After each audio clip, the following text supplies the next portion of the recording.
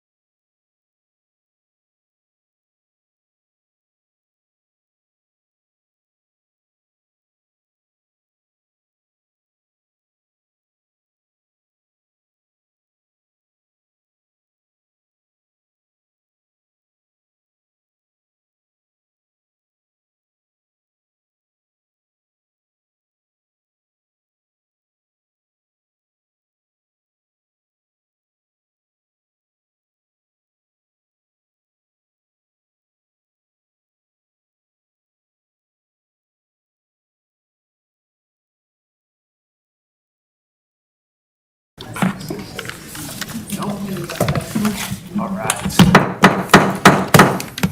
Good evening, ladies and gentlemen. I will call to order the Lafayette City Council meeting for June 3rd, 2025, and we will begin with the Pledge of Allegiance.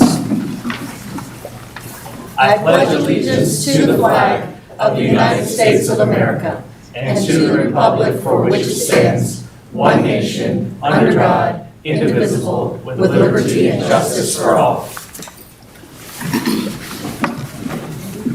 All right.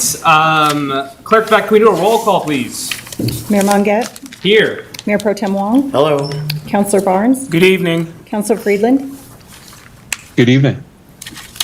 Councilor Gallegos, Good evening. Councilor Sampson, Good evening. Councilor Tapia Vega. Here. Mayor, we have a quorum. Thank you so much. As you all can see, Councilor Friedland is participating online today, and because of that, we will be doing roll call votes tonight. Okay. We'll begin tonight's meeting with public input during this time. Just wanted to give folks a heads up that if you are here to speak specifically on the model traffic code ordinance, that is a public hearing. And so when we get to that item on the agenda, that would be the ideal opportunity for you to speak during that item. During this section of the meeting, public input can be on all other related items. In addition to that, some folks may be here in regards to the silo PUD. As per our code here in the city council can only take into consideration the information that we learned from watching the Planning Commission meeting on April 9th. And what's presented in front of us today during that section of the agenda. We cannot, however, consider public comment on that item today.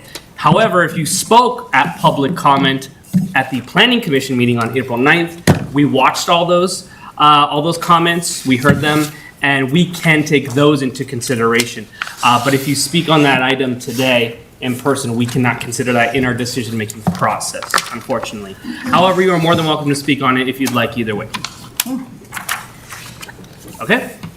All right, so that being said, when I call your name, please step up to the podium here. You'll have 5 minutes to speak. You may grab one of these white speaker forms that you can access to the glass doors in the back. Pass it over to the clerk back here and we can get you on the speaker list. Please state your name and address before you do so. You may call in as well. We will begin today with Frank Archuleta. Thank you, JD, council members. I'm here to present facts and evidence about the Lafayette Cemetery and about the town hall boards, marshals, and clerks. What I gave you here this evening here is the burials, unknown, 21,000 and 0 unknown, basically, in Longmont.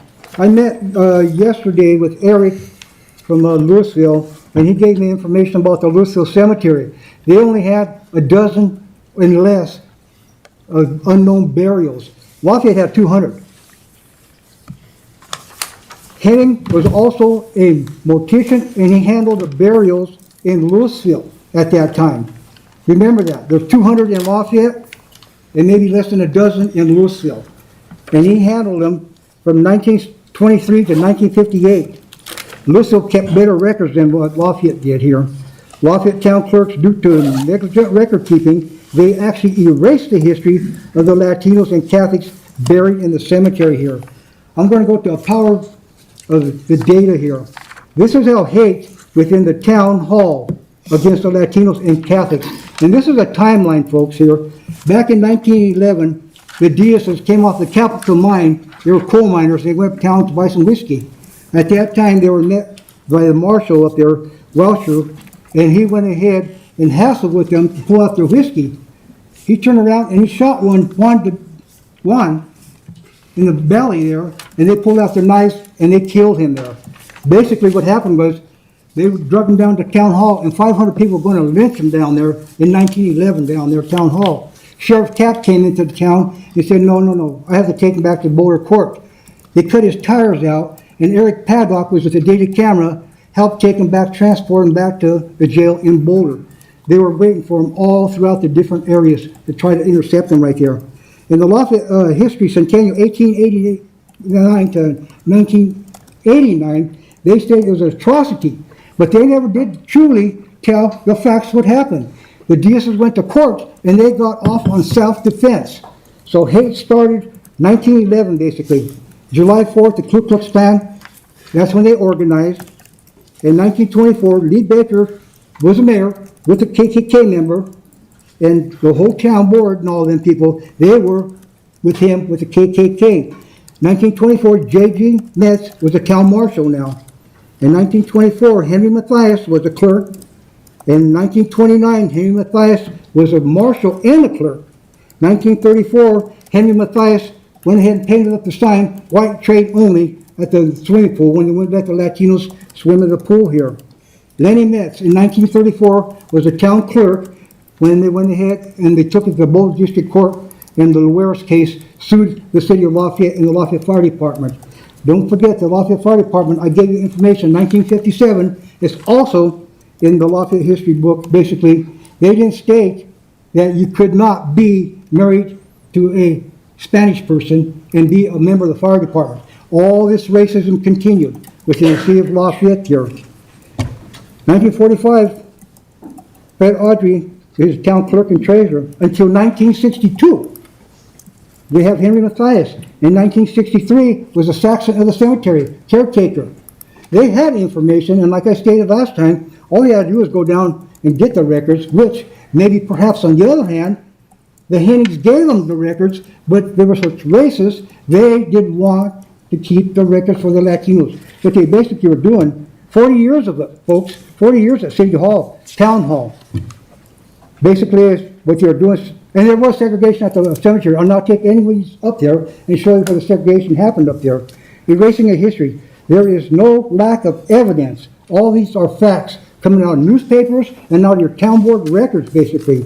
And what we're asking for here, as far as our plaque language from 12/4/23, the plaque language recognizes and honors the forgotten infants, children, women, and men who were buried in Potter's Field section of the Lafayette Cemetery. Starting in 1923, the Ku Klux Klan dominated state and Lafayette politics, and its influence persists through the 1930s due to discrimination and lack of oversight on the part of town clerks at that time, including Henry Mathias and Fred Audrey. Cemetery burials were confirmed by historical sources show that lost or unknown burials were predominantly disproportionate Latinos, Catholics, and immigrants, and subsequently many of these people's stories were lost as well.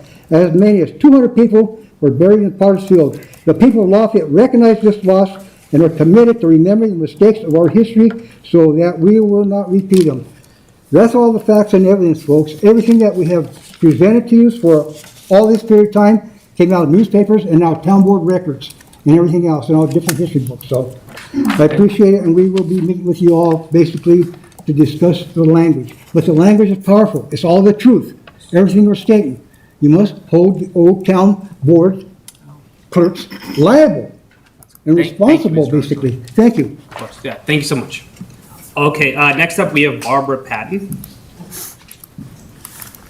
Good evening, Barbara Patton, 2389 Indian Peaks Trail. I'm just here to thank Lafayette tonight. I noticed in the last couple of days that there have been crews weeding the medians along Baseline between 287 and 95th Street. We have a lot of dead trees, our climate is harsh, a lot of dead bushes, and the fact that someone is doing something to beautify Lafayette, I just want you to know it was noticed, and I appreciate it. Thank you very much. Thank you. Okay, next up is Preston Pat. All right, you've heard the good one. I'm Preston Patton, 2389 Indian Peaks Trail. And first, I want to thank and acknowledge Mr. Archuleta for his determination, for his and dedication to the cause of these unknown burials. I mean, I've attended a lot of city council meetings and heard his plea, and I admire his dedication to his cause. Notwithstanding the rules about the appeal of the silo phase 2, I do want to make a few remarks about it. And I brought you some pictures that I'll refer to during my comments. The first is an example of the timber frame homes that the original applicant, Cornerstone, proposed. They proposed these homes along with some farmhouse-style homes. The second picture is what has actually been built in phase 1 of Silo, and I don't mean to imply there's anything wrong with these homes. I'm sure there's not, but it's quite evident that they are not remotely similar to what Cornerstone proposed when they were seeking the city's approval to build this community. And the last picture is a picture of the crown jewel of the Cornerstone application, a CSA, a community-supported agriculture area in the Silo community. And it was to support an organic restaurant in the Silo community that would serve produce harvested from the community's own CSA. And I know my old friend Doug Gottfried, who was chairman of the Planning Commission when it was approved, was absolutely gobsmacked by the character of the homes that Cornerstone proposed. They also proposed a large central park in the center of the community for community gatherings and events. And he absolutely loved the idea of this CSA as part of the community and the organic restaurant. What happened is Cornerstone proposed all these wonderful things, and they got city approval, and then they flipped the land to a national home builder called Lennar. And as you see from the second picture, what Lennar has built doesn't remotely resemble what Cornerstone proposed. And phase 2 gets even worse because Lennar has come in and apparently had meetings with the city staff that, of course, citizens aren't allowed to be privy to. And in those meetings, Lennar apparently said, by the way, forget that big central park for community gatherings. We're not doing that. And forget the CSA, the community-supported agriculture. We're not doing that. And forget the organic restaurant. We're not doing that. And to our amazement, the staff then recommended to the Planning Commission approval of these naked abdications of what was proposed to the city. To me, it smells like a classic bait and switch. And at the city council or the Planning Commission hearing, if you watched it, you saw the developer's representative claimed that 40% of the community would be dedicated to open space. And a young lady who was seated behind us in the audience, who's a homeowner in phase 1, stood up even though public comment time was over, raised her hand and said, "That's not true. That's a lie. The only way they can claim 40% is by claiming credit for a completely separate pasture that is separated from Silo by a fence and owned by Sue Weems." And she said, "I live in Silo. I can't get to that land because there's a fence there." The developer's representative then said, "Oh, well, even without that pasture, we still have more than the minimum open space required." And I'd like to suggest you think about the procedures at Planning Commission hearings. Right now, residents aren't allowed to speak after the public comment at the beginning, but if a developer makes blatant false statements and the staff doesn't rise to correct them, I think there should be some procedure for the citizens to be able to correct the record so that false statements don't go uncorrected. Thank you very much. Thank you. Okay, next up we have Tina Wolf. Can you stop the, So if you all wouldn't mind with the clapping, it just causes a little bit of a disruption here and there. And if you agree with someone, that's totally fine. Jazz hands or something that we can just, that way we can just keep, a little bit of order in the room. But I do appreciate the enthusiasm. Next up we have Tina Wolf.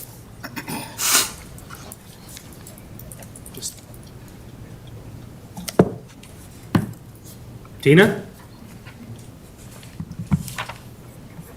Okay, we can come back to her later. Ron Spalding. Good evening, Mayor and City Council. Ron Spalding, 1326 Eldorado Way, Lafayette. I'm going to be very brief tonight. I spoke at the April Planning Commission meeting, so my comments are a public record. And if you reviewed it, you'll see those comments, and hopefully they'll make an impact along with everyone else. I just want to say that I support Planning Commission's decision. I'm not 100% against this, but I think it needs to be looked at, and I think they made reasonable assertions that, things could maybe be done a little better, and that's all I have to say. Thank you. Thank you. Okay, next up we have Craig Kitzman.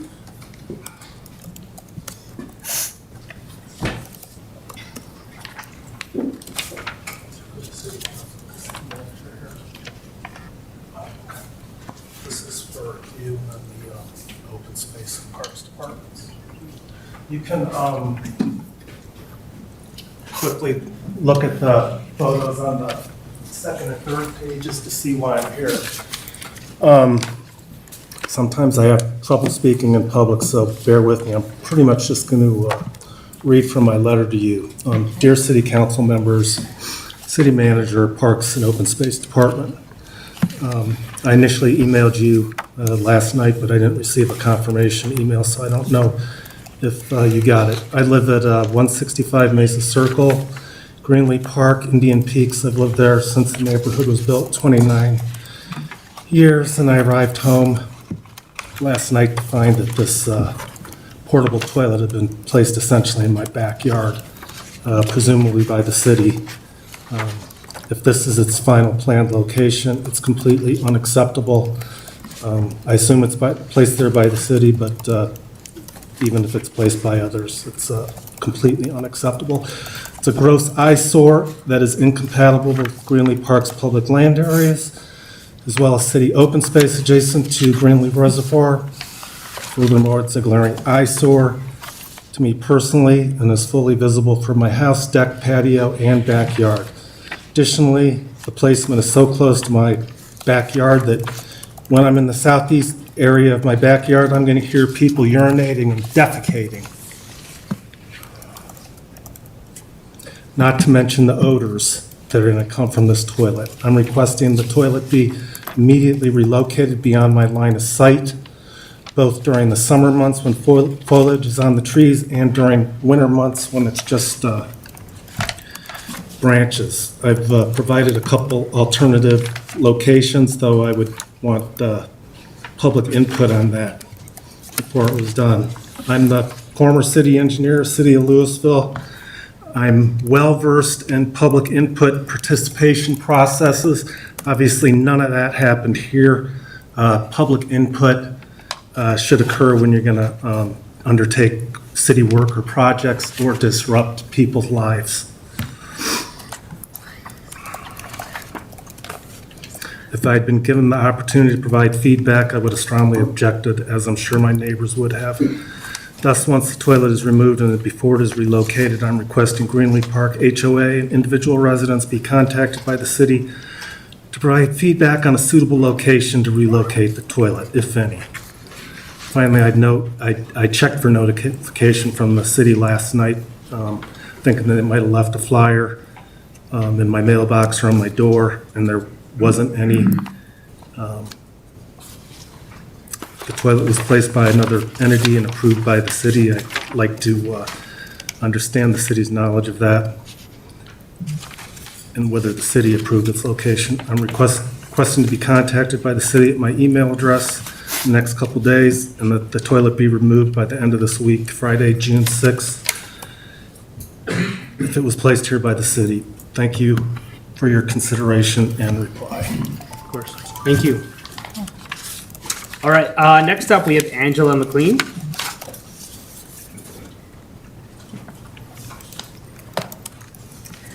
Good evening, Mayor, Madam Cat, and Board. So nice to be here. I'm here representing the Senior Advisory Board of the City Council, and tonight we want to emphasize the support that you give for the proclamation on Elder Abuse Day.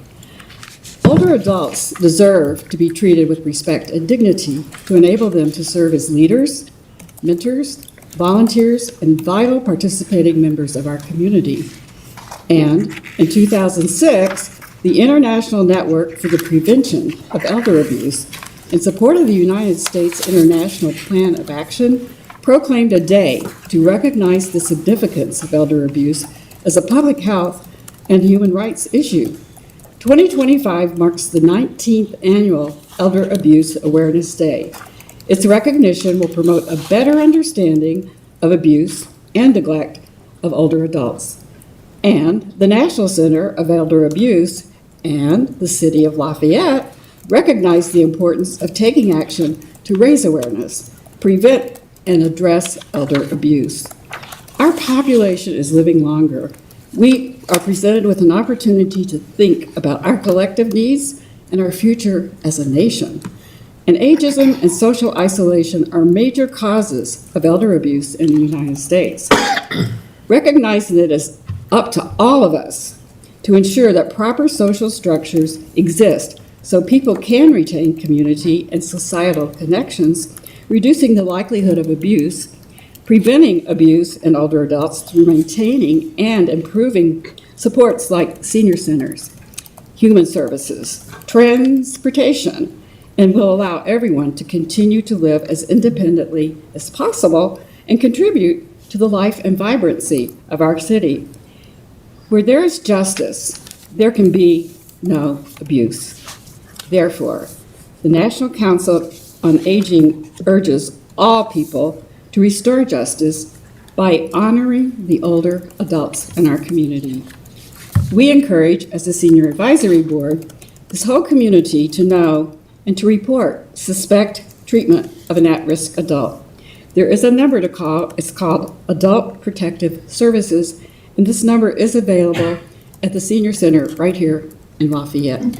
Thank you so much, and I appreciate being here, and I really appreciate all of you for being here. Thank you. Thank you. Okay, next up, we have former City Councilor Stephanie Walton. Hey, all. Nice to see you. Hello, Mayor. Hello, Council. Hi, staff. It's nice to be back, as always. I'm here for a couple of different things. One, I just wanted to thank you for your consideration of the proclamation tonight for elder abuse. As you know, I serve as the chair for the Senior Advisory Board, and there are several mandatory what is it called, mandatory reporters within the city. Hopefully, they all know who they are and take advantage of that service that they can provide to the community. Like child protective services, there is adult protective services. And as our population grows, hopefully the seniors in our community show the responsibility of civility, and those kinds of things aren't reported, but oftentimes we hear that it actually is underreported. So thank you so much for the consideration and bringing awareness to elder abuse in our community. The other thing I wanted to let you know about was, I'm switching hats now, as representing the City of Lafayette on the Board of Commuting Solutions. I wanted to call your attention to an email I sent earlier this week to you and several staff, anybody that I could think of that might be interested in transportation, which I think everyone is, and I'm sure a lot of people here are. Wanted to invite you to the Commuting Solutions quarterly membership meeting. The City of Lafayette is a member, and so as members, you are welcome to come to any of the Commuting Solutions events. The quarterly meeting is June 24th from 8 to 9:30 a.m. at the Butterfly Pavilion. So if anybody wants to raise their hand, I can follow up and help get you registered if you'd like to join me. And of course, pass it along to staff as well.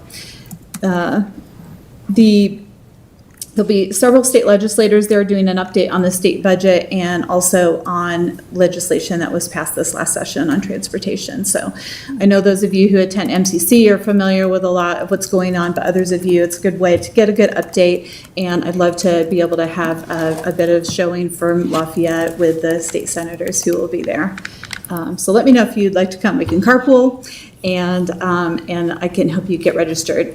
It's free for members, and there's breakfast. It's really good breakfast, so bonus. The final thing, switching back to Senior Advisory Board, we had a discussion, we had a presentation from Director Heisel on the capital projects plan, and had a discussion about the projects. We had questions about the projects, and also talked about the sales versus property tax. So we did not get our letter pulled together. That is my fault. But so I don't think there was anything in the packet that you had in time for your workshop. But I wanted to share with you tonight the motion and kind of where we landed on the action that we agreed as a senior advisory board to take and let you know about.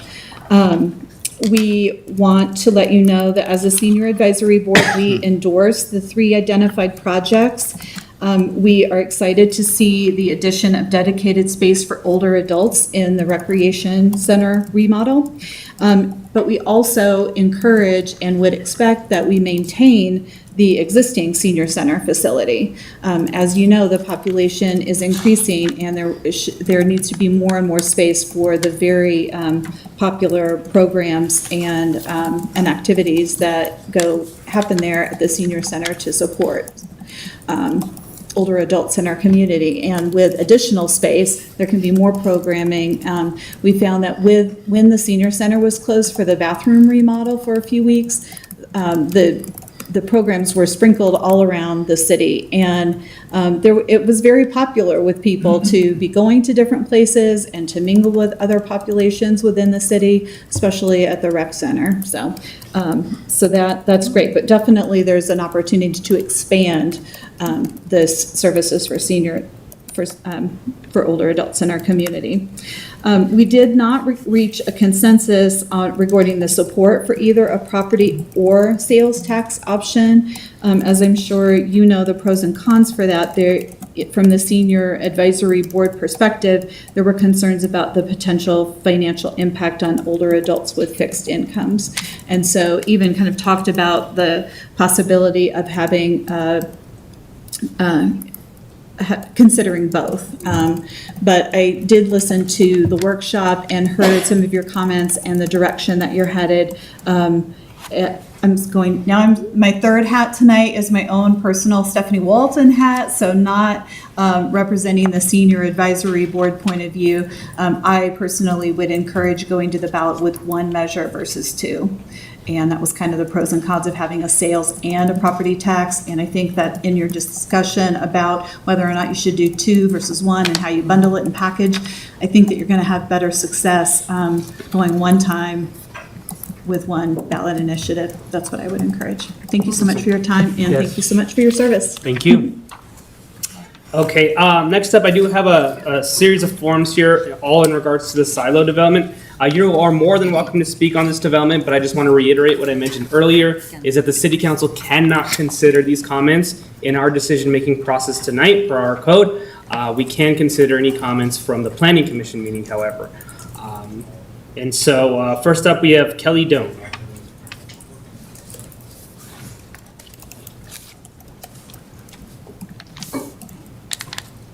Thank you, Mayor, Commissioners. I'm Kelly Doan. I am at 1507 Timber Trail.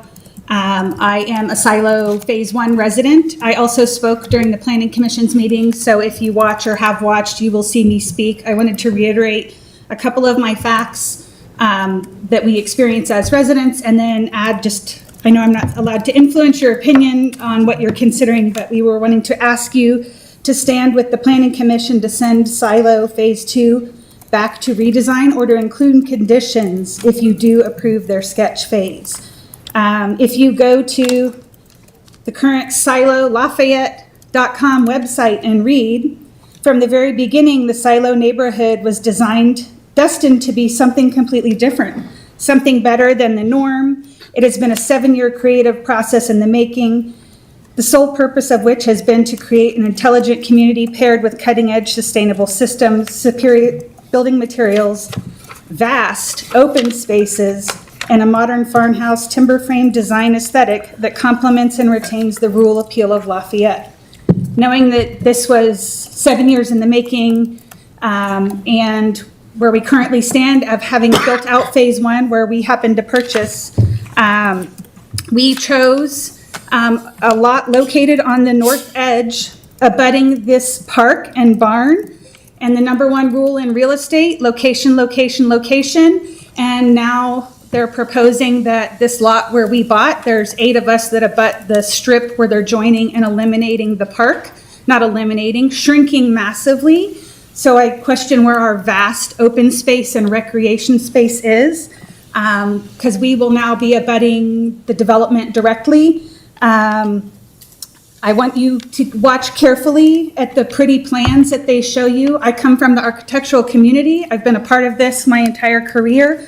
I understand how this happens. And if you look at something really pretty but start to read, everything that's labeled green and is included as our open space and recreation areas. I don't know about you, but I don't want to recreate in a detention pond or a ditch or an island for parking. And that's what's been pushed out. I am thankful they've made some changes. They've made the the alleys wider. Ours are very tight and hard to navigate, getting cars in and out of garages.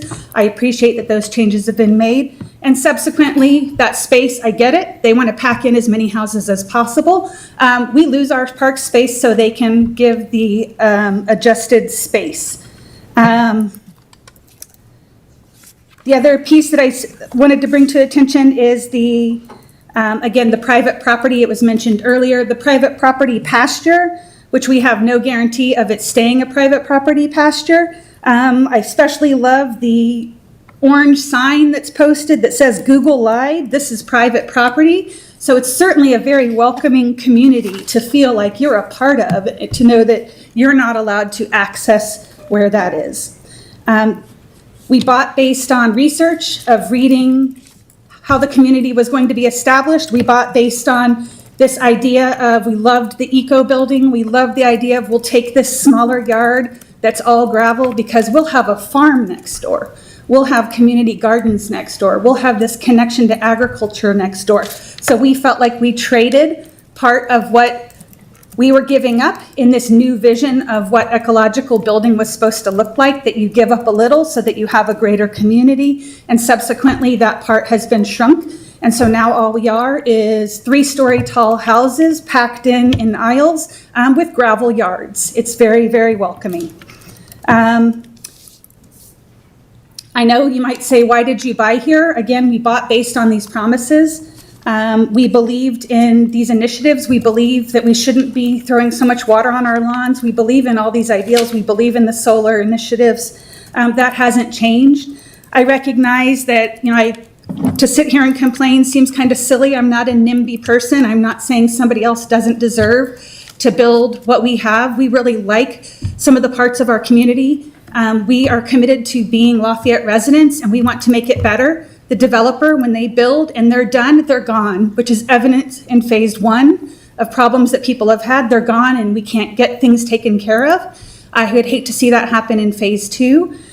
We're here for the long term. We want a strong community neighborhood with connection, with the things that were promised, all along when this land was originally sold. It has a deep agricultural history, and we'd like to see that respected as we move forward in phase 2 of this neighborhood. Thank you. Thank you so much.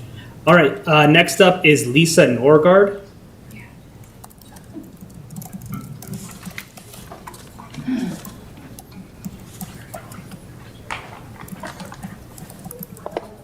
Good evening. I'm Lisa Norgard, 1457 Timber Trail in the Silo neighborhood. In August of 2016, Resolution 2016-53 approving the service plan for the Weems Metropolitan District passed swiftly and unanimously by Lafayette City Councilors serving at that time. In that meeting, Keenan Tompkins from Cornerstone Homes thanked the councilors for approving annexation and stated this Metro District for approving annexation allows us to do something really special in this development. I can imagine that councilors and planning commissioners were excited as we, the current residents of Silo, about the uniqueness of Boulder's first all net zero energy community and the amenities promoted still today on the Silo Lafayette website. Special districts are created to provide infrastructure and services essential for residents, such as water and sewer, parks, and green space. I'd like to share some concerns with you this evening about Weems Metro District, specifically the disconnect between what was promised and what residents are actually experiencing in Silo today. First and most urgently, there are serious drainage and grading problems in Silo. Large pools of standing stagnant water regularly collect in green space and at the end of our alleys. This green space is not only unusable, it has become a health hazard. Water sits for weeks or longer after any amount of precipitation, smelling awful and creating a perfect breeding ground for mosquitoes, not to mention a growing threat to the foundations of adjacent homes. Attempts to resolve this issue with both developer and the Metro District have been met with finger pointing and no commitment to timeline for resolution. This is unacceptable, and it's something residents should not have to live with, especially in a neighborhood that is supported by a special tax district approved by Lafayette City Council. Secondly, I'd like to highlight the issue of amenities that are present yet poorly maintained. Community management has fallen far short of what was promised to Silo residents. Green spaces are often overrun with weeds. Trash cans and pet waste stations have overflowed for sometimes weeks and months at a time. There's been no consistent landscaping schedule or upkeep in Silo's public areas, and despite frequent resident inquiry, no communication about regular timing of neighborhood maintenance. This isn't a question of aesthetics, it's about basic standards of maintenance and livability and the promises made to residents by Silo's developers. Lastly, a comment on unfulfilled amenities. The Silo neighborhood is still being marketed on its website with images and descriptions of amenities that do not exist, parks and trails and gathering areas that were promised in the master plan but have yet to materialize. This isn't just disappointing, it's misleading to prospective buyers and deeply frustrating to those of us who moved in with high expectations of a pioneering community-based development. For an example, the privately owned 8-acre horse pasture that others have referred to does serve as a buffer to the western edge of Silo, but along with the incomplete trail network throughout Silo is not accessible to current residents. Quoting the website, a community center located in a community park centrally located at the highest elevated point so all residents may enjoy beautiful mountain views sounds amazing, but does not articulate the developer's current intention to redistribute open space in a way that, in their opinion, should provide sufficient recreational opportunity. I believe most would agree that green space redistributed into slivers of public easement and consolidated retention ponds does not have the same appeal as the community-centric concept still promoted on the Neighborhood by Design page of silolafayette.com. Included in what was sold to council, planning commissioners, and future residents is the concept of net zero construction, and notably an all-solar community. To facilitate this, Lennar Homes hitched their developer cart to solar provider Sunnova, then saddled Silo homeowners with the burden of dealing with Sunnova to activate and fulfill delivery of solar energy to our homes. In our case, it's been 7 months, and with no activation to our system, despite weekly calls, zero communication with the solar provider. Some of our neighbors have waited and fought this battle for over a year. The fact that Sunnova and its subsidiaries are now on the verge of bankruptcy, one filing as recently as this Monday, does not bode well for our chances of living at a net zero lifestyle anytime soon. With the creation of a special district, in this case Weems Neighborhood Metropolitan District, the burden of financing Silo's infrastructure falls upon its residents. As potential Silo owners, we understood the financial implications as our part of the deal. And to us, the still promoted benefits of living in such a unique and beautiful community were worth the added mill levy to our property tax. Now residents in this community, we are committed to upholding our financial part in supporting this development. We are asking you, City Council, to hold developers to their committed responsibility as well, specifically providing the master plan and amenities that were pitched and sold to Lafayette City Council, planning commissioners, and to the residents who have now purchased a home in Silo. Thank you. Thank you so much. All right, next we have Aaron Rowane, or please correct me. Got it right, Rowane. Okay, A lot of perfect. people messed up. And my name's Aaron Rowane. I am located at 942 Hard Eye Trail in the Silo subdivisions, like the last two speakers. So I'm actually just on the edge. I was going to be right next to the community park, and then all of a sudden, I get this notice that they're going to get rid of that portion of the community park. So, now I'm, with the house, still a great house, happy with the house and all, but I'm a little bit ticked off that I bought with the intention that I'd be right next to a neighborhood park. And I did speak at the last meeting and reiterated this point.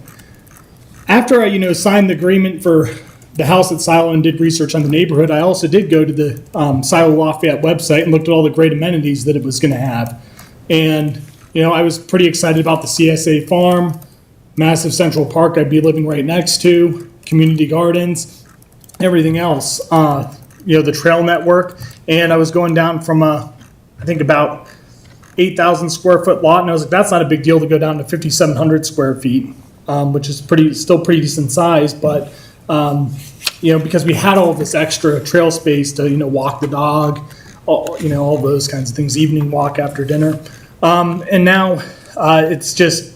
It seems like, this has just become a very profit motivated, let's jam as many houses in here as we can, like every other development. This is supposed to be something special, and it's not. So if they do it this way. And I think that's all that I have to say. But yeah, I think you should stick with the Planning Commission's advice and, turn this down. And have them go back to the drawing board. Thank you. Next up, I believe this is Shauna Brown, or sorry, It's okay, Shayna. Sheena. Yes. Okay, awesome. Nice meeting you all. Good evening, council members. I'm also here as a resident of Silo community, just to talk about some of the things. I'm echoing my neighbors in just upholding Lennar's commitments to all of us who bought homes based on promises that have largely remained unkept. I grew up in Lafayette, and when I've moved away several times, when I had the opportunity to come back, buy my first home, I did so with both pride and excitement. And I believed in what was promised to me, which was a forward-thinking neighborhood built on sustainability, innovation, and integrity. Lafayette is somewhere I've always held near and dear to my heart and wanted to come back to because of its focus on sustainability, open space, and inclusiveness. And so I was really excited to see Silo marketed as Colorado's first net zero energy community. That, along with its commitment to both open space and thoughtful development, really helped seal my deal to plant my roots here. But the reality has not lived up to those promises.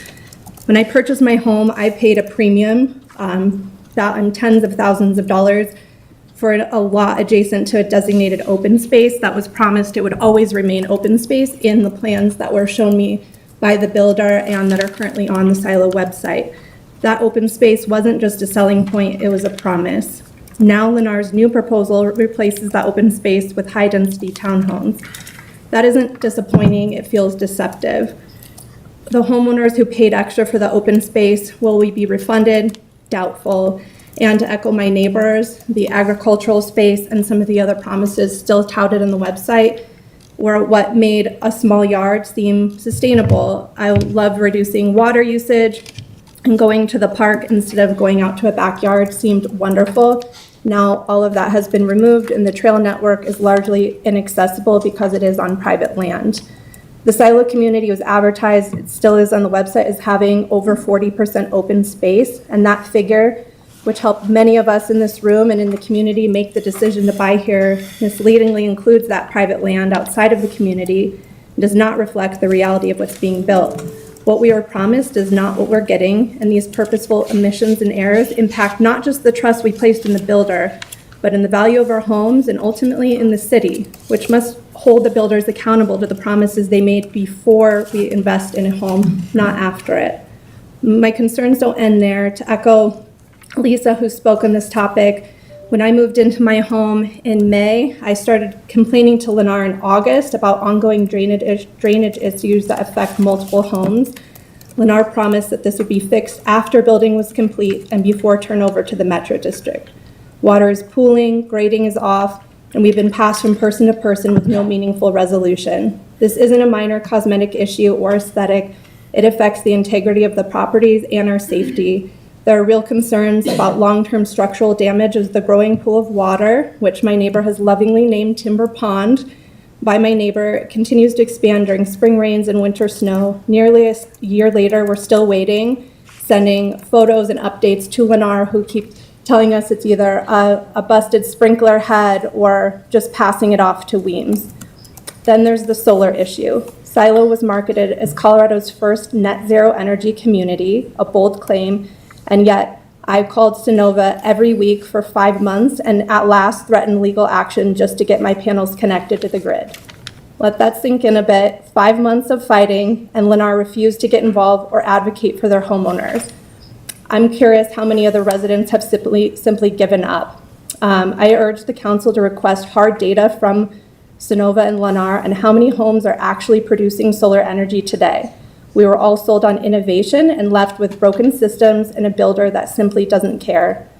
Lafayette has built a reputation as a progressive, sustainable, and green community for all, and this is an opportunity to uphold that integrity by holding developers accountable to the values we all share. I urge you to please not approve any further requests from Lennar and any other builder until they've demonstrated they will meet their existing obligations, not just to the city, but to the families and taxpayers who believed in their promises. And I respectfully ask this council to hold the developers to the contractual obligations we have all paid for dearly this tax season, I can promise you, into the long-term vision for Lafayette we all choose to be part of. Thank you for your time. Of course. Thank you. All right, I'm going to do one more call for Tina Wolf. No. All right, that's all the speaker forms I have in front of me for in-person public comment. Are there any people in person that wish to speak that haven't been called on? And then, sir, you can come on up, and would you mind filling out one of these speaker forms afterwards? Sure. Thank you.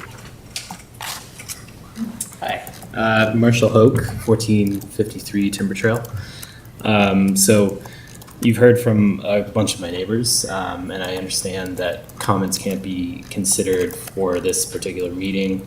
We attended the meeting earlier in April, and I just wanted to go on record to kind of echo some of the concerns of my neighbors, because I think it's important. So one of the kind of overarching themes, I think, has been some misleading advertising by Lennar and Cornerstone, which are the companies that are building the homes in this community. And, you know, like many other people, my wife and I purchased a home in the first phase of Lennar. based on some of the promised amenities there, which are again now not part of the next phase of development. From the kind of major things, which include a community park that was supposed to be adjacent to our property, to the lack of the CSA, to this revelation around the inclusion of private property in our open space, which is again inaccessible. I think all of this kind of amounts to a lack of trust that myself and a lot of other people in the community have felt with the developer. In general, I've been happy with our home, and I want to be clear that I think that this community contrasts to some of the other communities that I've seen around, in neighboring towns and cities where I feel like it's been done tastefully, comparatively, but it's really a stark contrast to, I think, the original plan that was approved in 2016. So I feel like it's important for us to go on record and acknowledge that. There has been some discussion, there was some discussion at the last meeting about the issue of density. I think that this is a problem that we all need to be honest about, that we have, something of a housing shortage and housing crisis in America. And, I think that density in general is a good thing if it's done correctly. I think proposing large kind of dense housing units like apartment buildings and larger townhome complexes in what's supposed to be a suburban kind of detached neighborhood like this doesn't really make sense. It feels very stark. It feels very out of place. I think, where that really adds value is where people can leave their home, their apartment, and walk downtown. That's not really where we're at in Silo. You could walk to Lowe's, you could walk to Walmart, you could walk to any big box store, but I just don't think that that's really a draw for people. So I think that's also kind of important to acknowledge. And then the last thing that I wanted to make a point about was raised as well in the April meeting. I think it's been discussed at kind of all of the meetings, opportunities that we've had as a community to come out and point out that there is significant traffic congestion kind of all over Lafayette, but specifically on Arapahoe. And we've heard some pretty nebulous research or, reference to data that's going to be generated to characterize the impact of Silo and some of those other upcoming developments on that traffic situation on Arapahoe. And I feel like we can't continue to ignore this any longer. We need to have actual objective data. And, I think something that would probably reassure a lot of us as citizens of Lafayette is to have kind of like a neutral third party come in and do an assessment of that. So that's just a comment that I would love for the council to consider going forward.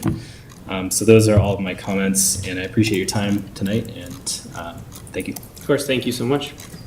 All right. Can I get a form? Oh, you can grab them through the glass doors in the back. Our officer can guide you. Yeah, thanks. Anyone else in person?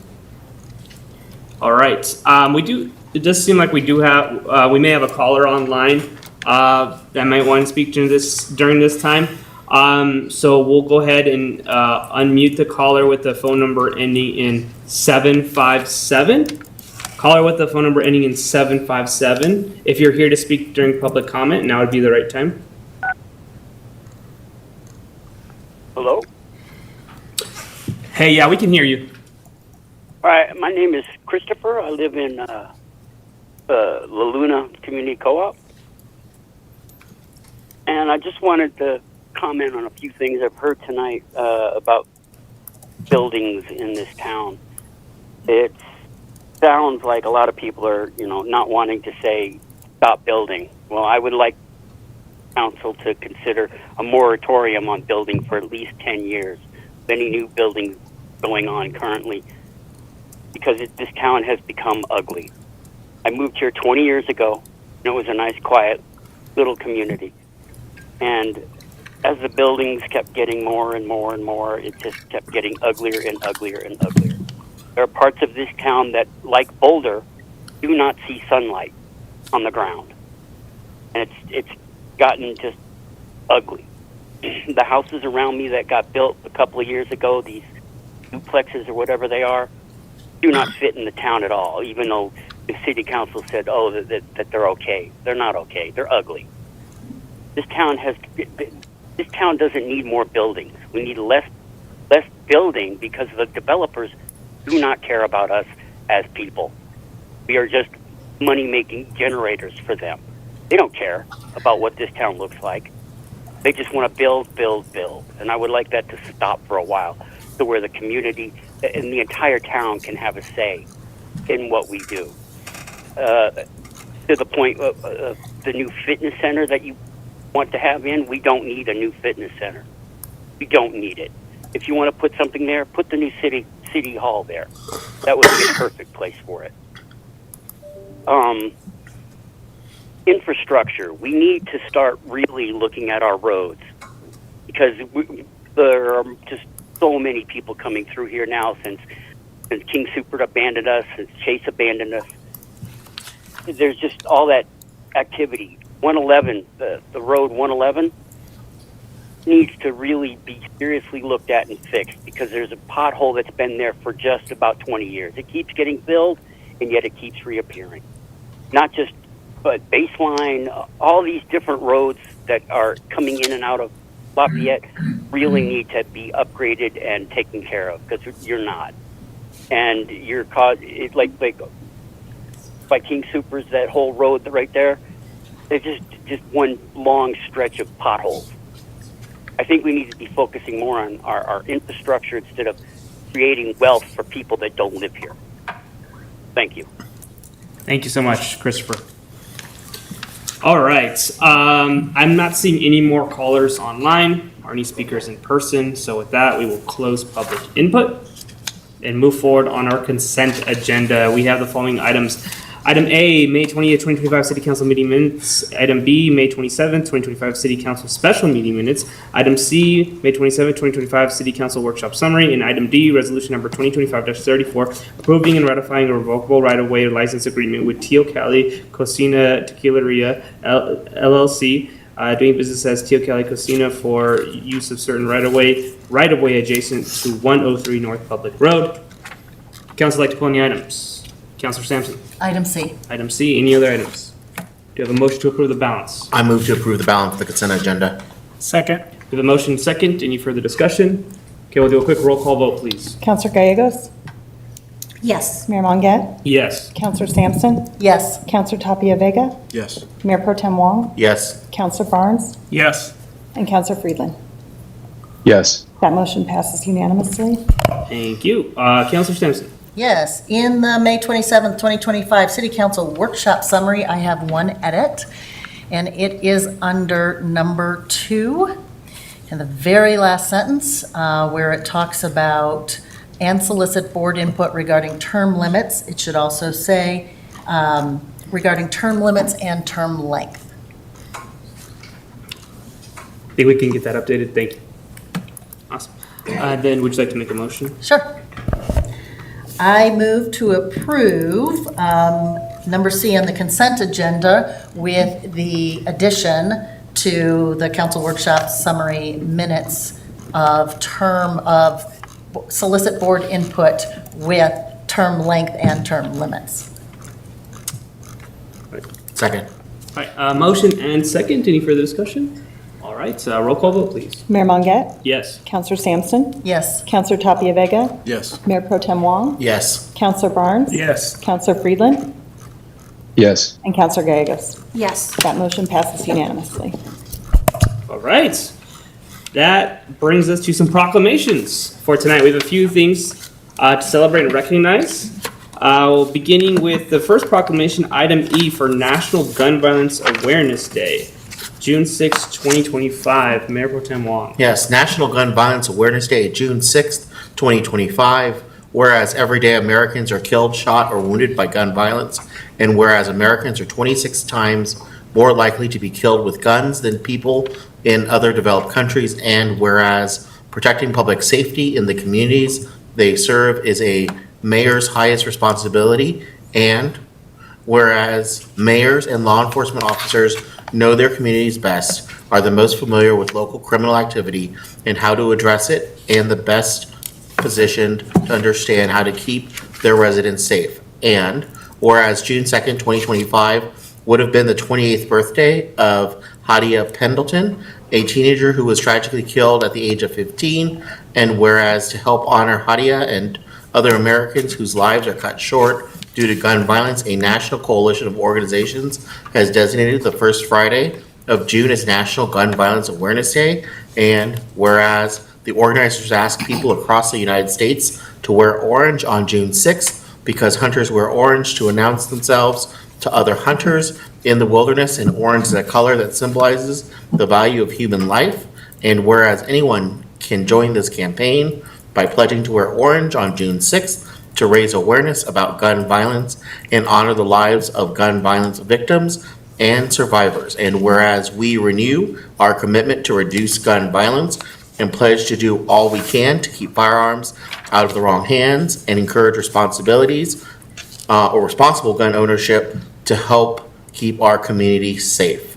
Now, therefore, the mayor and city council of the city of Lafayette, Colorado, do hereby declare June 6th as National Gun Violence Awareness Day and encourage all residents to support the community efforts to prevent the tragic effects of gun violence and to honor and value all human lives. So moved. Second. Motion and a second on that proclamation. Any comments or discussion?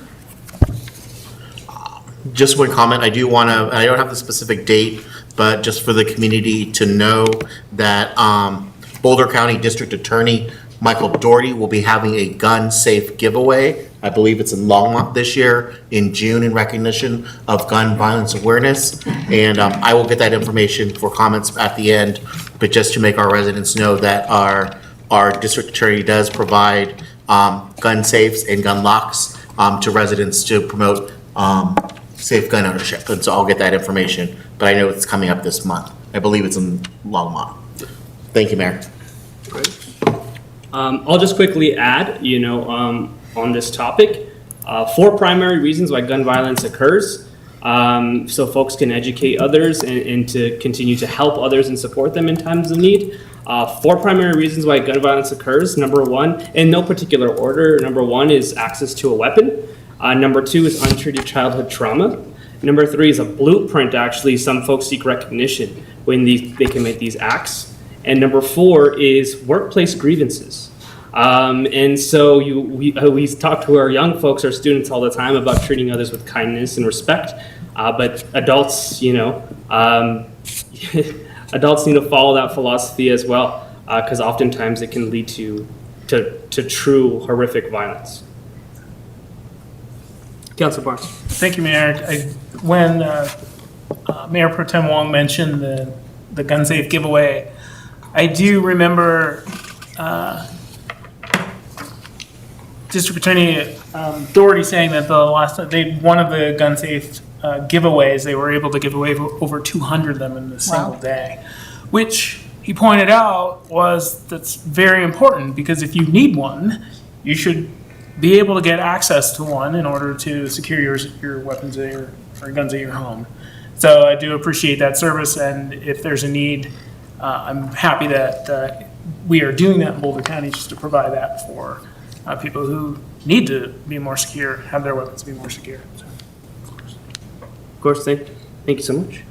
All right, I think with that, we'll do a roll call vote, please. Counselor Sampson? Yes. Counselor Tapia Vega? Yes. Mayor Pro Tem Wong? Yes. Counselor Barnes? Yes. Counselor Friedland? Yes. Counselor Gallegos? Yes. And Mayor Mongat? Yes. That motion passes unanimously. Amazing. And Mr. Mayor, just to follow up on my statement, that is the 28th of June that the gun safes will be given away in Longmont. And that information is on the district attorney's website. Awesome. Thank you so much. Fireworks. All right, next proclamation, item F. This is on World Elder Abuse Awareness Day for June 15th, 2025. Counselor Gallegos. Whereas older adults deserve to be treated with respect and dignity to enable them to serve as leaders, mentors, volunteers, and vital participating members of our community. And whereas in 2006, the International Network for the Prevention of Elder Abuse, in support of the United Nations International Plan of Action, proclaimed a day to recognize the significance of elder abuse as a public health and human rights issue. And whereas 2025 marks the 19th annual World Elder Abuse Awareness Day, its recognition will promote a better understanding of abuse and neglect of older adults. And whereas the National Center on Elder Abuse, NCEA, and the City of Lafayette recognize the importance of taking action to raise awareness, prevent, and address elder abuse. And whereas as our population lives longer, we are presented with an opportunity to think about our collective needs and future as a nation. And whereas ageism and social isolation are major causes of elder abuse in the United States. And whereas recognizing that it is up to all of us to ensure that proper social structures exist so people can retain community and societal connections, reducing the likelihood of abuse. And whereas preventing abuse of older adults through maintaining and improving social supports like senior centers, human services, and transportation will allow everyone to continue to live as independently as possible and contribute to the life and vibrancy of our communities. And whereas, where there is justice, there can be no abuse. Therefore, NCEA urges all people to restore justice by honoring older adults. And whereas, we encourage the community to report suspect mistreatment of an at-risk adult to Adult Protective Services by calling 303-441-1309. Now therefore, the Mayor and City Council of the City of Lafayette, Colorado, do hereby proclaim June 15, 2025 as World Elder Abuse Awareness Day in Lafayette, Colorado, and encourage all our communities to recognize and celebrate older adults and their ongoing contributions to the successes and vitality of our country. So moved. Second? Right, motion and a second. Any comments on this proclamation? Councilor Barnes. Thank you, Mayor. And as the council liaison to the Senior Advisory Board, I would like to go back to the part of the proclamation that says ageism and social isolation are major causes of elder abuse. And they are grateful for, and it's probably obvious from the comments today, they're grateful for the city's consideration of space in the proposed new rec center designs, and respectfully request to continue to have the senior center. And I did hear from the city liaison that she has seen people come and say that the senior center was the reason why social isolation wasn't a problem for them. So, I mean, it's not a lifesaver, but could have been one of the things that helped that person really stave off social isolation. Right? Social isolation, yes. So I think we're doing a great job in the city, and I hope we continue to do so. Thank you. Okay. Let's go ahead and do a roll call vote, please. Counselor Tapia Vega, Yes. Mayor Pro Tem Wong, Yes. Counselor Barnes, Yes. Counselor Friedland, Yes. Counselor Gallegos, Yes. Mayor Monquette, Yes. and Counselor Sampson. Yes. That motion passes unanimously. All right. One final proclamation for tonight.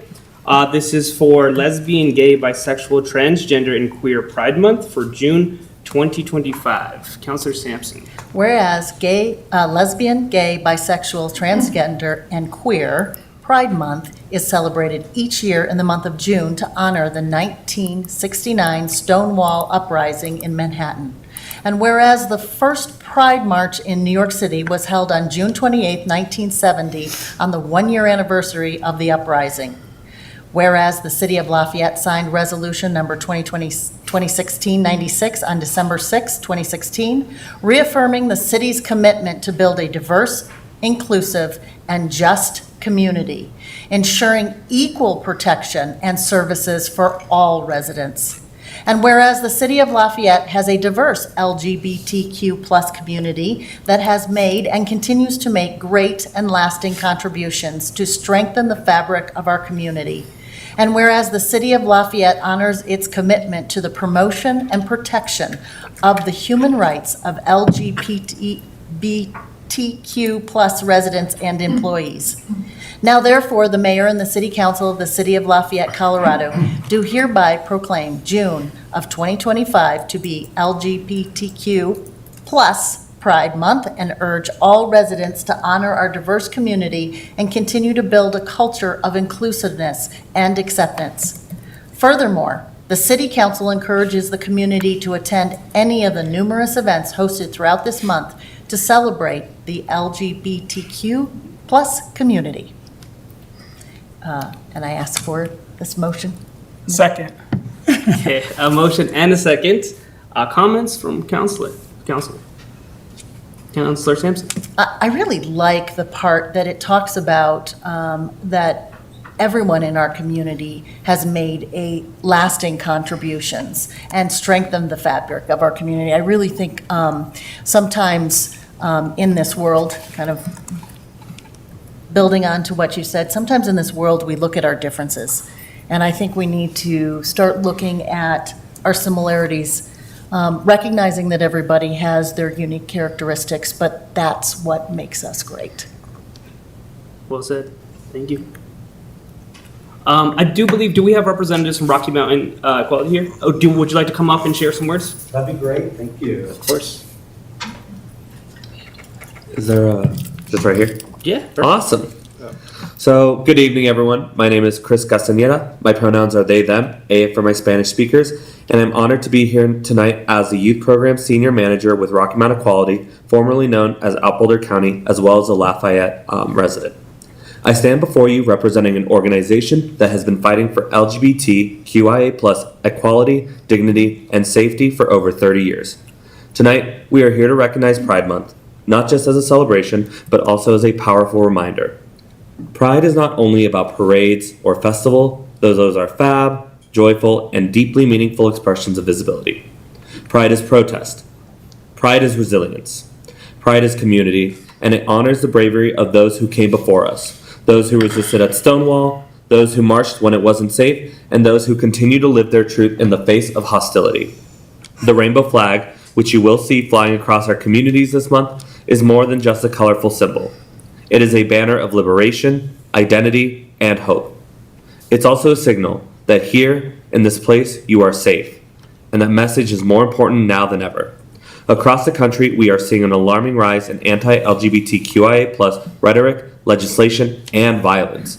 Our communities, especially our trans youth, are under unprecedented attack, and yet we are still here, we are thriving, and we are demanding better. At Rocky Mount Equality, we work every day to create affirming, empowering, and connected spaces for our LGBTQ communities across the Front Range. We offer direct support, education, leadership, policy, advocacy, and especially spaces where our queer people can just be, without fear, without judgment, and without compromise. Our mission is to work collaboratively to create connection and provide advocacy, education, research, cultural events, and responsive programs and services that ensure LGBTQ+ people, families, and community thrives. And our vision is to envision LGBTQ people, family, and communities living authentically in an inclusive, equitable, and compassionate world. This Pride Month, we ask for more than recognition. We ask for commitment. A commitment to equality, to equity, to education, to solidarity, and to action. Because true pride doesn't just show up in June. It shows up in our policy. It shows up in classrooms, in city halls, in our homes, and our hearts. And Lafayette, we see you. We thank you. And we invite you to keep walking with us towards that more just, vibrant, and inclusive future. Happy Pride, Lafayette, and thank you. Thank you so much. And I can, once we get this signed, I can send you a copy for your organization as well. Thanks. All right. With that, we'll do a roll call vote. Mayor Pro Tem Wong, Yes. Councilor Barnes, Yes. Councilor Friedland, Yes. Councilor Gallegos, Yes. Mayor Monget, Yes. Councilor Sampson, Yes. and Councilor Tapia Vega. Yes. That motion passes unanimously. Awesome, thank you. Okay, well, that wraps up proclamations for tonight. And we can move forward with regular business. Beginning with item H, this is a public hearing for second reading of ordinance number 9, series 2025, repealing and reenacting in its entirety Article 2 of Chapter 115 of the code adopted by reference to the 2024 Model Traffic Code for Colorado, local amendments providing penalties for violations thereof, as seen in the daily camera. We have our Deputy City Attorney, Aaron Poe, here to get us started. All right, good evening, Mayor and members of council. Tonight, staff is bringing forward an agenda item to repeal and reenact Article 2 of Chapter 115 of the Municipal Code to adopt the 2024 Model Traffic Code with local amendments.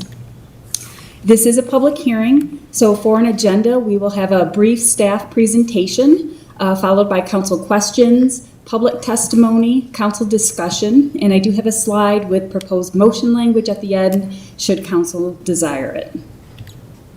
So the Model Traffic Code is developed by CDOT and was last amended in 2024.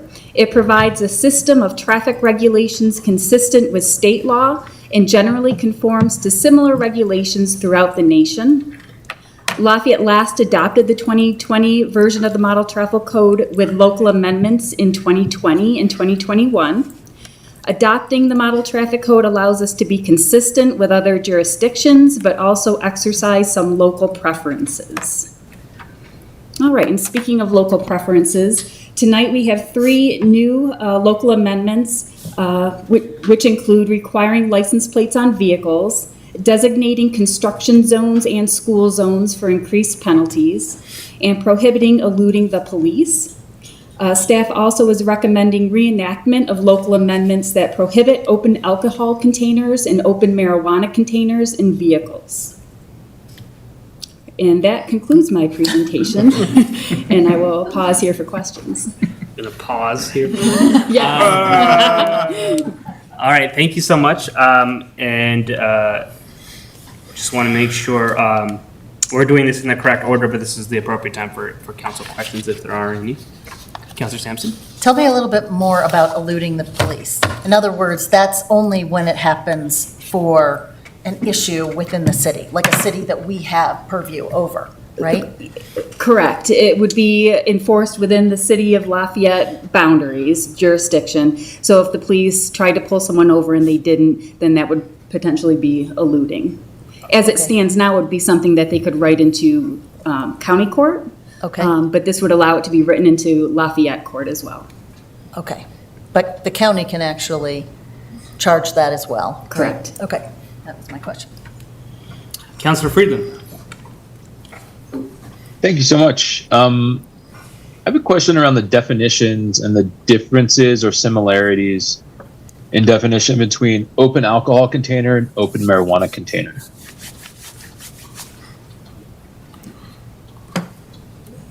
Do you mean, how do you mean different? I'm just curious, they look very similar, but there's some slight changes. My concern in the definition is the broken seal piece is in both, and it makes a lot of sense for open alcohol container, but I'm just wondering if it makes sense for open marijuana container. I'm going to look over to our deputy police chief to see if he knows the background of the seals on containers. I do not. Well, thank you for the question. Thanks for the question. I don't exactly know what the difference would be between the two or why the state actually put that in there. Again, this is all language that is brought to us by CDOT and through state legislation. We can enforce both of them. We've been able to enforce both of them through state law and municipal law. But based on open marijuana containers, it is an interesting choice of words in there because you're right, with the alcohol container, you do have the bottle that's open. But it's the same with the marijuana too. It's more or less being in possession with it while being in the vehicle and with it being exposed and open. Okay, thank you. Is that all, Councilor Freeland? Yeah, in terms of questions, yes, that's all. Thank you. Okay, thank you. Questions from other members of council? Okay. If there are no more questions, this is a public hearing. So I will open up the public hearing to public testimony. Are there any members of the public that wish to speak regarding this topic?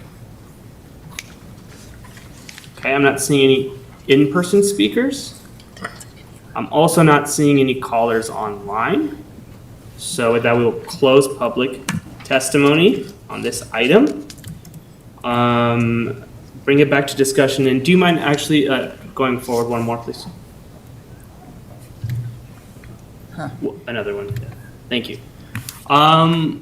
We'll open up to discussion, see if there is any, and if not, we'll take a motion, please. Councilor Barnes. Thank you, Mayor. I appreciated having the model traffic code to review, and I thought it was exciting to see there's actually laws about people driving in bike lanes when there's a bike there. So I appreciate that, and I'm glad we're adopting it. I also have heard, and we've received comments around, of course, e-bikes on trails and speed limits. So I think at some point we might be talking about proper ways to help people understand that there are reasons for limits, and that includes those e-bikes, and it also includes if you're underage, meaning don't have a driver's license and you're going too fast. So at some point, hopefully the model traffic code will help us with that discussion on what should we do to help people understand, like, you can't go as fast as you want on your e-bike all the time. Thank you. Councilor Freeland. Yeah, thank you. You probably guessed from my question that I'm kind of, I don't know, I'm the open seal on the marijuana containers feels a little odd to me, because I don't think that necessarily indicates wrongdoing the way that like an open alcohol container makes sense that it would. And it feels like a copy and paste from the open alcohol container to the open marijuana container, and I'm not sure it's makes a lot of sense. So if this is just we're approving the state and that's sort of the end of it, then that's fine. But I guess if we had a level of agency in this, I would probably maybe at least ask for, are there other jurisdictions that have amended this specific piece, or has there, is there thinking there that's in alignment with what I'm saying, or am I being maybe overly nitpicky? Totally fair as well, but it just, I don't know. It doesn't make a ton of sense to me, and doesn't necessarily indicate use while operating the motor vehicle the way that an open alcohol container would. So I have concerns there. Thank you. I'm gonna look at our city attorneys here to see what flexibility we have in this situation. So, and just to make sure, Councilor Fredlund, that I'm understanding your question, your concern is the difference between the two definitions, is that right? My concern is the broken seal element that is pulled from alcohol container. Open makes sense, right? I get it. Broken seal could be a container that's been opened and then is now closed, but has a broken seal. Mm-hmm. And so that's my concern with marijuana container. Did that make sense? I don't know if I'm hearing him correctly. So about it, I don't know if you can help. All right, this might not be the legal definition, right? But I think the intent is that they don't want people transporting marijuana containers in a vehicle. So if it's open or not, or sealed or broken, because you could also imply that a beer bottle that's open, you haven't drank it, it was your friend's, right? So it's not necessarily like a correlation one for one that you assume that just because it's open it's alcohol that you've drank it, but just because it's open as a marijuana container you haven't consumed it. But Councilor Sampson also has her hands up, so. Yeah, I'm looking the attorney looks at at Title 42 of the state code, and it says open marijuana container means a receptacle or marijuana accessory that contains any amount of marijuana and that is open or has a broken seal. Now, there doesn't have another and, so I'm not sure if this also includes, meaning it contains any amount of marijuana, it's open or has a broken seal, the contents of which are partially removed, and there's evidence that the marijuana has been consumed within the motor vehicle. If all three of those are required, based on the way we read this, I mean, we've got a semicolon between broken seal and the contents of which are partially removed. If that includes an and there, then I think we're talking more than a broken seal. Yes, okay, now I understand. I'm looking at this and checking the drafting. So it looks like it's 1 or 2 and 3 is the way we drafted it. So open marijuana container that is open or has a broken seal. And there probably should be an or there. Or the contents of the container have been partially removed and there's evidence that the marijuana has been consumed, then that would be an open marijuana container. See, and I was going to say, sorry to jump in, I was going to say, I think that is, it does in the state law say, or state definition say it is open or has a broken seal, semicolon. And I always feel like it should say, and then the contents of which are partially removed, and, which it does say, there is evidence. So to me, I'm wondering if that would do it for Councilor Friedland, if all three as and were in, if that would help him with the clarification he's trying to get? So my concern there is that you'd be limiting our ability to enforce. I believe this is why we have a local amendment for this definition, is we want, let me scroll down again. For a marijuana container, we want to be able to define that as a container that is open or has a broken seal, or a container of which the contents have been partially removed. In case there's not a seal on the container, if it's not a full container. But I guess I would look to our deputy chief to see if we should revisit that definition in terms of enforceability.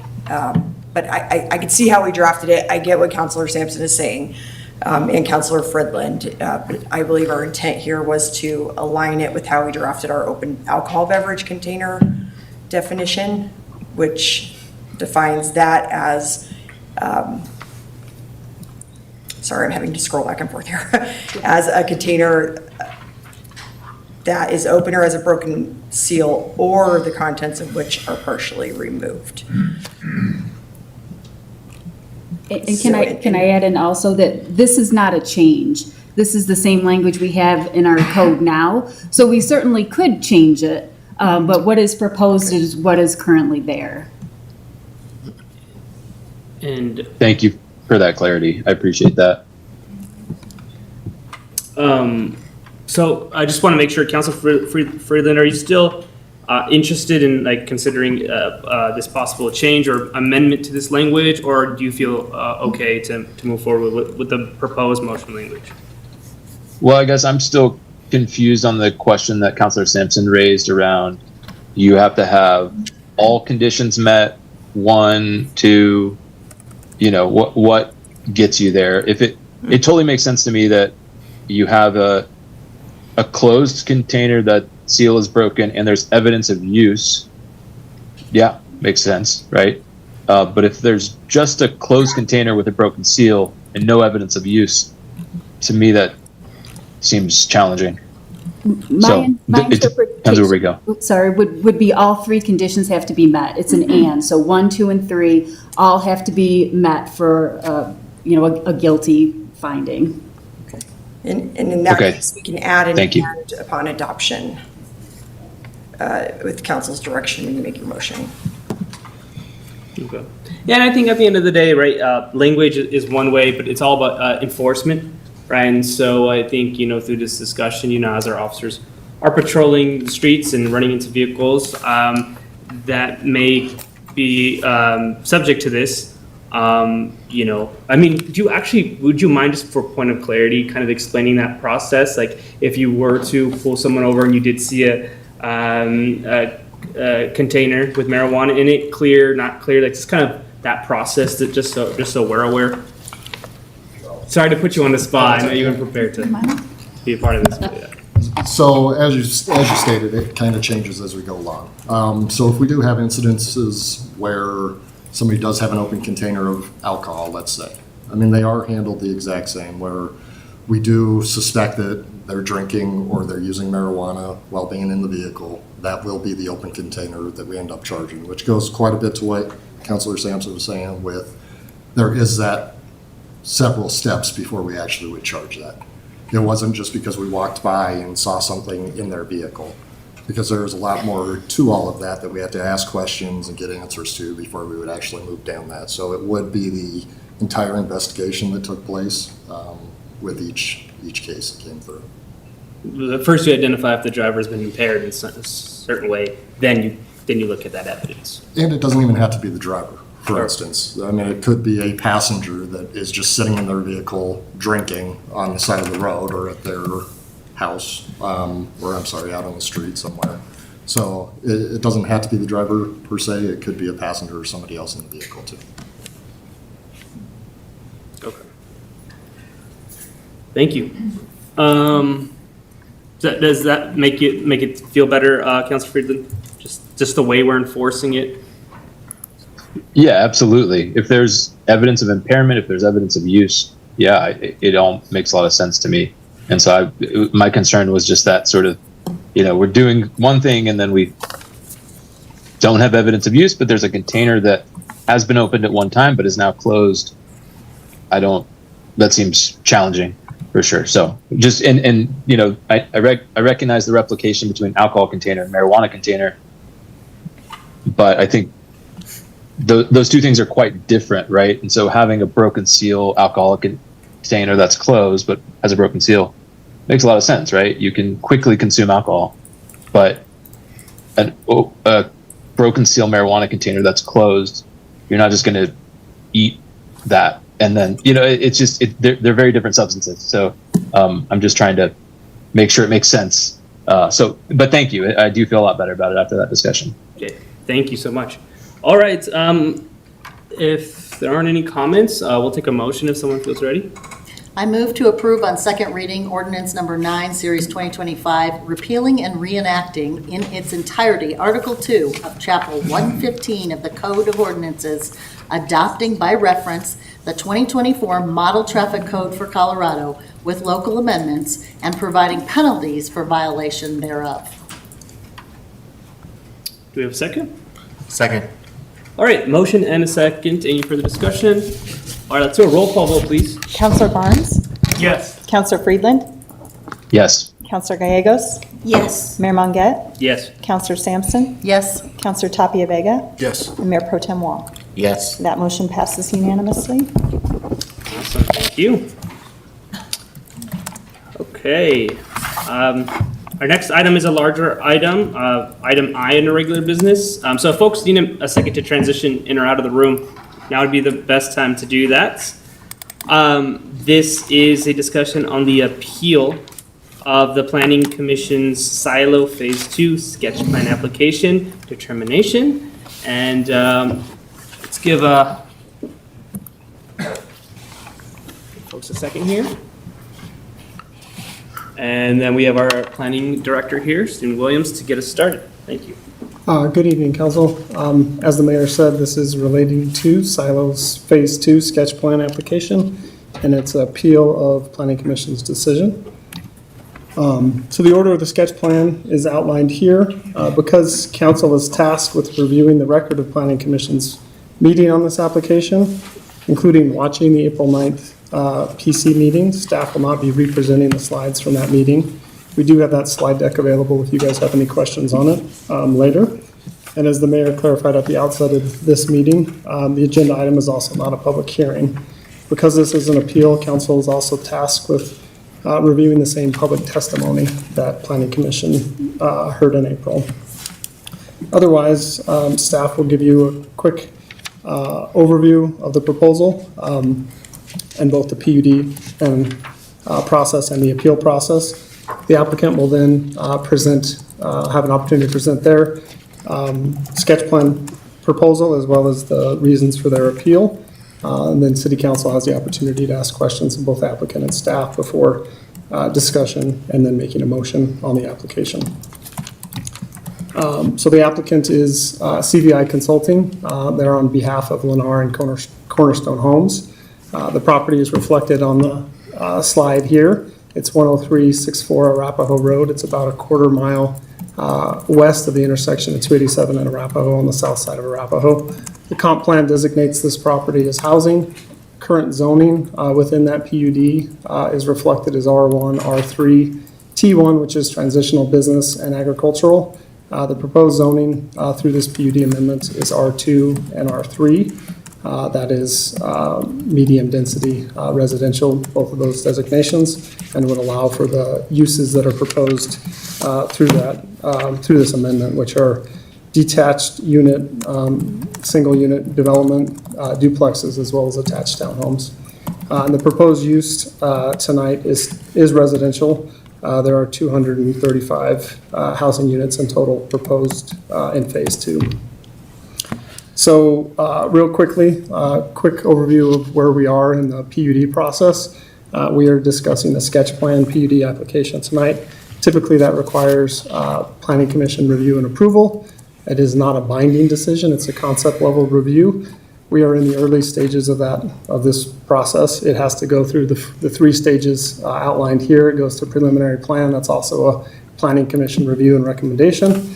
That application is a lot more detailed than what has been presented so far for the sketch plan. It includes supporting engineering analysis. And then the way that this is designed is that it does not get to council until the final PUD stage, and you approve it, and it's entitled at that point. So that is the binding decision as part of this process. The other thing I want to highlight as part of this kind of clarification is that there's also additional opportunity for public input and engagement through both the preliminary PUD step and that final PUD review by council. So quickly, I'll kind of go over what the code sections are that are guiding our decisions tonight. The first one at the top here, 2616-4A1, clarifies the purpose of the sketch plan, and that is to allow for the review of the concept and the appropriateness of the proposed development in order to identify major problems that must be resolved and to generally assess the feasibility of the request. Planning Commission's actions are outlined in 16.4B7. So at the public hearing, Planning Commission will consider the application, the recommendation of planning staff, as well as the applicable PUD review criteria that are outlined in 2618.5B and D. Planning Commission may approve the sketch plan, approve it with conditions, deny the proposal, or refer it back to the applicant for further study. There is this other additional clause, which is why we're here tonight, that appeals of that decision go to council. And on appeal, council reviews Planning Commission's decision based on that record of that meeting. And the appellant and applicant is entitled to present their argument, which they'll do so here shortly. And then council is given the options to approve it with conditions, or deny the application. So where we're at now is that Silo application was reviewed by Planning Commission on April 9th. PC considered that entire proposal.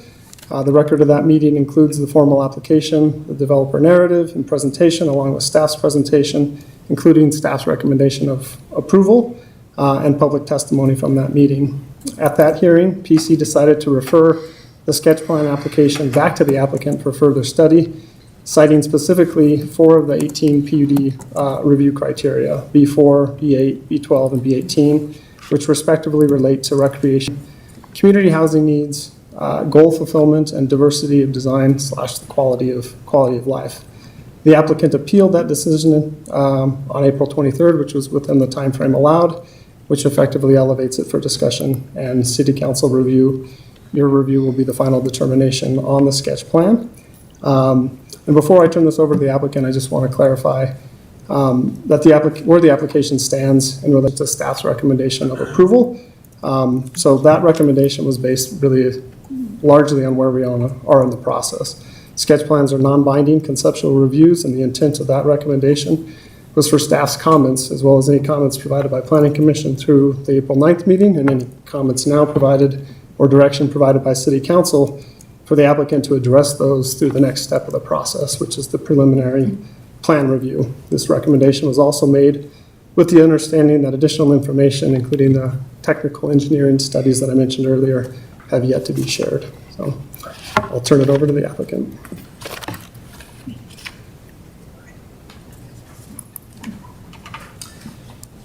City Council, how's everybody going? Councilman Wong, a lot of new faces from when we started this journey. So I'm Keenan Tompkins, I'm the owner of Cornerstone Homes. So I'm one of the infamous developers, all the residents. It's really exciting to see people actually living in the homes, and appreciate your guys' comments and your sincerity. I could really hear and sense that. And I hope that we can dispel maybe some of the misunderstandings, communications today. I'm not going to take a long time because my team's going to come up and kind of give the overview and the summary. I wasn't able to be at the Planning Commission because I was finally had promised my kids to go to Harry Potter World. And so we finally got wands and butterbeer and all the fun stuff when you guys were doing the Planning Commission meeting, so I kind of missed the whole thing, and I got used to, when we went through the first phase, we got all of our stuff got passed with unanimous decisions and everything, so when we got rejected in sketch plan, I was, kind of shocked by the whole thing. It's been a very long journey getting through this process. You come into a project like this with a dream and a vision, and we certainly had that in this project, and then the realities of life sort of set in, the financial realities, the battles we had with the ditch companies, the turnover at the city and the staff. I think we're on our 7th different city engineer, and every time we get a new city engineer, there's new requirements, and we have to kind of, go back to the drawing board and start over. And I don't want to paint that in any sort of negative way, just the fact that these are the facts of life, the realities of life that we deal with. And the truth be told is this project was always two parts that were part of one project. And so the fact that we just have one phase, with an incomplete phase 2 to this project, it limits the amenities and a lot of the cool stuff that, we were trying to do for the neighborhood. And we really need to complete those things, right? To honor those commitments. And so I heard some things today and some things that were, brought up in the original Planning Commission meeting. And I think there's just a lot of misunderstandings. Our goal was, we had all this cool stuff that we wanted to do. And when the reality set in and we started partnering with Lennar, we tried to get as many of those cool things as we could, and just understanding that we couldn't get all of them, but we got a lot of them, I think, personally. And the net zero energy piece of it being like my primary goal, and I feel like we got that. We got a national home builder to come on board and do that. It's disappointing to hear some of your experiences with the solar systems, and I'm sure that's a valid concern, and we need to get that addressed, because that's a big deal, and we need to figure that out. That obviously isn't related to this meeting with sketch plan and what we're trying to do here, which is just move the project through the process. And so, the CSA agriculture, that was a big component of it that we were all dreaming about. And how do you do that in a neighborhood? And, I do real estate development. And so trying to pull that off in a neighborhood that's still making all the financial metrics work is really challenging. And so one of the things that we were able to do is, we still have CSA components in the phase 2. We have, the fruit orchards, and we have, tons of open fruit areas for the residents to participate in. And we have the garden beds, which will be able to, the raised garden beds, which the residents will be able to rent out and be able to grow their own, fruits and vegetables. And so, the open space and the big central park and the community center, stuff got shifted around, but part of that narrative was just working through the realities of the engineering. And the city wanted, they didn't like those little lanes and the alleys that we have. They wanted to have wider streets. And so when we started moving those streets around, it kind of changed our whole layout for how the housing worked. And so we're still well beyond the minimum requirements of what was needed. And then you talk about like the horse pasture and, well, we can't use the horse pasture. And I'm like, well, okay, well, that's still like, it's a protected area that still creates a buffer of open space, where we're not just cramming housing in there. So all of those things, and again, I don't want to steal the thunder from my team because they put a ton of work into it and done a lot of work, but I just, from the developer standpoint and that whole narrative, I just wanted everybody to understand and for it to be part of the public record that we sincerely tried to get as many of the amenities and the sustainable features and the cool factors of the stuff that we were trying to do. Unfortunately, I wasn't able to go in and build all of my timber frame homes in there because of the financial realities of how these giant developments shake out and all the costs that are related. And, honestly, my product would have been much more expensive, and so the fact that we do have Lennar in the neighborhood and that they are building, they are really net zero energy homes. I mean, they truly are.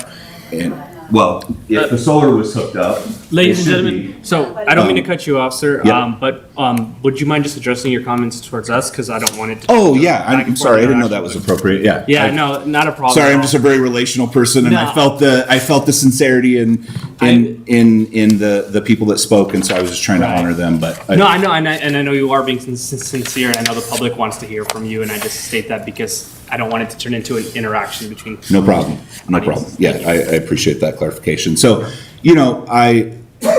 I just wanted to communicate it from my part and from, sort of the historical perspective of how we got, from where we were to where we are now. And honestly, it's been a very exhausting process. Like dreamers don't do good with bureaucracy and you get caught in the bureaucracy of the system and all the different hurdles and all the different things that we overcame. I mean, look at where we're at. We had an approved preliminary plan PUD for phase 2 in 2017.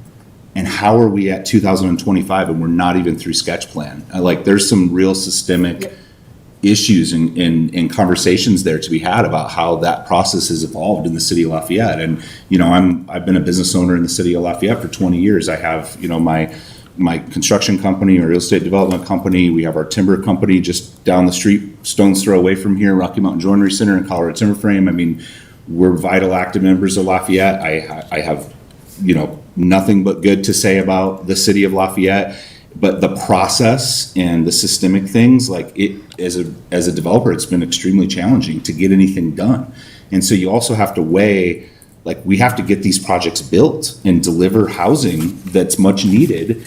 And particularly in this case, we have a phase 2 that we're trying to get through this process. And it's been very challenging. And so with that, I'd like to have my team come up here and do their summary. And so, Casey, I apologize if I stole your thunder. I told her I was going to be speaking tonight sort of at the last minute. She's done a lot of work and put a lot of preparation into this. And so, without further ado, Casey, thank you for your time. I appreciate it. Thank you. My name's Casey Van Eitenshay, who's joining me today. We've met Keenan Tompkins. He's the president of Cornerstone Homes. We also have Kent Peterson, who's the vice president of land acquisition with Lennar, Colorado, joining us. And from our design team, we have Al Cunningham with PCS Group, who will be presenting following me, and Eric Pearson, who's with Cage Civil Engineering. In March, we requested this meeting in order to give us the opportunity to present to you our amendment in its entirety. We wanted to make sure that the purpose of this amendment was clear, but also to give you, council, the opportunity to provide feedback when our application was at about 20% and not all the way towards the final, and at a time where our plans are a lot more easily adaptable. Following a request for that meeting, we, of course, as you know, presented to Planning Commission and subsequently submitted an appeal. That was to guarantee our ability to present to you, but also to now gain clarity on Planning Commission's decision. If the council determines that our plan is feasible and meets the PUD criteria for sketch plan, we would like to proceed to the preliminary plan stage. We will continue, of course, to work carefully with staff and carefully consider all feedback from that Planning Commission meeting. We have looked at the plans and we do believe that meaningful changes can be made to the plan, and we will work very diligently to incorporate the public Planning Commission and this council's evaluation. The Silo neighborhood still remains very much in line with its original vision. It's a unique residential community in it that it focuses on healthy lifestyles and environmental stewardship beyond what you would find in a typical local development. Building processes are focused to maximize energy efficiency, minimize waste, reduce environmental pollution, and conserve water. The community and homes within it are aligned with American families' social and economic evolution in mind. But we understand that you've seen and watched the video of the Planning Commission meeting, so we're going to do our best today to present you with the pertinent information in our application without being too redundant. Our presentation was only about 15 minutes of that 4.5-hour meeting, so we did want to review some specific topics that we're asking you to make a decision on today. And also we'd be more easily identified maybe some specific requirements that we may still need to be addressed. So appreciate your time and for hearing us out and for your consideration with this. Some of these slides we'll just skip. Vicinity map, I'm sure you're aware of the location, perhaps you've been there. Project timeline, this is something that, Keenan touched on a little bit. I'm not, this predates my involvement over 4 years ago, so I'm aware if anyone sitting was involved during the annexation.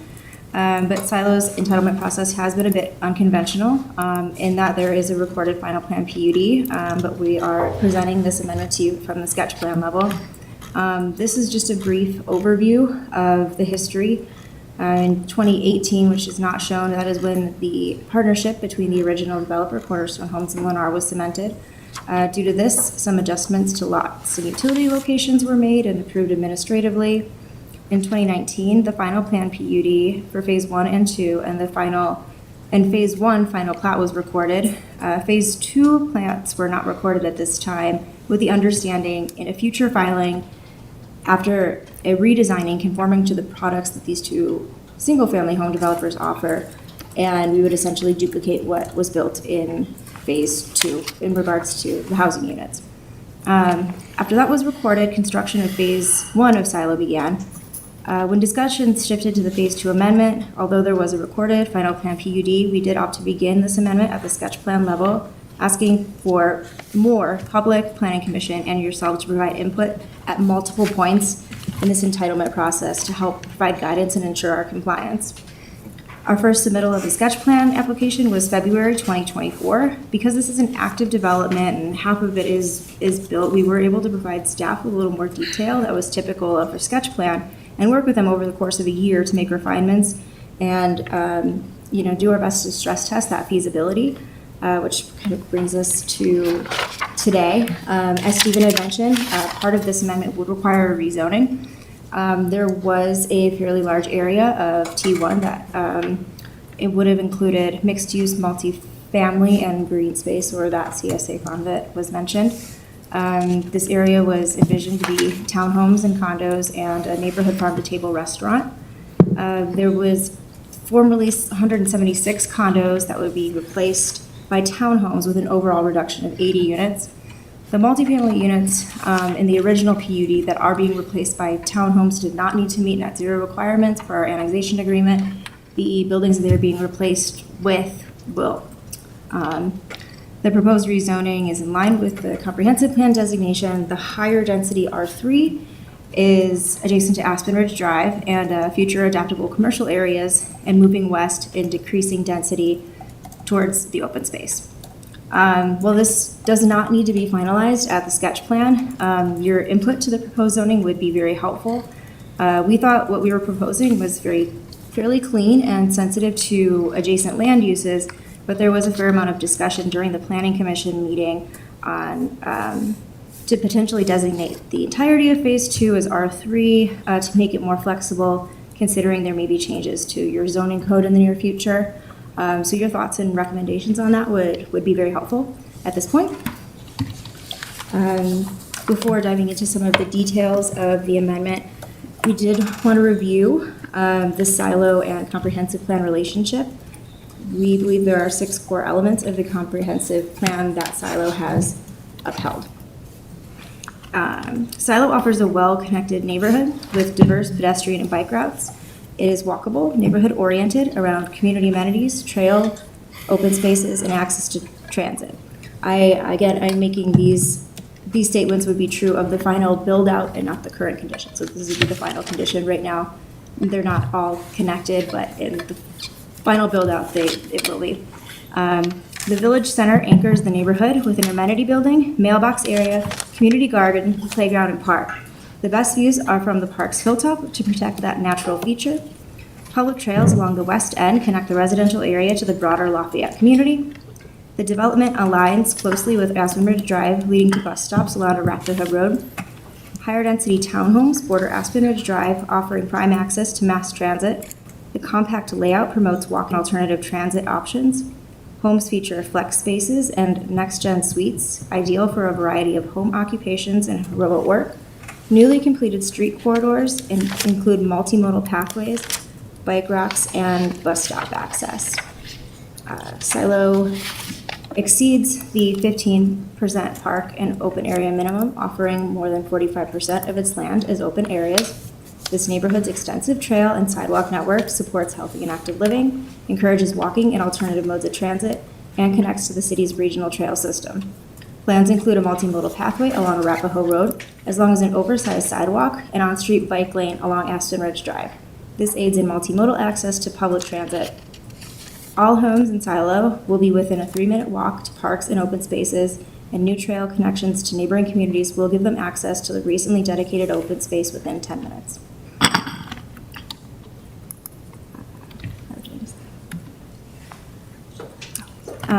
Silo plans include community gardens and community center supporting neighborhood crop sharing. Thoughtfully designed extensive green places aid in reducing adverse water quality impacts. The developer installed a ditch pipeline, creating a closed system for the waterway to travel downstream.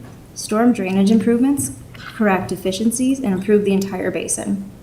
The Silo neighborhood plans incorporate key elements of the sustainability plan, such as energy-efficient construction, waste management, open green spaces exceeding minimum standards, pedestrian-friendly pathways, and a water-conscious design. Silo is building net energy homes that will meet a home energy efficiency rating score, HERS score of 0. Environmentally friendly methods and materials maximize energy efficiency, cut down construction waste, improve air quality, and conserve water. Thoughtful practices include sourcing materials locally when possible, using drought-resistant landscaping, fire-resistant cladding, and energy-efficient lighting. Home designs range from 1,100 to 5,000 square feet, incorporating townhomes, paired homes, and alley-loaded single-family homes, and alley-loaded and front-loaded single-family homes that to offer diverse price points and attainability. Next-gen suites, which we'll go into a little bit more detail, within single-family homes are designed to be adaptable, recognizing the needs of modern American families. They can accommodate extended family members, caregivers, housemates, or home occupations, providing flexibility and privacy. These suites support multi-generational living, home-based employment, and community diversity by attracting residents from various backgrounds and life stages. Softer density single-family homes are planned for the western portion of the neighborhood toward the open space, complementing nearby areas with similar density. Going east through phase 2, we will have one less housing type, but the density increases, transitioning smoothly into the future proposed mixed-use zoning with retail and higher density residential. The design of Silo prioritizes complete streets with pedestrian and bicycle infrastructure that aligns with the Lafayette Multimodal Transportation Plan. Connections to Arapahoe Road are planned to coordinate with CDOT and RTD for future bus rapid transit. This route is essential for commuters traveling to and from major employment and educational centers. New street corridors include multimodal pathways, bike racks, and bus stop access. Plans feature a 10-foot wide multimodal path along Arapahoe Road, slower local streets for cyclists, and regional bike trails. Despite the fact that one neighborhood will not be able to satisfy all comprehensive goals or fit under every element, our plan does address the 32 focused elements that was listed in the past few slides within all 4 frameworks and aligning to the guiding principles and vision for Lafayette. One matter that was referred back to us by Planning Commission was the goal fulfillment of section 2618.5 of the PUD criteria, but it was unclear what specific comprehensive or city goals need to be reevaluated or not being sufficiently addressed. So it would be extremely helpful if you could share your opinion and just make sure that we're headed in the right direction.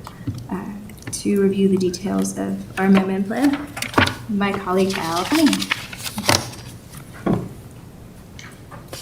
Good evening, council members. Alan Cunningham with PCS Group. We're helping the team with planning and landscape architecture. I'll go through some of these slides fairly quickly because I know you've reviewed the Planning Commission, and on a few others I'll try and take a little more time to address some issues that came up at Planning Commission and discussion points, just to try and provide more clarity perhaps to the record. And so these two plans obviously showing the plan on the left as the recorded PUD and what we're proposing on the right. Just wanted to point out that, you know, as Keenan alluded to, this is a refinement of the plan due to several things that you heard on the record in the Planning Commission, and trying to address things that have come up in terms of, you know, widening of right-of-ways to provide better infrastructure, those sorts of things. And so you can see from the base structure that certainly, yes, there are changes to the plan, and that happens with kind of the evolution of it and refinement, but it is a refinement of that same structure. These first ones I'll go through pretty quickly. Casey did a good job touching on the various products that are still proposed within the plan. This is obviously showing both phase 1 and phase 2. There's the 4 different footprint types that you see in the legend there, and then also the ADUs, the next gen product within the NAR, and I'll speak with that in a little more detail later in a different slide. One point of clarification, just in case it was confusing from Planning Commission, as staff report, and you've heard reference to the 235 units. On this chart that we included, you see 265. That delta is 30 ADUs. And how we came up with 30 in this is, and I'll again speak to the next gen product, but in looking at phase 1 and what unit types were proposed, there's a footprint that really is the most applicable as an ADU. We just sort of prorated those numbers to say what we thought might be realistic to assume would come into phase 2. And so just wanted to be clear that when you saw 235 and on this slide it was 265, it was the difference between those ADUs, because those will be dependent upon people's home selections and choosing the floor plan that has the kitchenette and other, but I'll again speak to more detail on those ADUs. The other thing that's important here is that with this phase 2, whether it be the 235 or the 265, it's still with the requested change in the removal of the large multifamily units that were the for rent along Aspen Ridge. That in the PUD was approved for 478 units. So it's still a large reduction to the tune of 80 to 110 units for what we're proposing now, which, you know, we heard some talk about traffic concerns in the area and other, and obviously with that reduction in unit count, it would have a positive effect on traffic relative to the approved plans and that full entitlement. This one I'll skip by. I think you're all well aware of phase 1 versus phase 2 within Silo.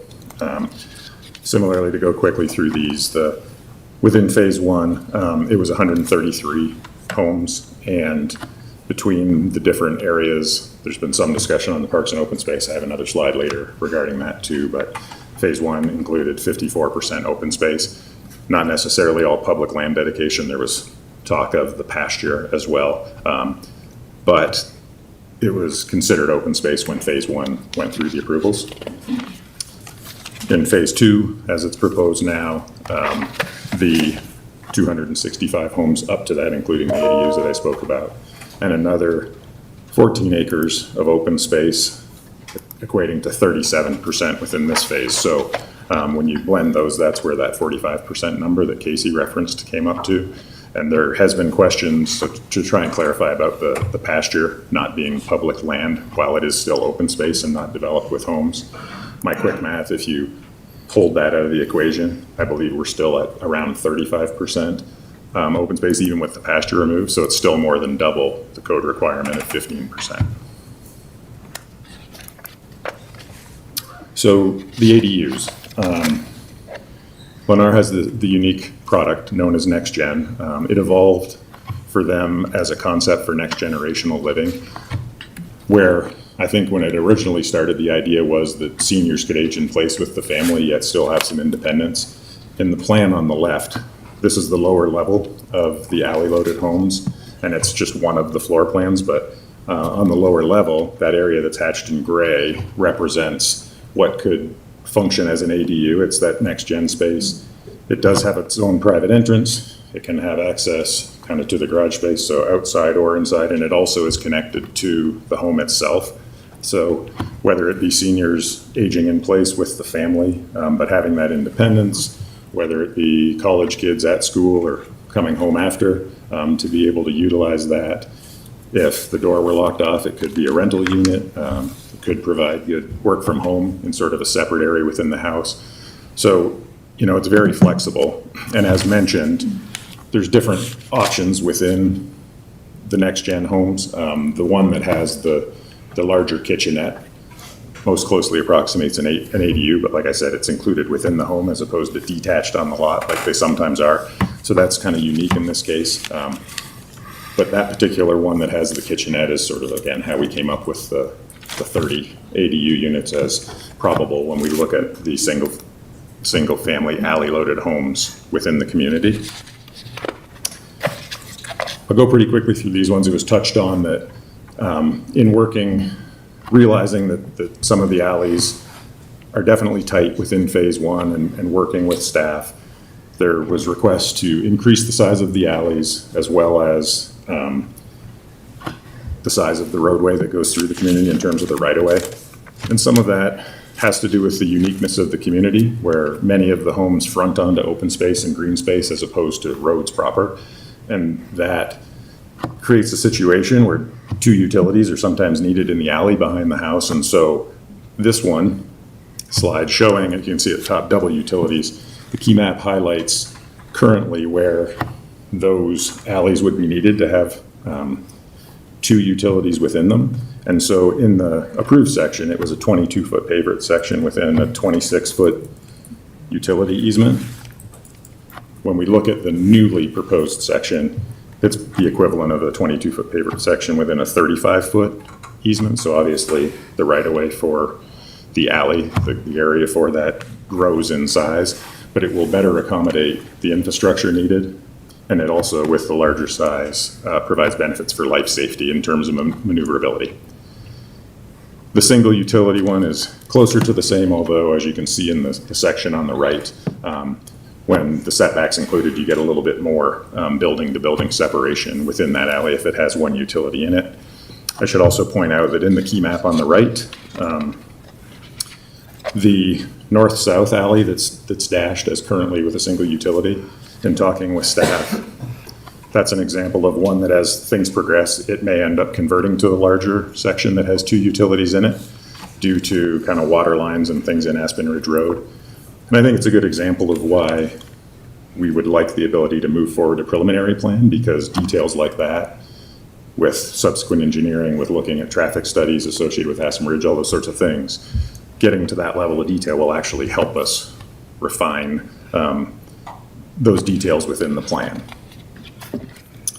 I mentioned the right-of-way as well. It also grew the approved PUD section's a 51-foot right-of-way that has a utility easement and walks outside of it, and we're rolling that into the easement into the right-of-way so that the utilities and everything are included within it, so it grows from 51 up to 60. Okay, so the open space and detention areas. There's been talk, I think you're aware, one of the goals of this plan is to consolidate detention. There was reference tonight about issues with standing water in certain parts of the community, and I think that ties to the original approved plan, having small detention areas with water quality distributed throughout the community. When water quality is included there, those areas tend to stay moist for longer, rendering them not usable in terms of central open space within the community. And also importantly, the long, I can actually highlight, the long skinny one in the middle of the community here, with the changing of the irrigation ditch and putting it in a pipe, which is beneficial to the open space within the community, certainly. There's a large easement that's associated with it that runs through the center of the community. So changes to the detention would be needed anyway, because with those pipes in the easement with the ditch company, a detention pond couldn't be built on top of it. So for those reasons, and for us trying to consolidate the parks and open space and make them more usable, we're proposing a more traditional, I would say, stormwater approach that has basically two detention ponds. The large one up along Arapahoe Road, the small one in the southern portion of the property. These are more conventional, more in line with Mile High Flood Control District standards. So, better for long-term maintenance, and for the community itself, frees up a lot of that ground within the paseos in the central part of the community to allow them to be truly usable open space. There was talk about the CSA farm, the difficulty of it from an economic viability standpoint. And so in addressing that, as Keenan referenced, we'll look, it's again, move to preliminary plan, more detail when full landscape plans come, but look to bring that agricultural presence of raised gardens, community gardens, that sort of thing throughout that open space, but to move it throughout the community and to consolidate some of that again within the central part of the community as opposed to up against Arapahoe Road.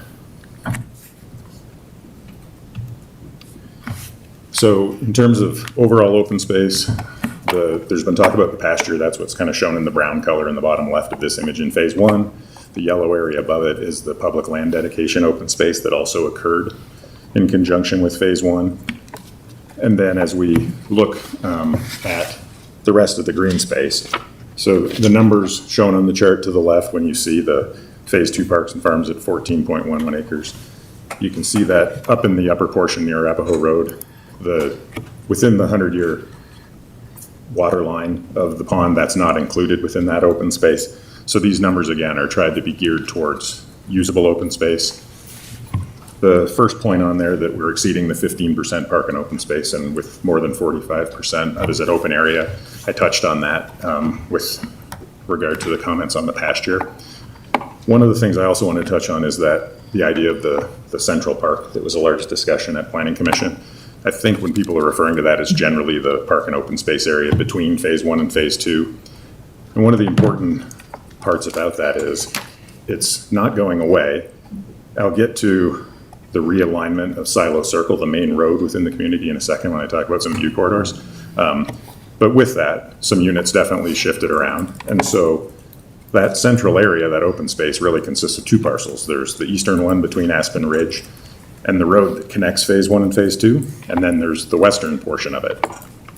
So yes, the eastern portion between the road and Aspen Ridge, there are townhomes added there on the south side of Silo Circle, and it does reduce the area of that portion of the central open space somewhat.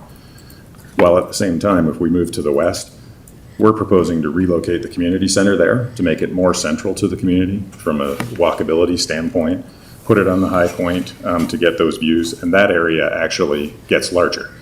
And so when you look at those two in combination, and when you combine that also with the removal of the irrigation ditch that ran through that property, and not removal, but the relocation of it underground into a pipe so that trail systems and things can be built on top of it, the usable open space within those two parcels actually goes up by about a half an acre. So it is a reconfiguration. And certainly the one on the east gets pinched down, but the one on the west grows. And so that's sort of part of the evolution that we've gone through as well. In terms of those, this is a combination of trails and sidewalks and things through the community and through the PLD public open space. And as you can see on the right, it totals over 5 miles. So I just wanted to throw that one in there in terms of connectivity. A few quick slides on view corridor, because there was discussion with staff as we worked through this about concern for the view corridor to the west. And so these are just comparing the two plans. This one being of the approved PUD, the view corridor through that central open space between the two phases, looking to the west, that definitely is part of that plan. As you can see in the key map, the location of it is along Aspen Ridge Drive. It's not at an intersection or a stop condition, and so really this view in the currently approved plan is taken in by drivers on Aspen Ridge driving north and south and turning to look west to see that view. When we look at the condition in the proposed plan, with townhomes added in there, the view does pinch down a little bit. It's still almost 2 acres of open space through that first portion on the eastern side there. And you can see that you still get that same mountain view, but again, this is when you're driving north and south on Aspen Ridge and you look to the west. At the intersection of Lucerne and Aspen Ridge, in the previously approved PUD plan, this was where entry was proposed into a community building, and so essentially, you're looking into a parking lot and what would be a community building. So you're not necessarily having the view to the mountains, but you'd be viewing what could be a nice piece of architecture, not this white block that I showed here, but a community building and a parking lot in front of it. Conversely, and I think this is a big benefit, we've realigned Silo Circle. As the road grew and things were shifting around, we've realigned it. Instead of it being offset to the north, we're bringing it in to create a 4-way stop condition at Lucerne and Aspen Ridge. We believe this is going to do good things from a traffic flow, traffic safety standpoint. Obviously, another reason we want to move to the preliminary plan is there'll be a traffic study done in conjunction with the preliminary plan. And we believe that this condition is going to be greatly improved vehicular circulation instead of the offset. And from a view corridor standpoint, obviously, in the future, with development to the east, there'll be lots of traffic coming down Lucerne to Aspen Ridge. And so placing this view corridor to the mountains at the intersection is going to be much more effective than in a spot where people are driving north-south and need to look to the west, just because of that condition. The last two sort of within the community, the approved beauty, here you can see the road that was previously approved is shifted north from Lucerne. And so when you come in, it creates there's a curving, nice residential street, but you're not really going to get big views to the mountain. They're going to be kind of more peekaboo views. When you, in the new condition with that road extending in and with the placement of the community center up on the hill, it'll actually extend that view corridor to the west for anyone entering the community. The community park, so this one zooms in, but just to show, it's still conceptual, obviously, at this point in time. More detail with architecture and things will come at the preliminary plan level. But moving this portion just a little bit west and into the center of the community, it'll be very connected from a walkability standpoint. And this is that area that actually expanded in the north-south dimension and by almost 1.5 acres within that center portion to be able to have the community center, have play structures, gathering space, that kind of thing within that center part of the community. And so in terms of the highlights of phase 2 as we're proposing it, we're asking to have lower density, remove the multifamily component and replace it with townhomes near Aspen Ridge. Less density would mean less traffic coming from the currently approved plans.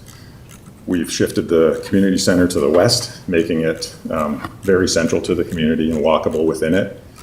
There's been increased radii and width on the local streets and the alleys, as mentioned, to comply with the latest codes and make sure that we're accommodating required infrastructure and helping with life safety. We're proposing to consolidate the detention facilities to ensure that the open space within the center part of the community is usable. These are proposed to be all for sale products. We view it as 5 of them. There's 2 different types of residential, the alley loaded and the larger front loaded homes, townhomes, paired homes, and then the ADUs that we spoke about within the alley loaded homes. We think there's improved vehicular and pedestrian circulation with the realignment of Silo Circle, and that leads to improved view corridors as well. So just circling back to that notice of planning commission decision, as Casey referenced, we had asked for this to be called up. We appealed to reserve that right, but we wanted to come before you and get council's opinions on phase 2, the refinement of the plan, so that as we move into planning or preliminary plan and all the detail that goes with it and the engineering reports, we would have direction as to things such as the housing diversity, and if council is supportive of not having the for rent multifamily component here, lowering the density and putting townhomes in. The recreation component that I tried to do a better job tonight of explaining that things shifted, but that area is actually has more usable open space within it now. And then on the goal fulfillment front, I think Casey did a nice job of going through, the numerous parts of the comprehensive plan, those goals and the various elements with over 30 of them that we believe we're adhering to. And if you agree with Planning Commission that more work is needed on goal fulfillment, if you could provide direction to us as to what portions of the comp plan we should look at, that would be super helpful. So, our request is aligned with staff's original recommendation of approval to be allowed to move forward to preliminary plan, to consider what we heard at Planning Commission and from your thoughts here tonight, and then work with staff and get into more detail on the plan so it can continue to refine and evolve. So thank you very much. We do have members of our team here to answer any questions you might have. Thank you so much. I think we'll do the staff analysis next before questions. Or is Yeah, the questions? next thing is questions, so. Okay, that's fine. Let's take, see if there are any questions from council on that presentation to get started. I'm sorry? For applicant and staff? Yeah. Councilor Sampson? This is for staff. I don't quite understand the difference. What is the R1, the median density residential? What does that include? The reason that, so I guess there's a couple of clarifications. The reason for the zoning and the applicant, we're responding to the applicant's request, but R1 is more targeted, would be more limiting, would allow them to have single-family homes and duplexes. I'm trying to figure out where they're, Okay, so R1 is single-family homes and duplexes. the R3 is what would allow them to have their, so it's reflected here well. Everything in the yellow in phase 2 is R1. It's technically listed as medium density, or R2, sorry, excuse me, that's the single family and two-family residential. Okay. And then this R3 allows for the attached townhome products that they're proposing. But my question is about the R1 in the original, on your left-hand side. There's an R1, R2, and T1, and I'm not quite sure how these line up or not. So in their original proposal, and I think this is an older slide that kind of confuses things, there's still some developing resource district that's being shown in green.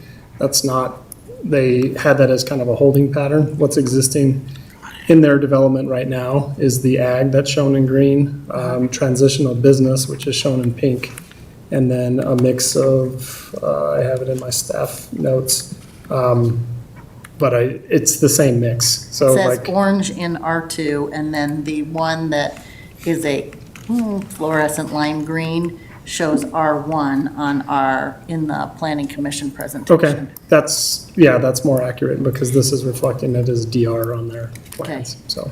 So that's why I was confused. What is R1? So R1 would just, it's listed as medium density residential, but that allows for single family homes and duplexes, like I Okay. answered to begin with, yeah. So sorry. basically the same thing as R2. It's similar to R2. I can pull up the comp plan or the zoning designation to get you the exact specific distinction, but there's not a lot of separation between those two. So I guess that brings up my question. Other than T1, what does the rezoning do? I mean, The rezoning really, I mean, and to be clear, like those single-family attached duplexes and even the attached townhomes are allowed in T1. The intent is just like when you have like a proposal like this that's proposing just residential, there's not a lot of purpose to have the business district allowance or the additional multifamily apartment allowance. So it's not required, but it's probably a good to do to contain the development to what's actually being proposed. It's not a required rezoning. The PUD amendment's required because it has all of this like listed now, and the configuration of the actual site is changing. So where these overlays like occur would no longer be consistent where they're proposing multifamily or townhomes or anything like that. But it would be what we'd recommend as a staff, but we're just responding to the application. And the other thing that I really should clarify, and I should have clarified probably at the beginning, is that the sketch plans also different than what you guys normally get. We usually have rounds and rounds of comments and corrections, and for a sketch plan, they're able to advance the planning commission after their first submittal. So they've gotten comments and reviews from us, and because it's intended to get feedback from planning commission and then now city council, they're allowed to go forward without having addressed like all of our comments and concerns, which is what's gonna happen. So like, that's what's way different about the preliminary plan process. There's gonna be a much more back and forth in order to iron out a lot of these details, so. So basically what you're asking, and this was the impetus of those original questions, what you're asking of council tonight is just review it and say, we're okay at this stage in the process. Is that right? It's a non-binding decision, and really we're trying to elevate, like kind of keep it at a high level in terms of the main changes that are proposed, and that's what I think you've heard from the public and you've heard from the applicant tonight, is that and they've given you more detail as to drainage and street design and all of those things that have gone into some of these changes. But the main things that I think our public are going to be concerned about are what's highlighted in our staff memo. It's, there's no longer going to be a CSA. There's no longer 20,000 square feet of commercial floor area. There's a reduction in the housing mix, but there's still a mix of housing out here, and the designation for the comp plan is housing. So we, as a reviewing agency, are going to be reviewing this, more intensely through the next phase of the development. But also, at the end of the day, we're not necessarily reviewing it against the entitlement. We're reviewing it against the PUD criteria. So the PUD criteria, the first time through, said it met those criteria, and that's largely the other thing, I guess, to be cognizant of is phase one has all of the housing types that are proposed through phase two. It's a Lennar and Cornerstone developed phase one with a very similar mix of product. And although they were expecting to develop more diversity in phase two, they're no longer, and it was really phase two through phase five, they're no longer proposing to do that. So that, and we're trying to highlight those main changes, which does have an impact on Central Park, does have an impact on the mix of housing types, does have an impact on the CSA and the commercial floor area. So we're trying to keep it high level at this phase because in part it's non-binding, and really they're trying to get direction before they move forward with a lot of additional costs for design work as to whether or not what they want to do is going to be supported by Planning Commission and City Council. And so although it feels like staff's given one recommendation and Planning Commission's given another, the concerns that staff highlighted are very similar to what Planning Commission highlighted. Planning Commission just made a different distinction as to we want this addressed through the sketch plan resubmittal versus staff saying we expect this to be addressed through the preliminary plan. So hopefully that's helpful. Yep, that is very helpful. Thank you. I have a couple questions for the Please. applicant. Oh, this is for the applicant. I'm sorry, did you have? Okay, so for the applicant, it sounds like these ADU next-gen homes are optional, meaning me as a buyer, I'm coming in and I've purchased a lot and then I'm going to choose the home. Now, if I don't choose an ADU, I guess it really is an optional situation. So we heard 22 at the Planning Commission, 30 tonight. Is that guaranteed? No, it's not guaranteed. They are optional. The homes still have the next gen component. The ones, when we were coming up with that number, there's one of the floor plans that has a more robust kitchenette that functions more like an ADU. Some of the other ones don't have that kitchenette component. So I think if in certain instances, if a certain family, if they have someone aging in place, but they're part of the home in the community, they sort of have their own unit, but it doesn't have the kitchenette because they eat with the family all of the time. They would still be able to choose the next gen. We didn't include those ones within our position on the ADUs. That was more looking at the ones that were purchased in phase one that have that full kitchenette to say if that same percentage tracked forward in phase two, it should be around 30 of them that are kind of the more complete ADU, if you will. Does that answer your question? So the ADU ones that you've counted for phase one, I'm sorry, I thought I wrote this down, sound like 61 units, single family with ADUs. That's how many you've got? I don't know that off the top of my head, Stan. That are being used as single family with an ADU. No, I don't think that would be right, because on this one that Casey pulled up, 59, so There it'd was- be like, right, there was 59 of the single-family alley-loaded homes. So whatever percentage that we had asked Lennar a while ago were that floor plan with the kitchenette. There's more of the single-family alley homes in phase two, so it would have been less than 30 within, because the translation from 59 to 88, it would have been a lower number. That when we projected it up to 88 of them, it would have, that's how we came up with the 30. Oh, okay. Sorry, I guess I read this wrong in the slide, that it said that you had single-family with ADUs in phase one at 61 units. And only 2 units are duplexes in phase one. Is that correct? well, I think that 61 was the single family alley loaded and the ADU. Those two numbers combined, that's where that 61 came from. Okay, so let me just say, my question, I could care less whether or not they're alley loaded or somewhere in the middle of the community. I want to know what ones have ADUs in phase one. It's the ones that were chosen by buyers that have the next-gen component with the kitchenette included within it. So basically, you don't know the data. Well, I'm gonna have our city attorney jump in. Yes, this might help clarify something. When the original PUD was approved for phase one, this was one of the few places in the city where ADUs were allowed per the PUD. So at the time this was approved, ADUs in Lafayette were only allowed under our code in the Old Town Residential. When Silo was approved, it also proposed to have ADUs allowed as part of its zoning.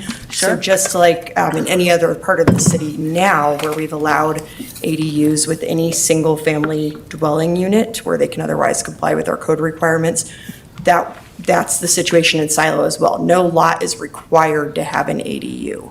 However, if there is a single-family home on the lot, they can have an ADU per the zoning in the Silo PUD, and now in the rest of the city as well. I'm So this was merely just ahead of our clarifying. current ADU ordinance. I'm merely clarifying page 154, and it says phase one, unit mix of phase one, total homes 133. And it says townhomes 48 units, single family plus ADU 61 units, single family custom 22 units, and duplex 2 units. So it sounds like the 61 is including the 80, it's the primary dwelling plus the accessory dwelling would Right. total. At the time, they were distinguished. 61, okay. At the time, they were what? The way that they had it represented in the original PUD was that they separated out those two ADUs from the single family. So that's why it's separated in phase one and not in phase two. Okay, so that's sort of the proposed on phase one. Is that what we're saying? That this is what was proposed, or this was what our aspiration was? Which It's was, not actual. Yeah, I was just gonna say, it's only actual if a resident chooses to add an ADU to their property, just like we don't require an ADU on every single-family lot in the city.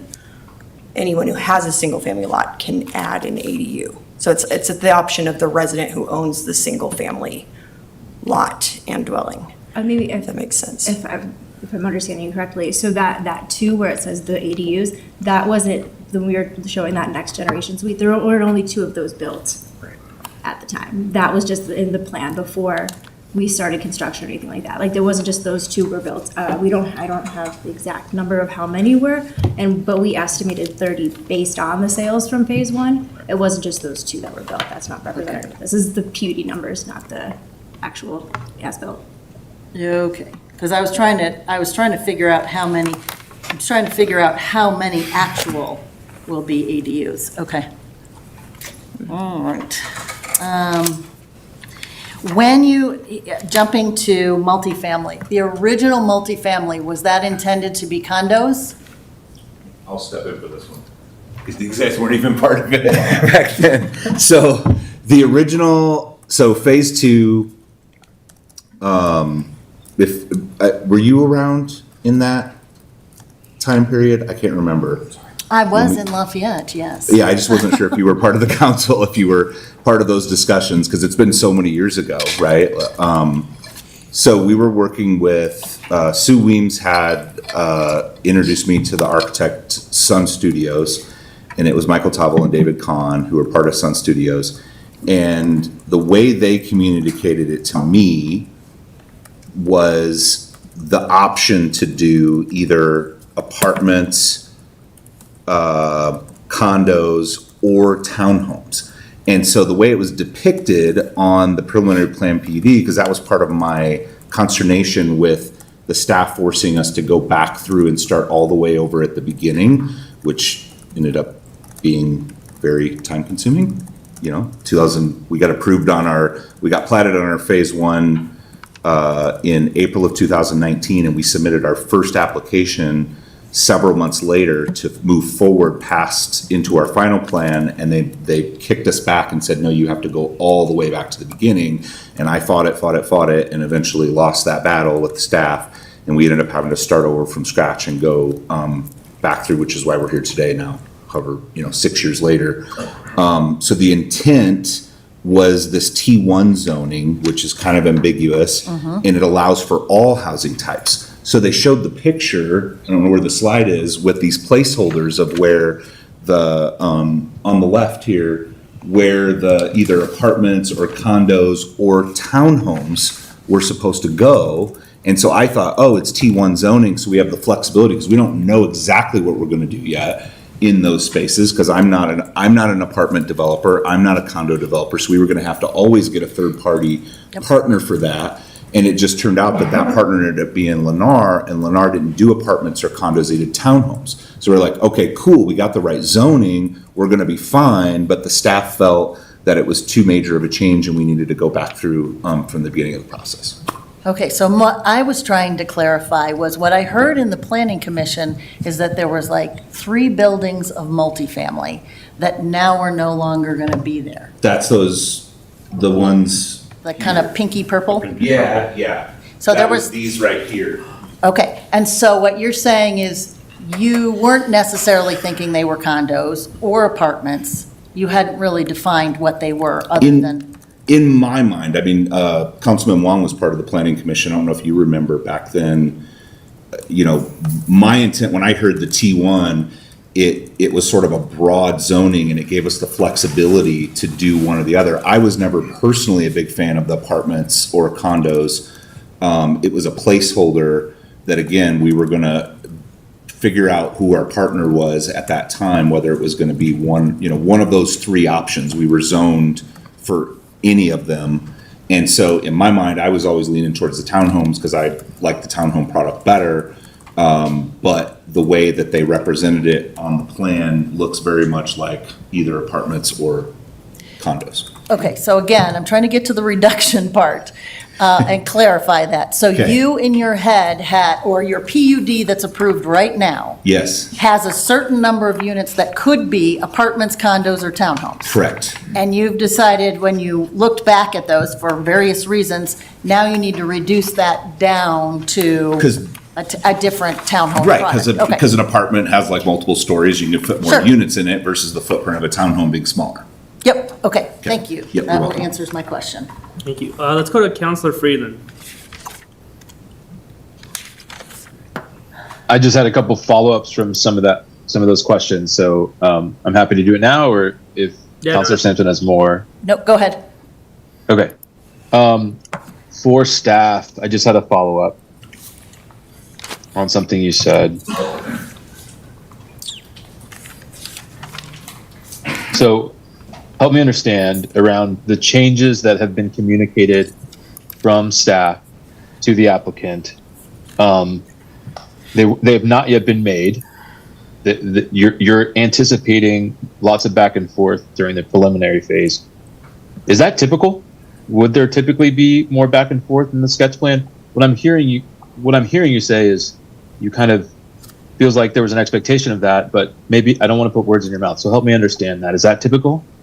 What I'm trying to clarify, or what I was trying to clarify earlier, is the sketch plan because of the nature of it, is allowed to advance after the initial submittal. And through the preliminary plan phase, there will be generally multiple rounds of review and comment, and then it goes back to the applicant, and they address, if they address everything 100%, we could move forward. That's never happened in my experience, so there's at least 2 or 3 rounds of review in order to fine tune these things. We have engineering studies, we have traffic analysis, we have utility plans, we have, separations that we have to kind of coordinate through. There's a lot more detail through that phase. So yes, that is typical for a preliminary plan phase to have multiple rounds of review. It's but not typical at the for sketch you plan. guys to see something like this. What I was trying to get across is that this is the one application that Planning Commission and City Council sees without refinement. So. Got it. So the sketch plan, very conceptual, not necessarily an expectation of, going back and forth with staff to address details. Correct. That's at the next phase. Yes, yeah. Okay. Let me see if I have another question for staff while you're here. Sure.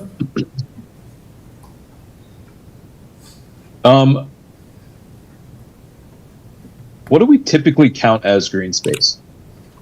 So that's a great question, and it's important to kind of distinguish what open space is for green space versus, and the annexation was the time where the public land dedication occurred. They dedicated just under 10 acres of land, which is on this kind of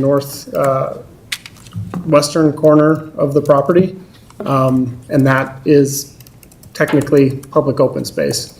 Green space, by contrast, is, generally privately owned and maintained, and whether or not it's accessible to the broader public would depend on whether or not we get easements over the area.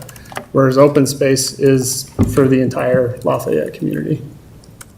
So, but it's meeting those requirements. So the public land dedication was coordinated through that annexation. It meets that annexation requirement at the acreage that was dedicated.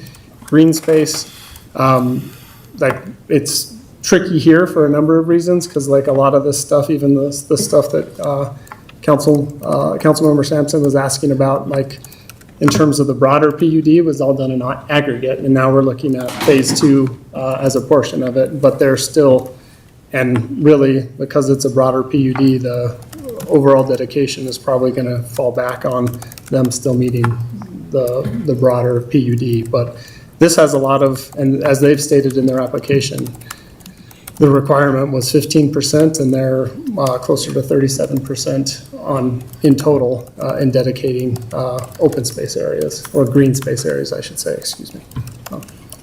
So do we count detention areas as green space? We do count them as green space, as I understand it, so that, and then as particularly as I understand how it was calculated for this application. They have clarified what their detention area is in one of their slides or plan sheets that's dedicated to detention areas relative to what's more usable. And their argument through this application is that they've consolidated that detention in that northeast corner of the site where the CSA used to be. Yeah. And we count right-of-way right-of-way, that counts as green space too, right? They're correct in that Right-of-way assumption. green space, I'd have to go back and look. We haven't gone to that level of detail in this analysis. I mean, they're well over. If they were closer, I would have gone through all of that. But I don't think the intent of green space is to be included with the right-of-way dedication. And I think our city attorney wanted to. Yeah. So I can provide some clarification. So per our code, a developer, when they subdivide the land, they are required to dedicate to the city land for public recreation. And that has to be 15% of the total land area, which I believe this developer has exceeded, not including that agricultural land that is currently under the ownership of Sue Weems. In terms of your question regarding the detention and whether that can be used, whether that can count towards the public land dedication requirement in our code, it can if the detention area can be used for public recreation. So it depends on how it's designed. And that determination would have been made back when the land was originally subdivided, but we will be revisiting that when we look at their subdivision for Phase 2. Right now, Phase 2 is just an unbuildable tract, but would be subdivided in accordance with a preliminary plan that would come to council, or that would go to the planning commission, I'm sorry, the final plan goes to council, but in the preliminary plan step, there would be a subdivision, and we would be looking at whether whatever land they propose for open space, number one, meets our requirement in terms of the amount, and number two, is it suitable for public recreation? So those determinations are made through this development review process. But it's my understanding that as of the original PUD approval, that they have provided at least 15% of land as a public land dedication through that open space dedication into rail corridor. The 9.8 acres that is designated as open space is what is intended to meet their 15% of the total Phase 1 and Phase 2. Am I understanding that correctly? Yes, and it's already been dedicated and no changes are proposed to that area, so. Correct. And we do not have additional requirements in our code around additional percentages in the development itself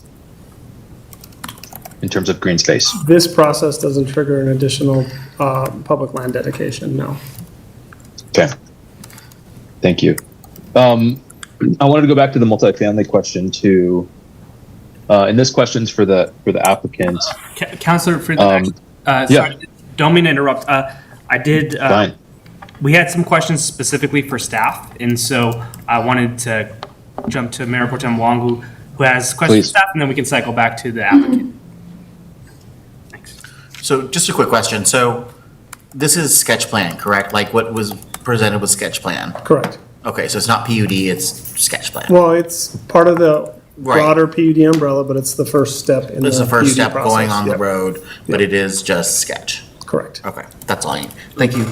Thank you, Councilor Freeland, for yielding on that. And I think Councilor Barnes wants to jump in as well, so we'll let him do that. Is it okay? Yeah, I'm totally fine. However you want to do it. I mean, following lines of questioning seem to make sense to me on the same topic, so I appreciate you doing it. This is a question for staff, but a different line. Of course, it went away. Hang on 1 second.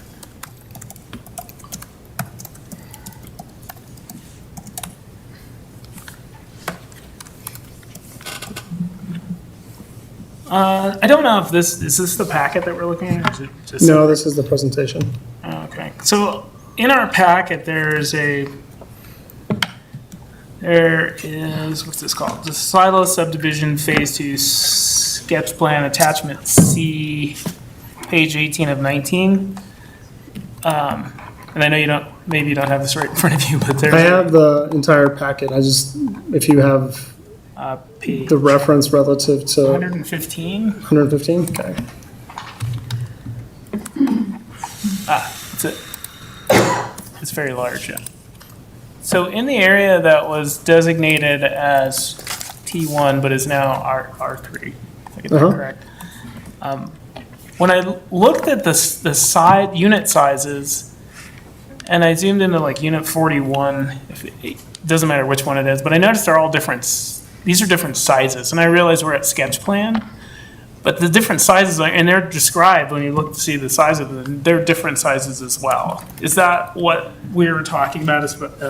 Because this is sketch, could be anything. Could be townhomes, could be apartments, could be condos. But I think these are described as townhomes, but they're different size townhomes. Does that give us some diversity in the townhome product? We don't have anything in our code that kind of clarifies what that is. Like I think of diversity as more product type. Like you got single unit now, not single family, single unit detached, duplexes, and you have townhomes. And then you have a mix of sizes, like they have custom homes along their perimeter, which are along their western perimeter. Those are single unit detached, larger than the single unit detached homes that Lennar built. So Cornerstone is wrapping the western exterior, and then Lennar is interior.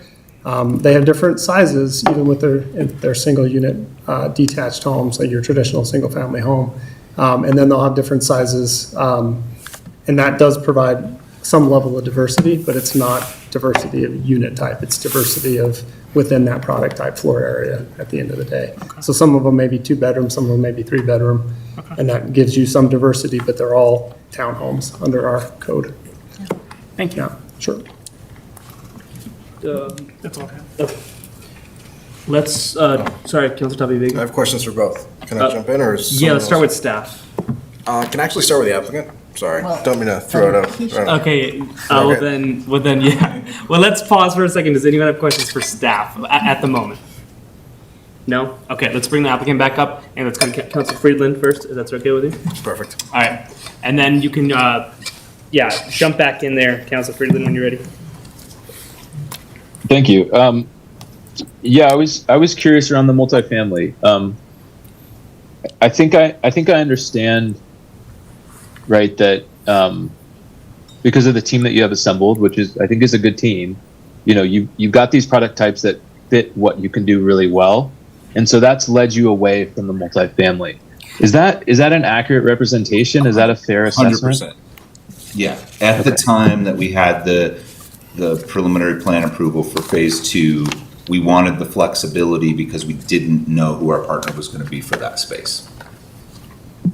And how difficult would it be for you to add some elements of condos back into the design? I mean, it kind of makes it impossible because once you fork the road and partner, so once we've partnered with Lennar just doesn't do that product, right? So they're the ones paying for the infrastructure and all the things, and they have to make their financial metrics work based on their product types. And so they've been working really hard at trying to get as many of their product types as possible, and even to Councilman Barnes' question about different square footages within even the townhome product, which I think people should think about as far as diversity of housing types, because at the end of the day, it comes down to who can afford these products, right? And so you have different families that can afford different square footages because there's a reality of the correlation between square footage and cost. So. Thank you very much. I maybe want to pause for my fellow councilors if there's any questions around multifamily for the applicant. Is that reasonable? Let's see, are there any questions? Going off of this point, Mayor Pro Tem Wong? Yeah, so I know that I was on planning commission when this came forward, and I know that I believe the only other person that you would ever see would be Chair Thomas on planning commission. Beyond that, none of us were around, or anybody else was. But I guess, here's my question. So what I liked about your development when it came through the original first time was the multifamily, number one. Number two, the commercial was a vital piece that I thought was very beneficial. To be quite honest, the other pieces, and I'll just kind of share my opinion here, just kind of put it out there, understanding this is sketch. Yeah. I have no problems the way that you've moved things around. Detention ponds, understanding engineering is different, understanding that makes sense, understanding shifting some of the green space. I get it. What I'm concerned about is that multifamily piece that we're losing, and that's going to be my comment about that, is that was something that I've been, in my mind, been counting on happening on that parcel, and that's what my understanding has been with that commercial, just because part of the conversation then too was around how can we create neighborhoods in which people are able to shop and walk to work. And that was one of the things I know I was pointing to, especially during comp plan development, that, hey, we're looking at doing it at Silo. So just so, and I understand the economics may not be working today, but that was one piece that I think you saw the walkability and the neighborhood component really come out in the new comp plan, was because of those pieces. Because number one, affordability, it's great. We need that affordability today. Yep. And so with that, I'm just gonna let you know that that's my concern. And I think that's where Councilor Friedland was going with his questioning regarding multifamily, but that's and I support that as well, and that's how we were thinking about it. And then when we did, when the realities of the economics pushed us towards the partnership with Lennar, it was one of the compromises that we had to make, in our thinking about it. And then we sort of started thinking, okay, we're still going to have accessibility to those same amenities across the way.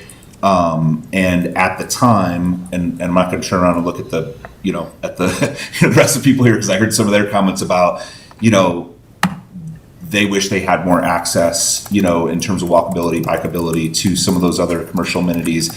And there's still hope for that. I don't know what's going to happen with the Tebow property. That's been another one that's been a real challenge, so that it's, to the east of us. They, unfortunately, or I shouldn't say that, but from my opinion, we didn't end up with the cool stuff, on the other side of it with, we got the Tractor Supply and the, I think there is a Kohl's there, so there's something, but I was hoping to see more, because basically we sat down and met with Tebow and his team about their vision for that property, and it was like restaurants and shopping, and I'm like, okay, cool, so we still got it, and our residents can still get to those amenities by walking and biking, but then that kind of fizzled out as well over the course of time, and I don't know what's happening with that. So just to be completely honest and transparent about how kind of our thinking was. And so I still hope that something relevant to that, idea gets developed on the Tebow property, but I don't know where that's at.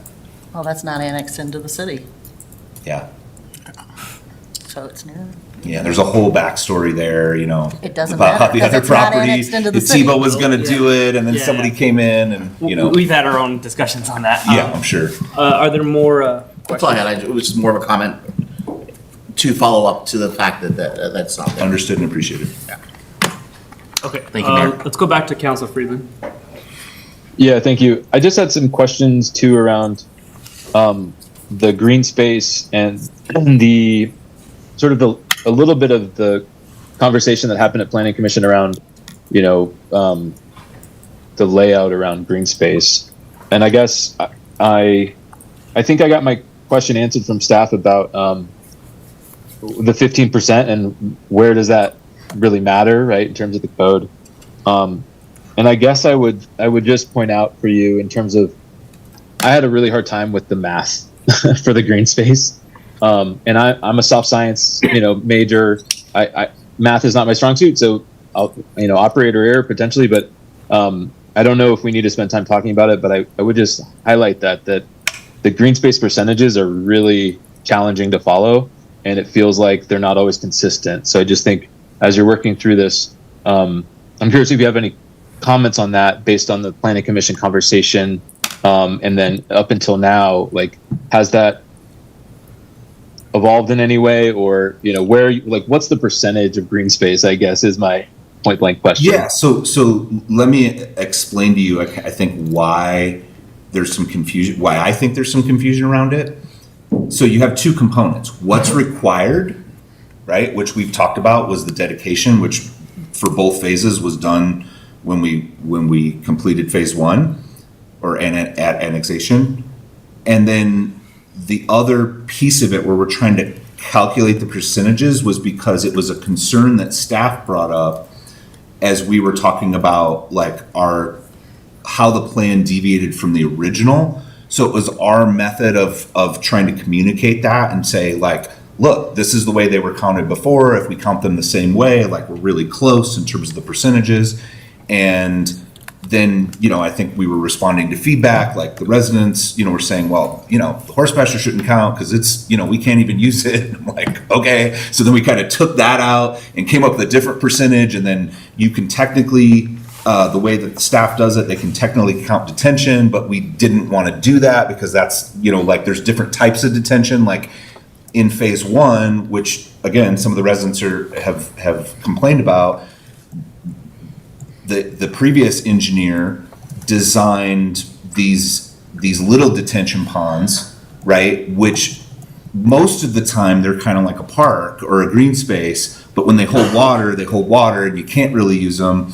And that concept is a little bit confusing. And as you can hear from some of the feedback from the residents, they're not necessarily buying into that concept. And so for this phase two, we've said, no more of that. Like, this is actually like real usable green space, and these are detention ponds, and that's a horse pasture. And so if you just went with the green space, not counting the horse pasture or the detention pond, we would be at, okay, around, I thought it was around 37%. I think it is around 37%. Yeah. It might be closer to 35. Yeah, 35%. Certainly still well above 15.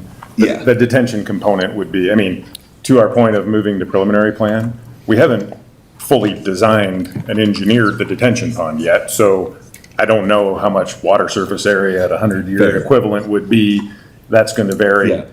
But if you do the math and take the pasture out of the equation, take those 8 acres out, at least kind of doing that math, it's more in that 35. Yeah, and that was a weird evolution too, even with the horse pasture, because it was always intended, I mean, it was never intended to have public access, and it was always just really to protect, like, and create a buffer for the view corridor, and then the trail systems wrap around it. And I don't know, of course, you got the problem with the residents in phase 1 right now is they don't have any parks or big open green space areas, right? Because that was always, all the amenities were part of phase 2. And so of course they're walking around this beautiful neighborhood and they're looking at this beautiful horse pasture going, great, like green space that I can't even use, right? It makes sense that they would be frustrated about that. But that was always part of it. It was like, that was part of my land acquisition deal with the landowner, is that she was going to keep the horse pasture. And the irony of it all is she's really not even living out there anymore.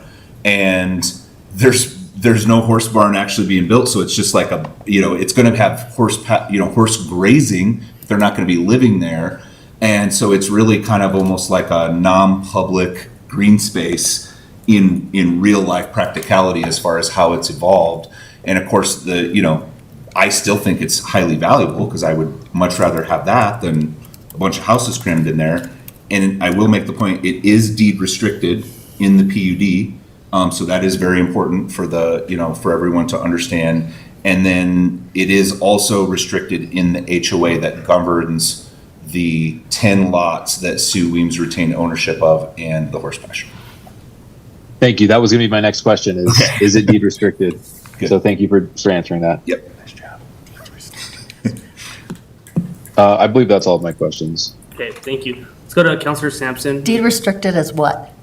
And hopefully I'm right about this, in the PUD. That's my understanding, is that it was so staff, and I don't know if they're 100% up to speed, but it was supposed to be, it remained the agricultural zoning, and I think that it's written into the language of the PUD, and I don't want to misspeak because I'm just going off of memory. Sure. That's always been my understanding, is that is never allowed to be developed.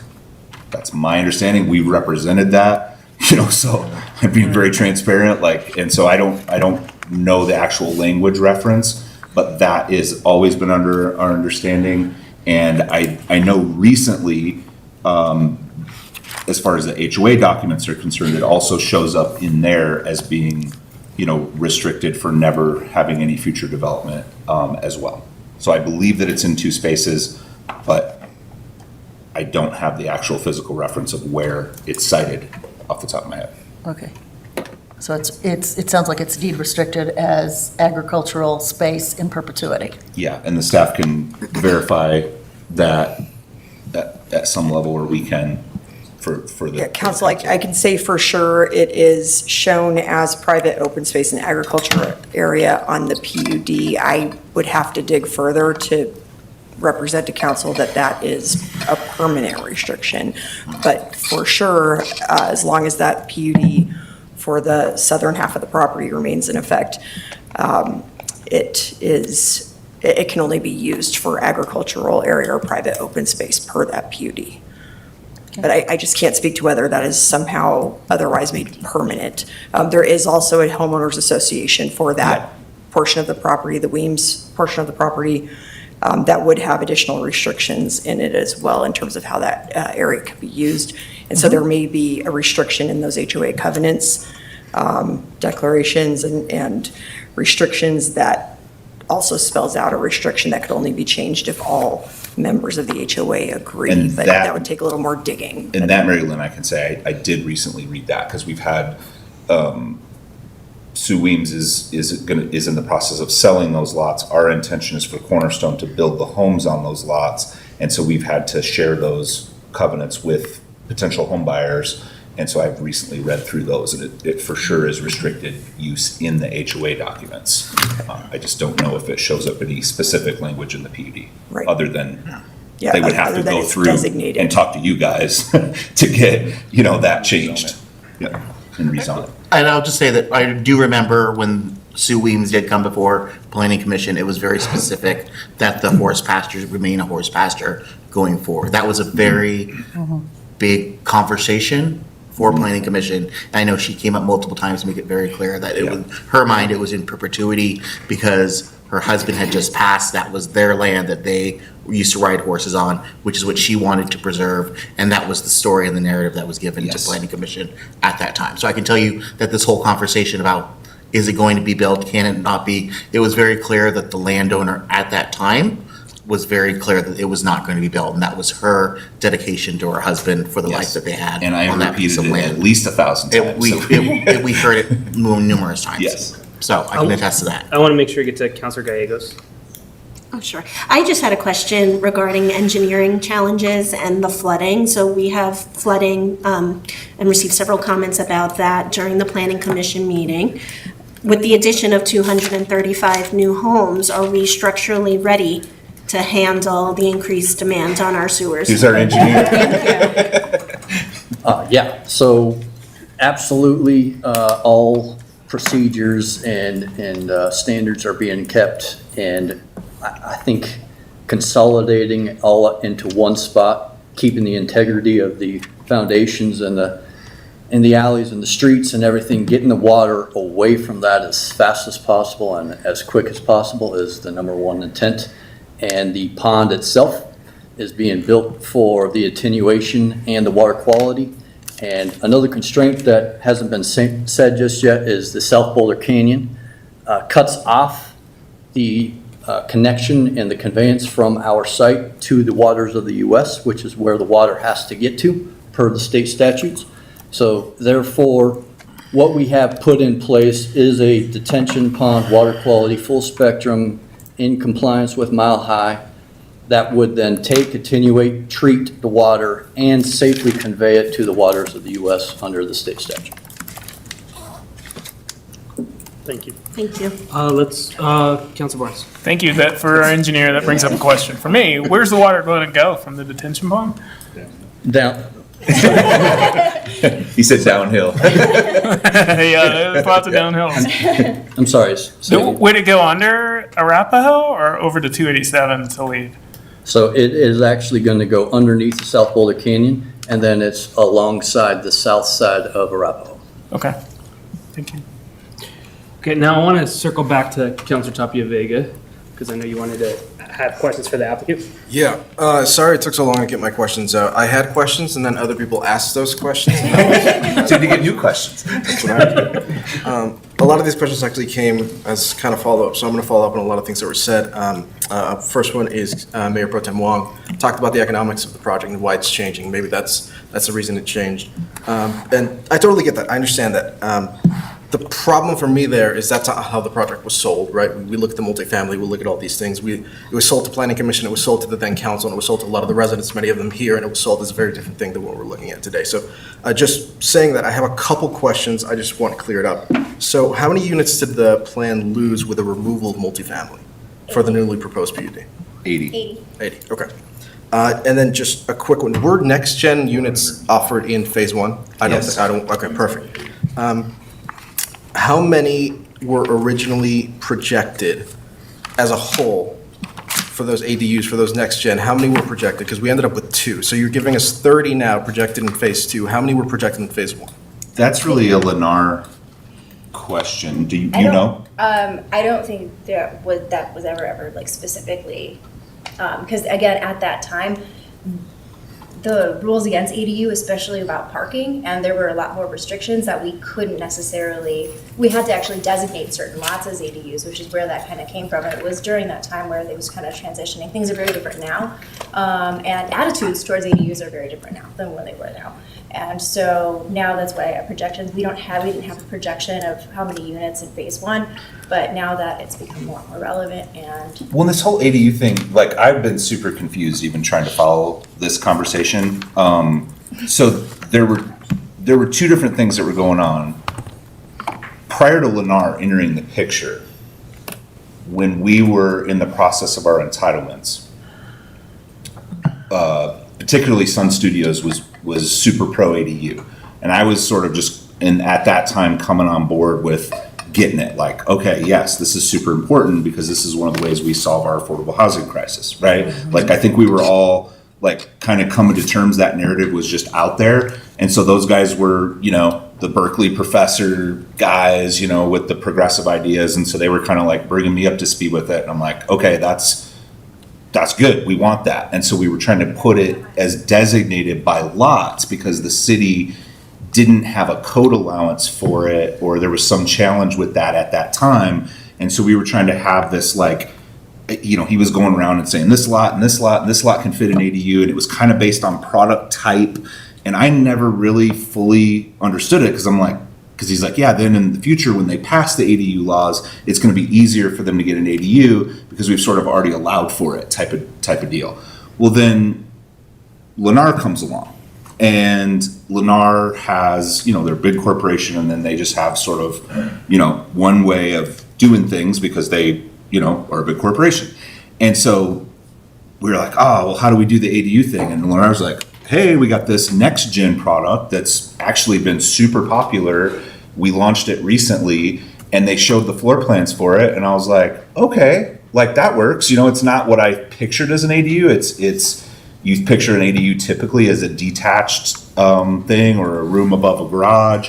But they had these floor plans that made sense. And so we were kind of adding up the pros and cons of working with Lennar, no offense to Kent, he's here right now, the vice president of Lennar Homes.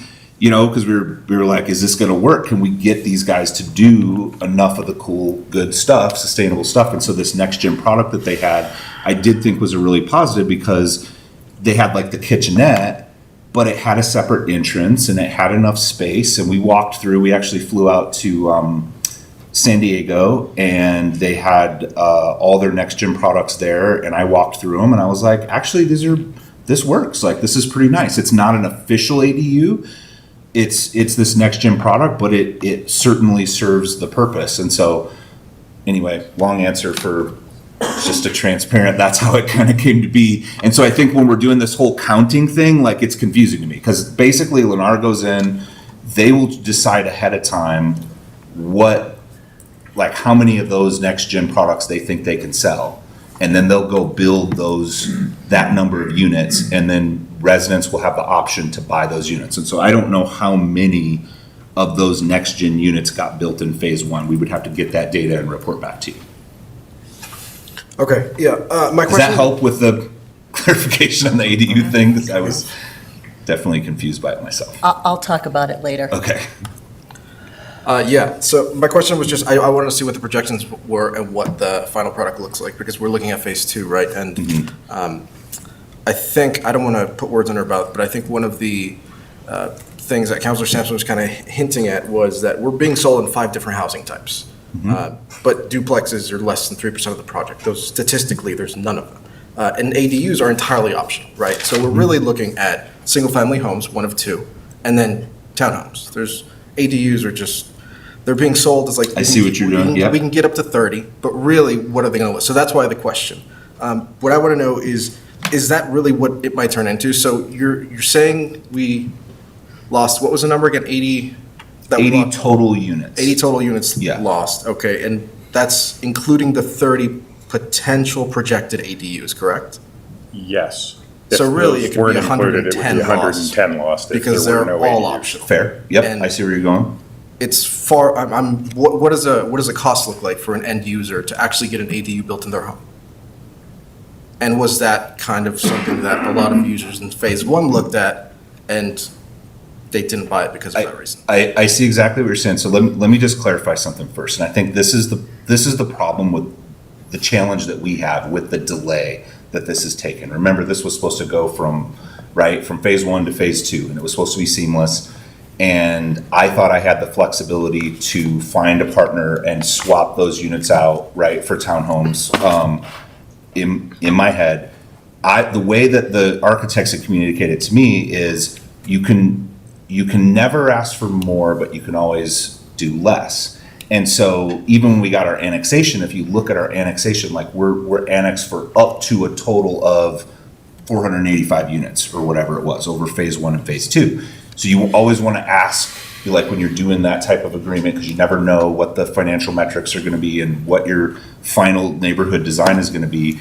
You ask for as many units as you can get.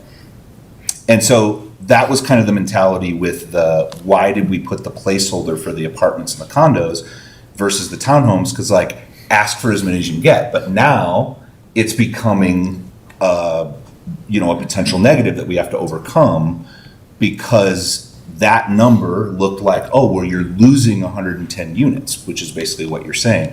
And I totally understand that logic and that train of thought, but I just wanted you to hear it from our side, where it was like, we didn't know if we were doing apartments. So you're saying based on if your approach was, we want to see as many units as possible and as much density as possible, then yes, from the maximum amount of density to where we ended up, it would technically be, not counting the ADUs, and 110 unit reduction. And it's really not a density thing. It's a phase. It's what was originally passed PUD and then what's now proposed, right? It's 110.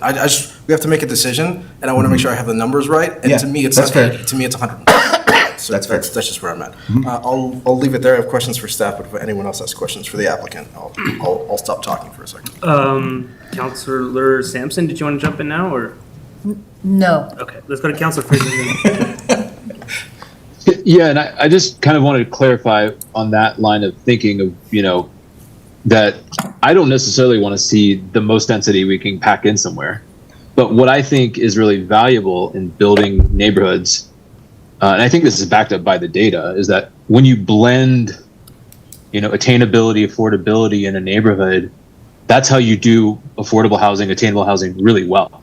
And so that's what I really liked about this. And I think the Planning Commission and Council before us really liked about the mixed, housing types, including condos, all the way up to, 5,000 square foot custom homes, is you don't just have one neighborhood with luxury homes, one neighborhood with apartments. You have this blend that builds a really nice community.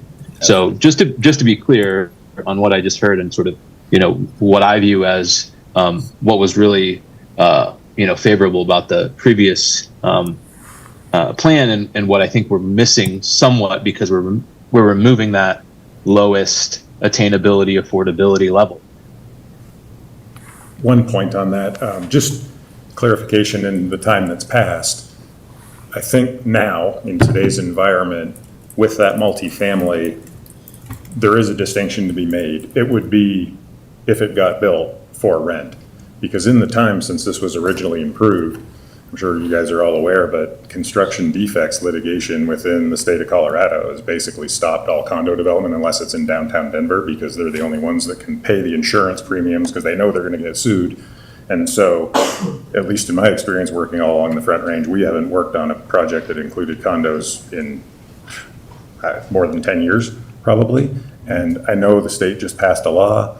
It still falls a little bit short on right to cure for builders of condos. Time will tell if it's enough to bring back condo development. But, and this is just a planner speaking, in my opinion, if the decision was we really want condos, I don't think Keenan's going to be able to find somebody to build condos. Yeah. So if it were multifamily, it would be for rent versus for sale. And we went down that road. It was like nobody was doing condos, so then you were stuck with an apartment developer. And, it's different mentalities about what is the right way to solve, affordable housing. I mean, this is like the conversation, right, that everybody's having. And honestly, for me, as a regional builder, coming from a custom home standpoint, my costs are so high that it's extremely difficult for me, even if I'm building a simple house, to deliver a price point that would be anywhere close to what Lennar can do, because of their buying power and their size. And this is a whole Like, I'd love to at some point, I won't get into that whole conversation because I've thought a lot about it, because it's my world.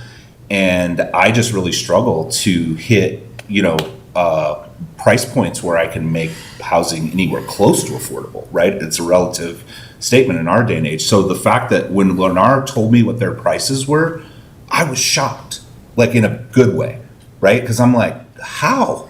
Because I know how much the land development side costs. And so I know how much money they had to absorb into each individual lot. And then to also have the build costs and then to be able to build at that price point. So the fact that I know everybody wants to think about the things that we're not getting, but thinking about what we are getting is we are getting, a range of affordability in their product type. And I think that matters in the conversation.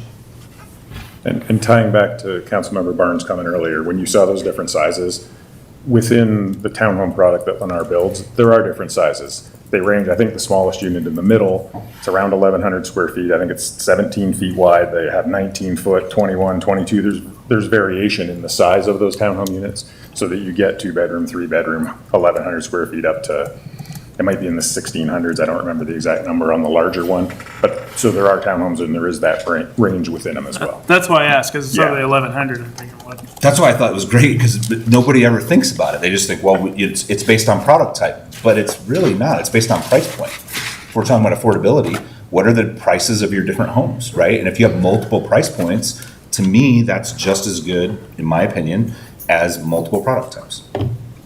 Something to consider.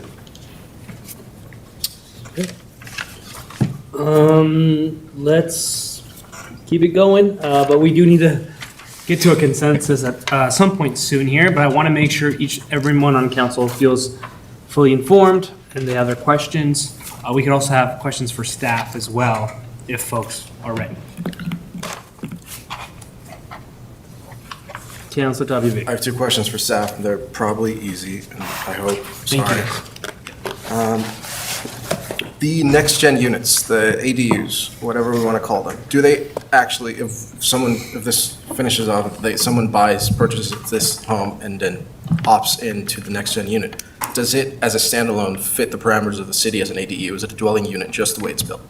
Yes. Okay, perfect. Thank you.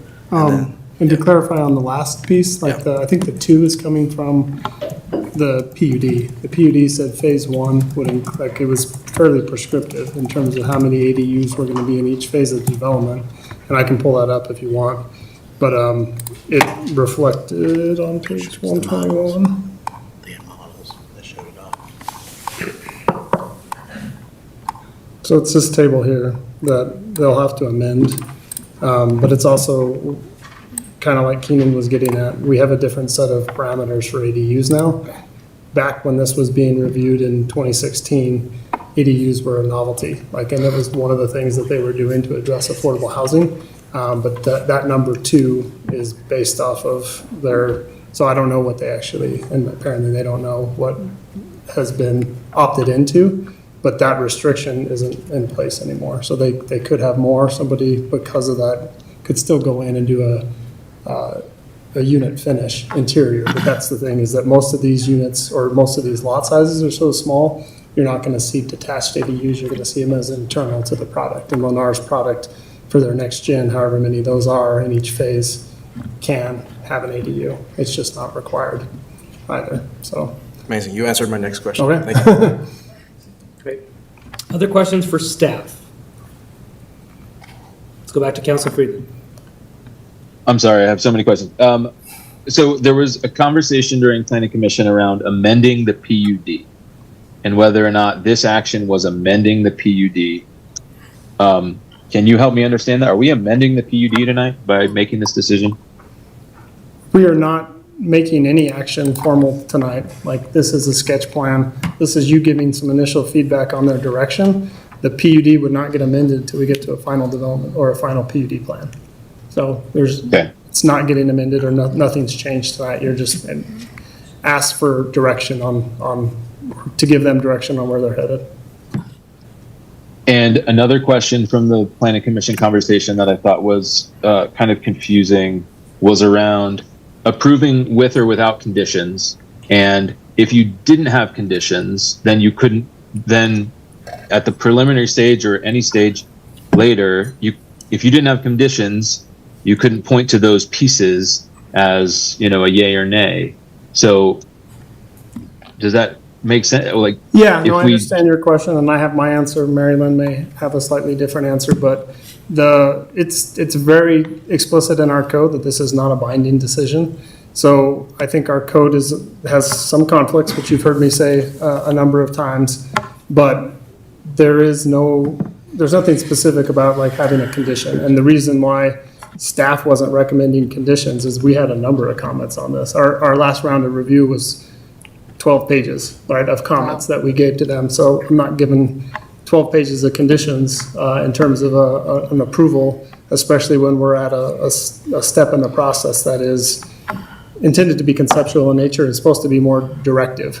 So I think Planning Commission did ask that question, had some confusion about whether or not, if they didn't provide that direction, if they treated this more as a review and comment than a condition of an approval. But part of the reason why staff's position wasn't to recommend an approval with conditions was that we don't have enough information yet. Like it seems like a very prescriptive answer to be like, if this was something that was like, hey, you guys are proposing 65 feet tall buildings and the code requires it to be under 35 feet, you have a very specific change to make.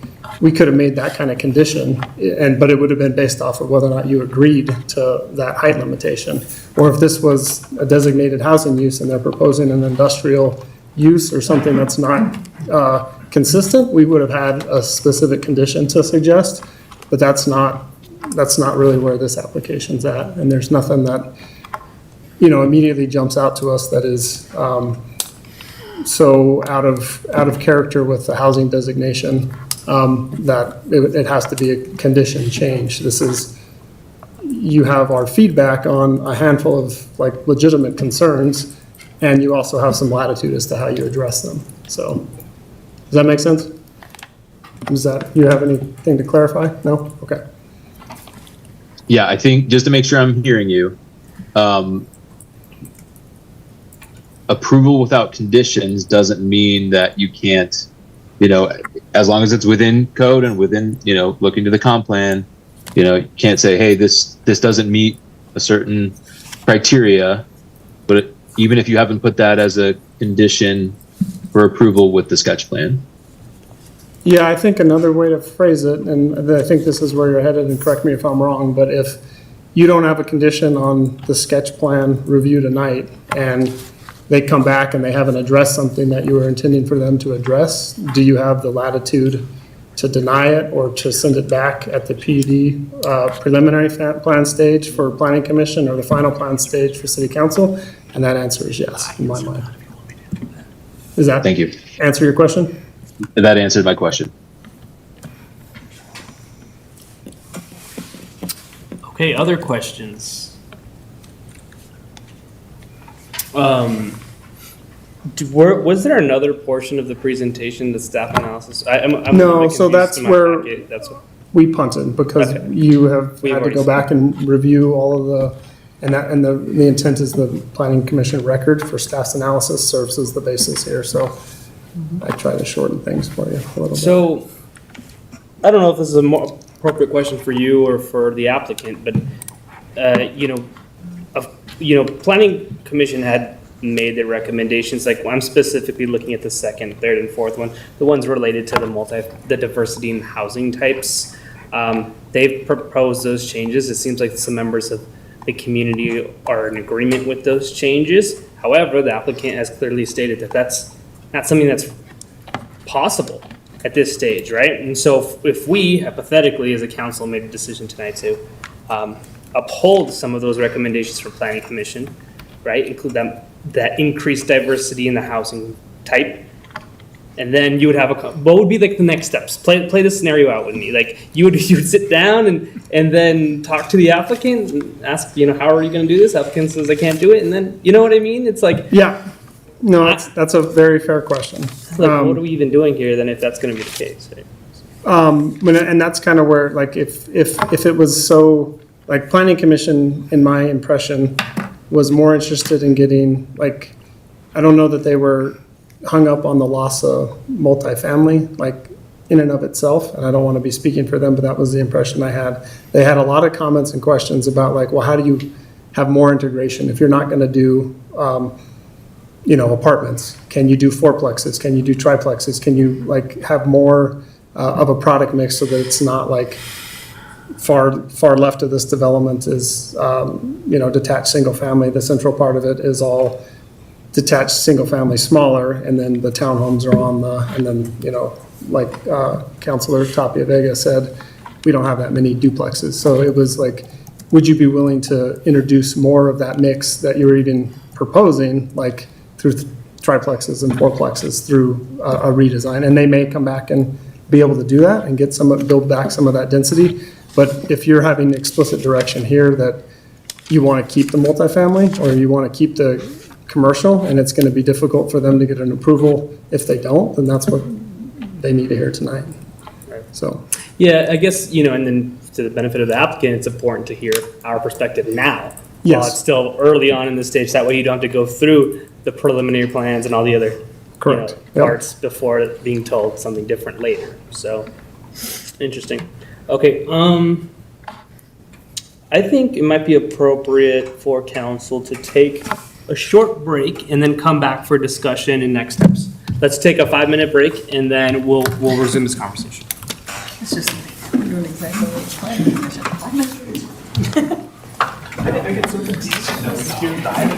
But you got 2 others. Tim?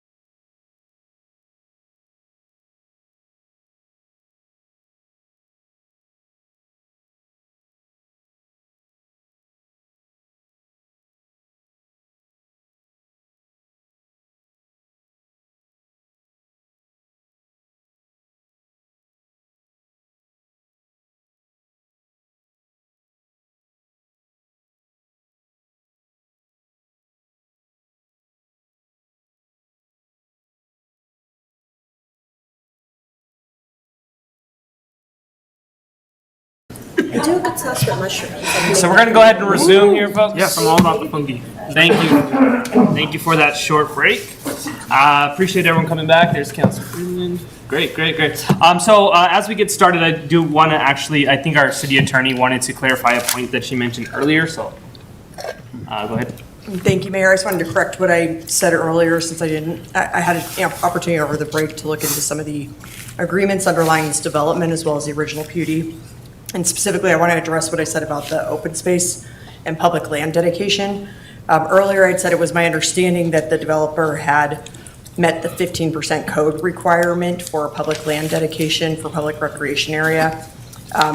To be more accurate, it looks like there were some slight modifications to that in the annexation and development agreement. So I just wanted to provide those for council's information tonight to make sure nothing I said was inaccurate for the public's information. So let me just spell that out very briefly.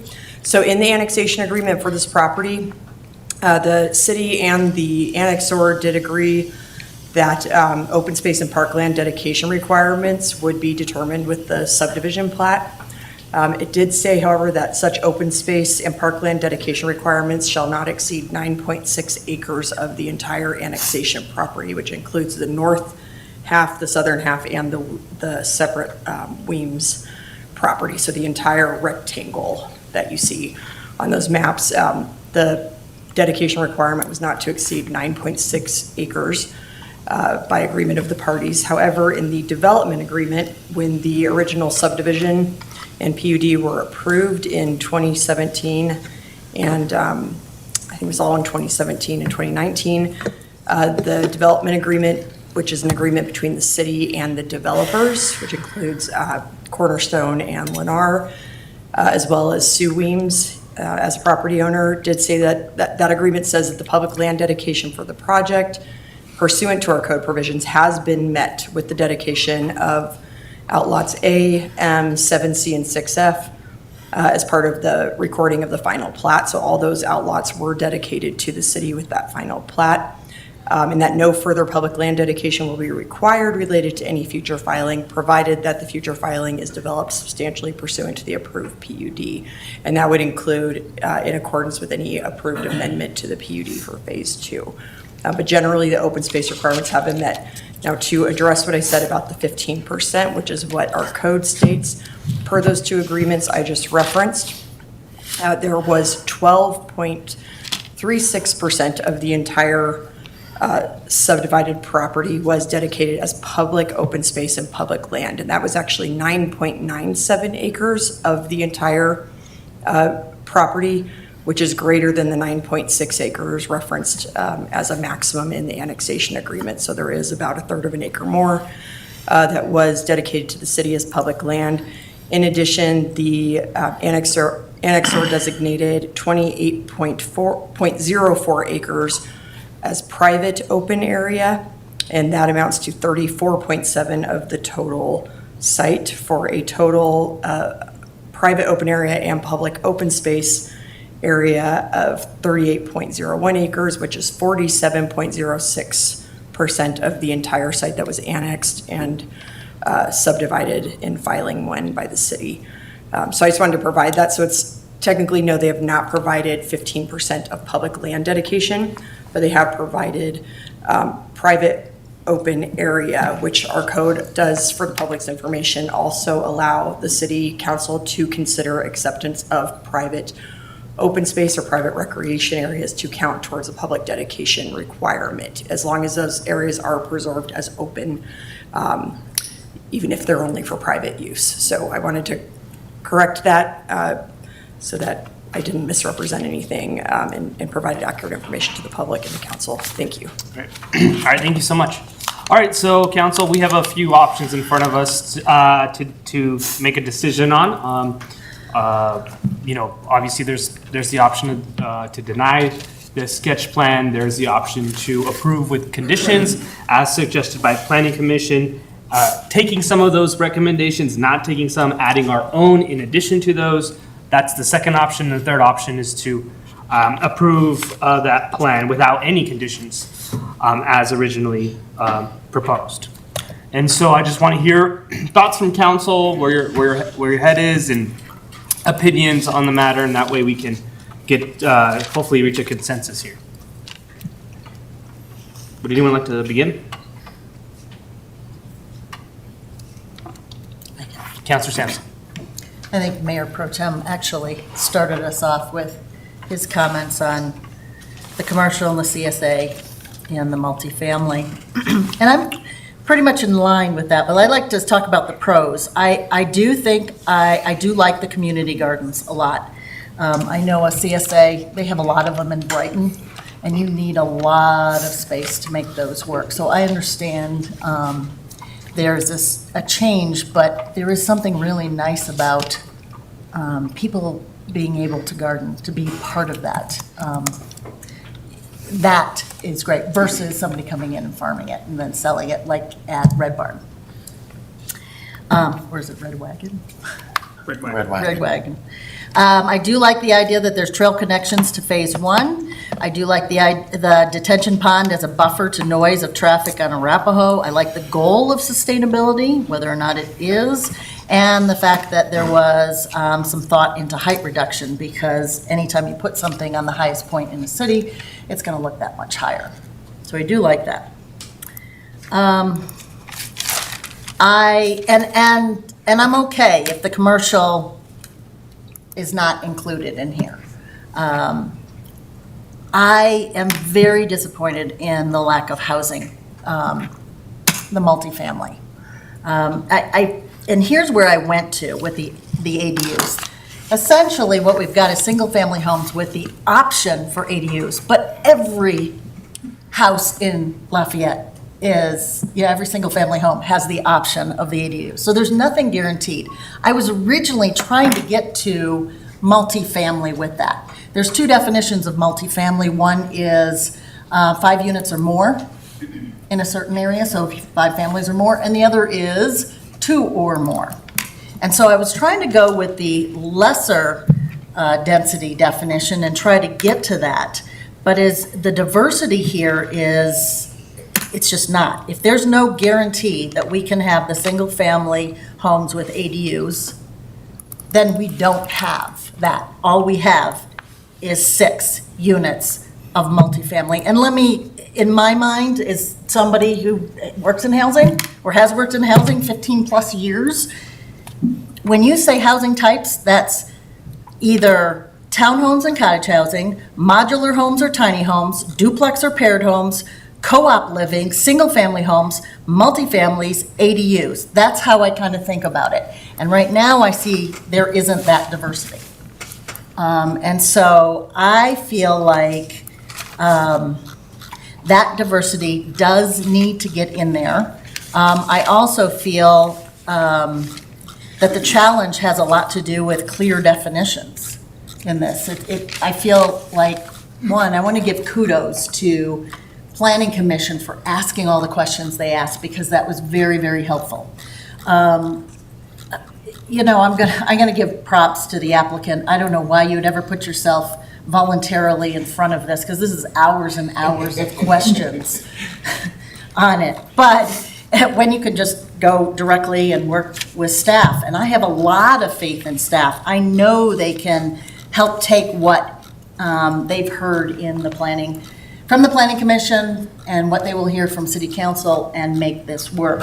So in my opinion, I'm okay with moving forward, knowing, because I've worked in this world, I know how long of a process this is still going to be. This is, if you're saying 12 pages, the goal is get down to 1 or less page. That's a lot of work to get through. You still probably have to do, well, you might, I don't know if you're doing a housing market study and a traffic study. There's so much data to be taken in quite yet. And so I'm okay with the process moving forward. With or without conditions? Without conditions, as long as the staff and the applicant understands that it comes back and it doesn't have multifamily, forget it. Okay. Thank you. Let's hear from other councilors, please.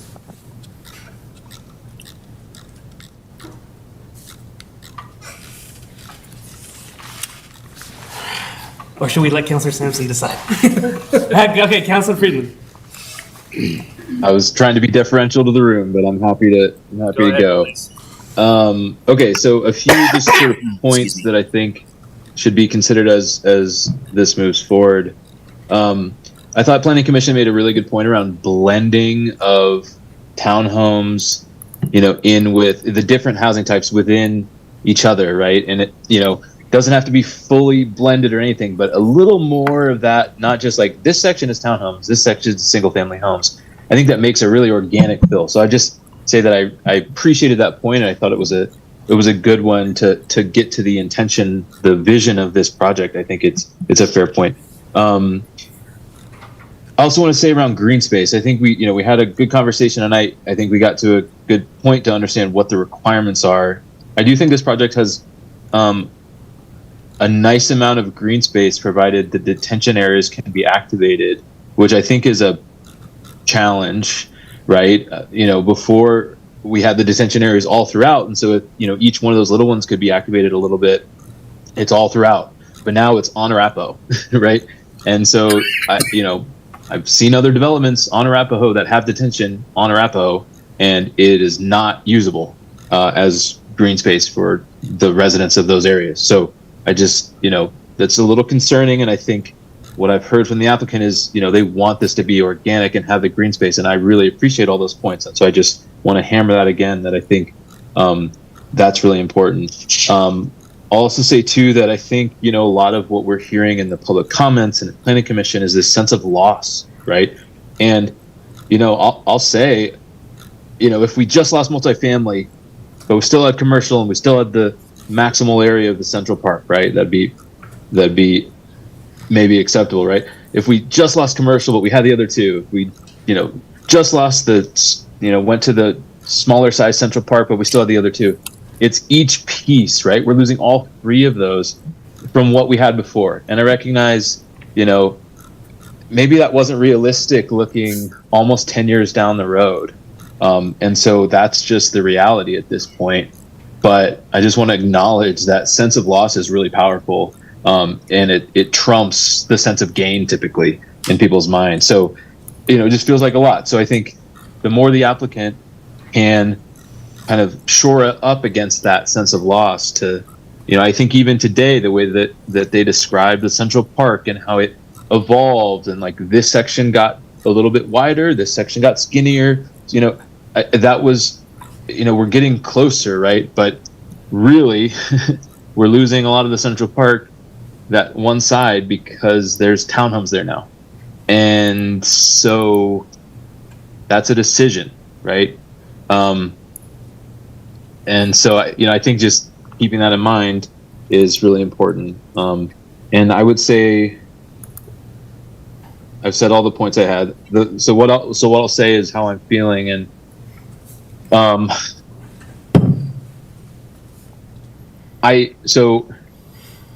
think I'm a little torn. I think I'm probably leaning towards approval without conditions, because I feel like functionally that's what we have to available to us, because some of these conditions they're not going to be able to meet. The multifamily condition they wouldn't be able to meet. Maybe a commercial condition they could meet. So I would hope that just in the spirit that they brought tonight, which I really appreciated, of transparency and collaboration, and wanting to make this a really good development in our amazing community, taking the feedback and coming back to Planning Commission with really showing how they've incorporated and really understood the things, allows me to feel like approval without conditions can work. But I would say, like, my initial sort of reaction around, right, like appeal of a decision of a body that is, I don't know if this is the right word, Mary Lynn, but that is subordinate to us, I guess. I know this is not like a judicial appeal, but if you looked at their findings and said these are reasonable findings, then you wouldn't allow that, you wouldn't accept the appeal. And think when I look back at the planning commission, I think they made a reasonable decision in saying, referring back to sketch plan, there's a lot to work on. We want you to stay in this conceptual phase. However, I don't think that's available to us. And really what's available to us is approve without conditions, or deny, basically, and start the whole thing over. Maybe I'm not quite understanding, but I'll just say that I think I'm leaning towards approve without conditions, but with that sort of like gut reaction. I don't know if that's helpful, but that's how I'm feeling. No, that is, thank you. Others? So I'm stuck, and I'm stuck on the multifamily apartments at losing 176. I know that the net is like 82 units. But again, I think with the spirit of where this came from, however many years ago, was that, again, there was going to be commercial, there was going to be multifamily. It was a great example of what could be done in a very well thought out community. And I remember that this was one of the beginning of multiple projects that took us after midnight. I think this one actually went till 2 a.m. once or twice. Not that I don't want it to go there tonight, but it did. And again, I really am stuck with that loss of multifamily. And I understand the logic in you ask for the most that you want, especially when you're dealing with a city that had a growth management plan, which we did at that time. But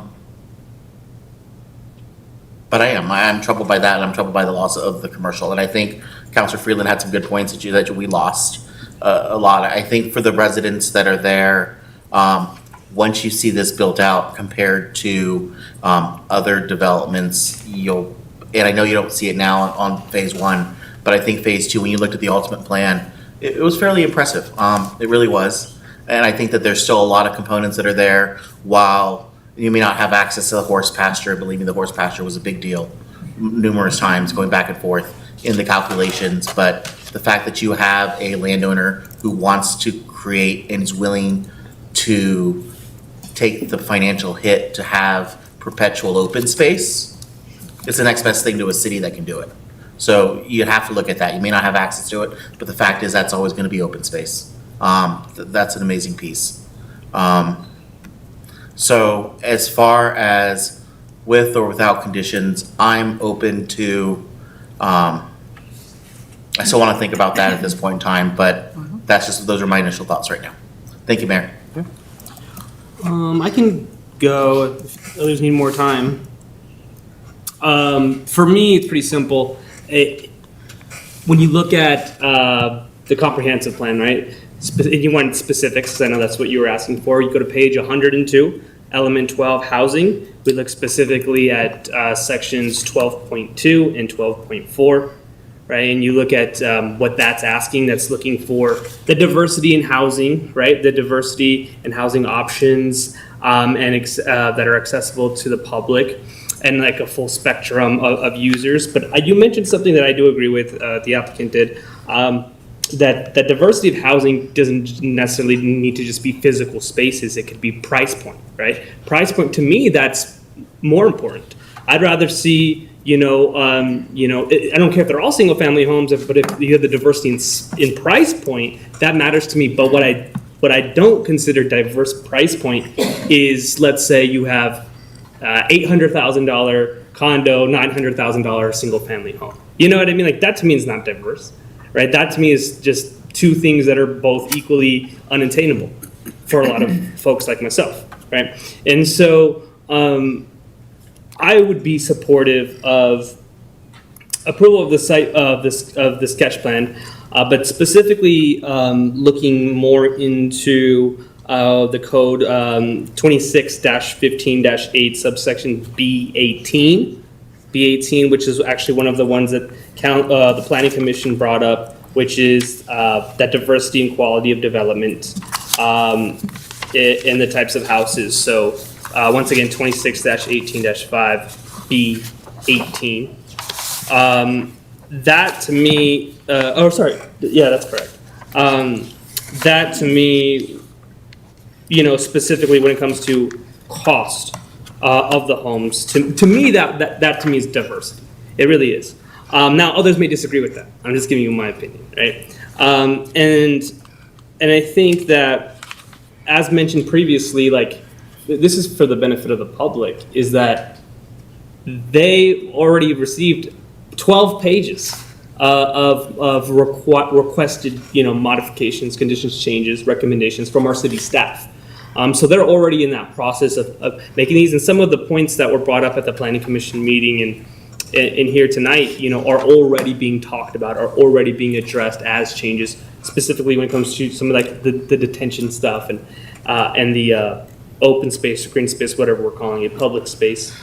And so that's already in the works, in the process of being changed. And so whether or not we clearly outline it tonight or not, there's still, the applicant still has to work with their city staff to make those changes. It's just a matter of like how explicit do we want to be tonight as a council.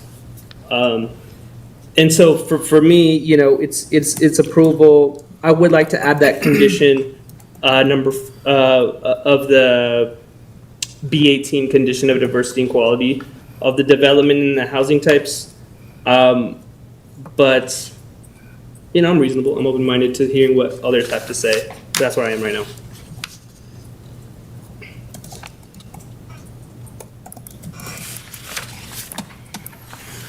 Sure, I'll go. So, it's interesting. I know we have to kind of sit here and listen, and I know the job is to kind of sell us on the gains of the project, but I'm with Councilor Fridland. All I see is the losses. There's losses across the board here. I don't see the gains overcoming even slightly what we're losing. So we can look at it from any aspect, multifamily, commercial, a big part of the recreation. To me, they're all just losses that aren't coming back. And, even some of the numbers don't really make sense when we look at the projections and things like that, or they just can't really be answered. A lot of what we heard tonight was really disappointing to me. I know the job here was to kind of sell us on the project. I wasn't sold. I watched the Planning Commission. I agreed with a lot of what they say. Now, again, I know this is a sketch plan, so I don't think we have to really go forward with everything. But the actions taken by the Planning Commission, yours was 4, right? Number 4, yeah. So to me, 2 and 4 are by far the most important. The community housing needs, especially because this was approved in 2017 as a PUD, with that in mind, that's what it was sold as. That's what it was sold as to the people that have currently bought in. That's what it was sold as to Planning Commission back then, to City Council back then, to everyone who looked at the project from any angle. It was sold as that. And that's where I stand. So again, to me, 2 and 4, so community housing needs and diversity and quality of development are the 2 that I think are most important to me. But I'm willing to listen to other councilors. Great.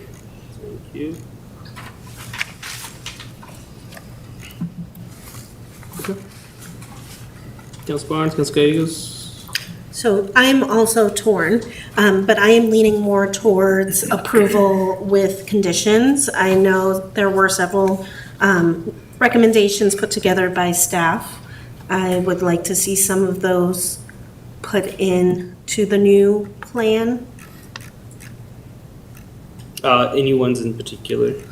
Or like the ones that Planning Commission suggested, or do you have other conditions in mind?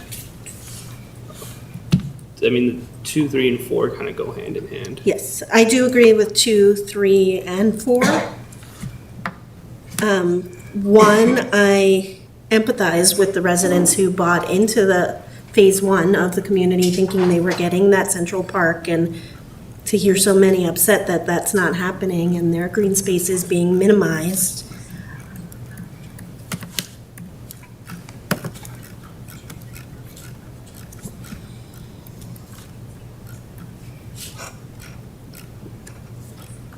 All right. Sorry, I didn't know if you were finished. Oh yeah, that's it for me, thanks. Councilor Barnes? Thank you, Mayor. I want to see this get over the finish line. The fact that this process started in 2016. And one of the things I've heard, affordable and attainable housing is like, let's see how we can make this happen. And I've also heard from residents that they don't like developers coming from out of town. Like, we have a developer who's here, builds along the Front Range. And I feel like there's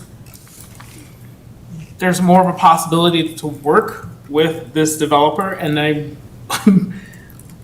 just appalled at all the things that have happened along the way with not just the land, but the changes with the city. I feel like there's a communication issue as well. Like, I don't know that the residents should have heard about this, the disappointing pieces of it, excuse me, because of a meeting. I would like to see more communication with the people who are invested in this. This was a dream. We sold a dream. And the reality is, the way the economy looks, building materials, we've heard multiple times about the cost of materials. And I feel like we've tightened up a lot of our expectations, which might not have been there in the way they are today. And that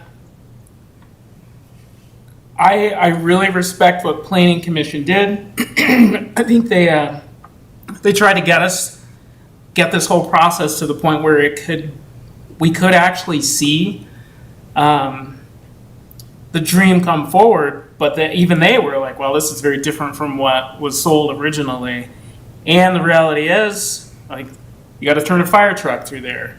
You got to get the utilities in. What I don't want to see is I don't want to see us build something that's not sustainable. I really appreciate the net zero builds. I mean, that's part of what we're looking at, is how do we get something that's going to be more sustainable. I struggle with the Metro District piece of it. So it all boils down to, can we get things that are diverse, as someone here was pointing out, like, that's the definition of, like, I think it was Councilor Sampson led us off with multiple types are going to be the best outcome. I think everybody's kind of alluded to that.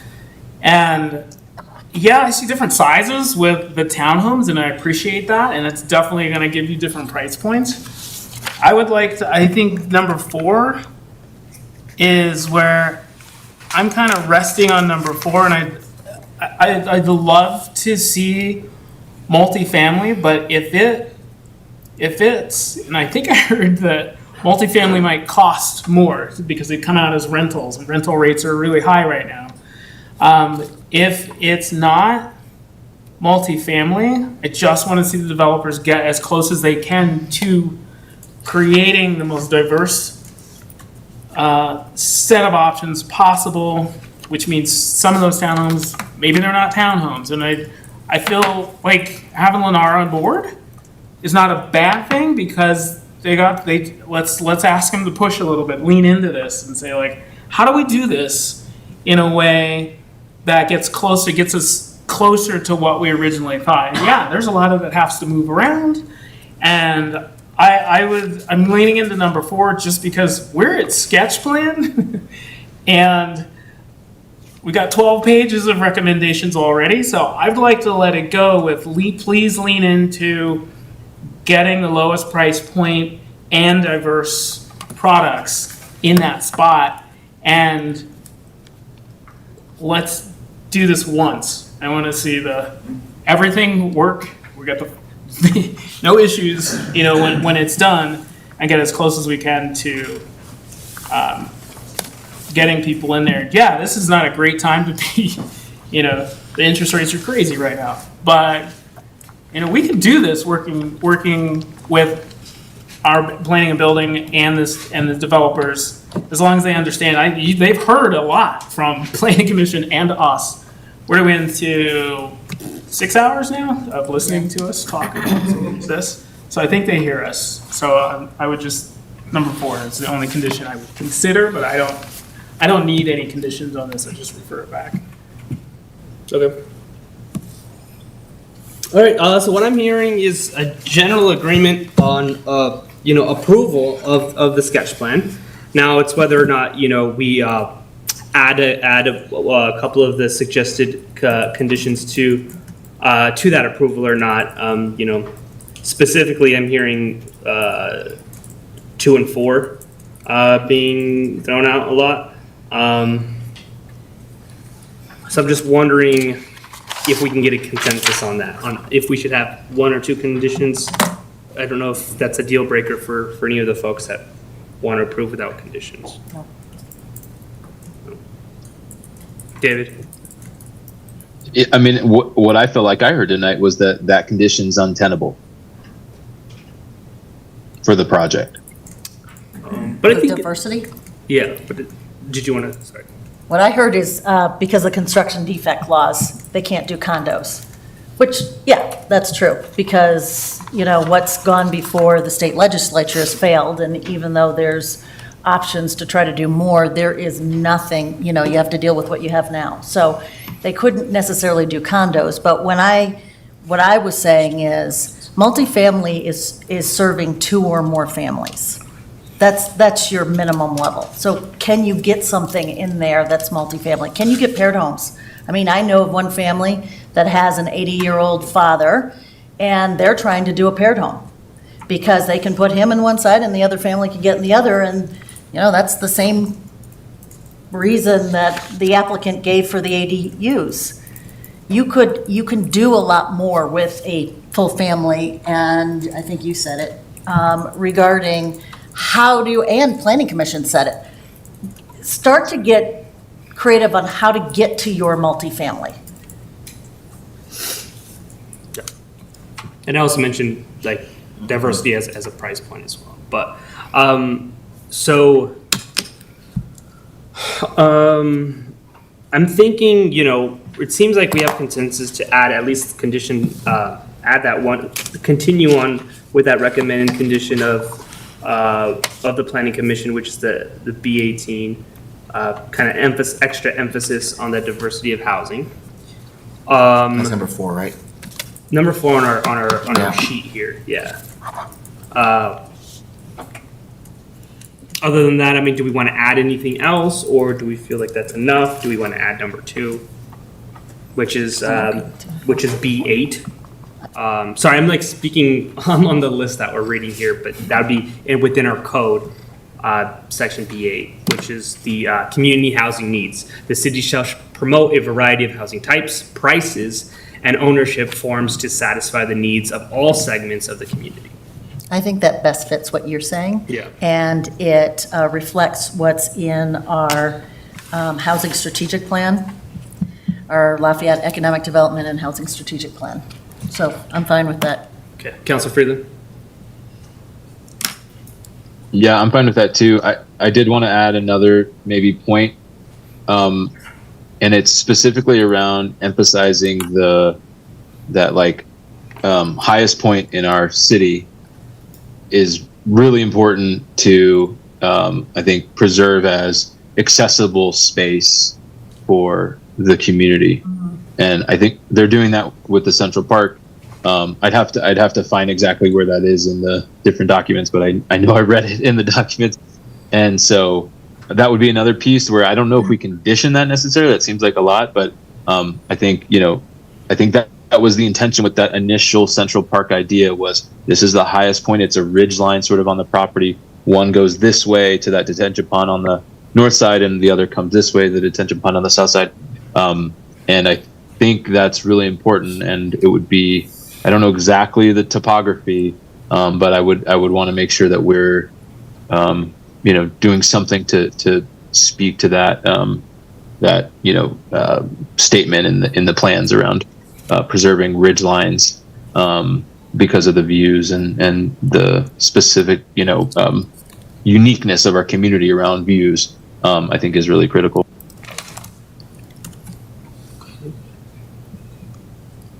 All right.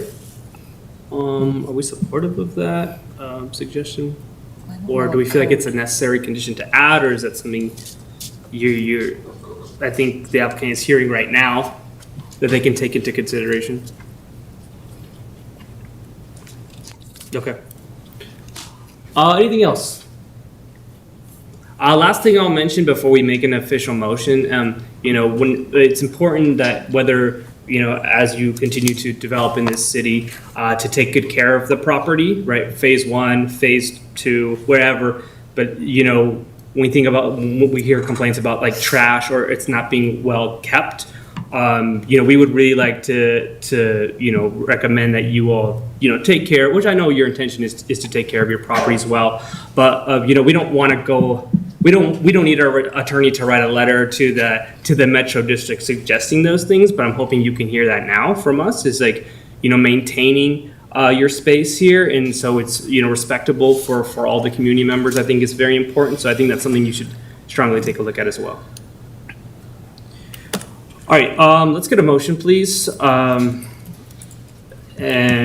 I think I'm getting consensus approval with conditions, the conditions being following up on 2 and 4 to Councilor Tapia Vega's suggestion earlier.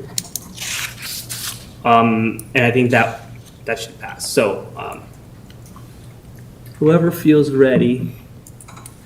I move to approve the Silo Phase 2 Planned Unit Development Sketch Plan with the following conditions. To update the application to better address paragraph B8, community housing needs of section 26-18-5 of the PUD review criteria, and to update the application to better address paragraph B18, diversity and quality of development of section 26-18.5 of the PUD review criteria. Second. Okay, motion second. Any further discussion? All right, can we do a roll call vote, please? Counselor Friedland? Aye. Counselor Gallegos? Yes. Mayor Monget? Yes. Counselor Sampson? Yes. Counselor Tapia Vega? Yes. Mayor Pro Tem Wong? Yes. And Counselor Barnes? Yes. That motion passes unanimously. Awesome, thank you. And thank you for spending so much time with us. We appreciate it. And for just being so engaging with the community. Appreciate that. Thank you, guys. Thank you, Council.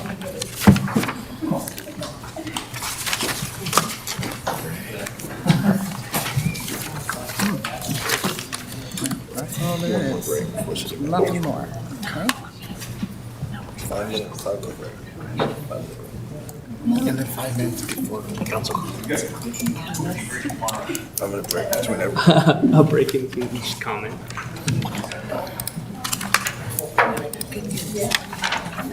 All right. Take a break before the good news. We're going to wrap up tonight with reports, beginning with staff reports, starting with the city attorney's report. Council, thank you. I do not have anything to report this evening. Thank you so much. Let's go to the city manager's report. Thank you and good evening, Mayor and Council. Thanks for hanging in there at this late hour. So the first thing that I really wanted to highlight, some awesome news that we received yesterday from DRCOG. As many of you guys know, we applied for a Metro Vision Award for the Willoughby Corner Partnership Program between BCHA, Boulder County, and ourselves, and we were notified yesterday that we are one of a few select winners. So I know some of you have been, have been asked to attend that award ceremony, which will be on August 27th. And so more details come, and we'll be sure to sign people up. But just for the public's awareness, successful nominations for this award demonstrated how the project embraced innovation in its creation or implementation, served as a model for other communities, which I think that project definitely embodied for sure, and then grew out of the vision and needs of the community. So just huge congratulations to all of the counselors, the project managers, and people that have been involved in this multi-year project. And you can put me down as a yes for that dinner. Thank you. Secondly, I'm excited to kick off summer, although it does not feel like that today, but we will be having our annual block party in conjunction with Sister Carmen and our Arts and Cultural Resources Department to have a cultural caravan at the Sanchez Elementary, specifically the Nature Discovery Zone on Sunday, featuring Conjuntos Colores from 3 to 5 p.m., so please join us there. And then following up on that, we'll have our second art night out on June 13th with entertainment from Graham Good and the Painters. And then just want to remind everyone that we have an active survey for our Vision Zero Action Plan engagement that is open and through June 17th, so that link is active, or you can also go through our website. And then for those that drove down Public today, you will see this freshly painted and beautiful, activated, and almost fully finished Starkey building. So this is what, now that the barriers have been torn down, our community can now see what the final product looks like, and we should have it activated for Art Night Out, and look soon for a ribbon cutting towards the end of June, probably close to or shortly following a farmer's market on a Sunday. So more details to come, but great work from specifically Rachel Hanson, who has kind of led this project and development, and we're just very excited for the public to utilize this central location. So looking forward to our June 17th meeting. We'll have several presentations following up on that survey that I just mentioned. We'll present a draft safety action plan. We will also be preparing recommendations for cemetery plaque language. And then the mayor will be leading, I believe, a sister city presentation now that we have secured one community, and will be given a presentation by the nonprofit that will be helping foster this relationship. And then we'll have a public hearing and a first reading on rezoning our city ordinance or city-owned property that we discussed at our special meeting on May 27th, as well as the first reading of authorizing that sale of that same property, and then putting forward a resolution to do an IGA to participate in a home Boulder County consortium to be able to access some of those fundings.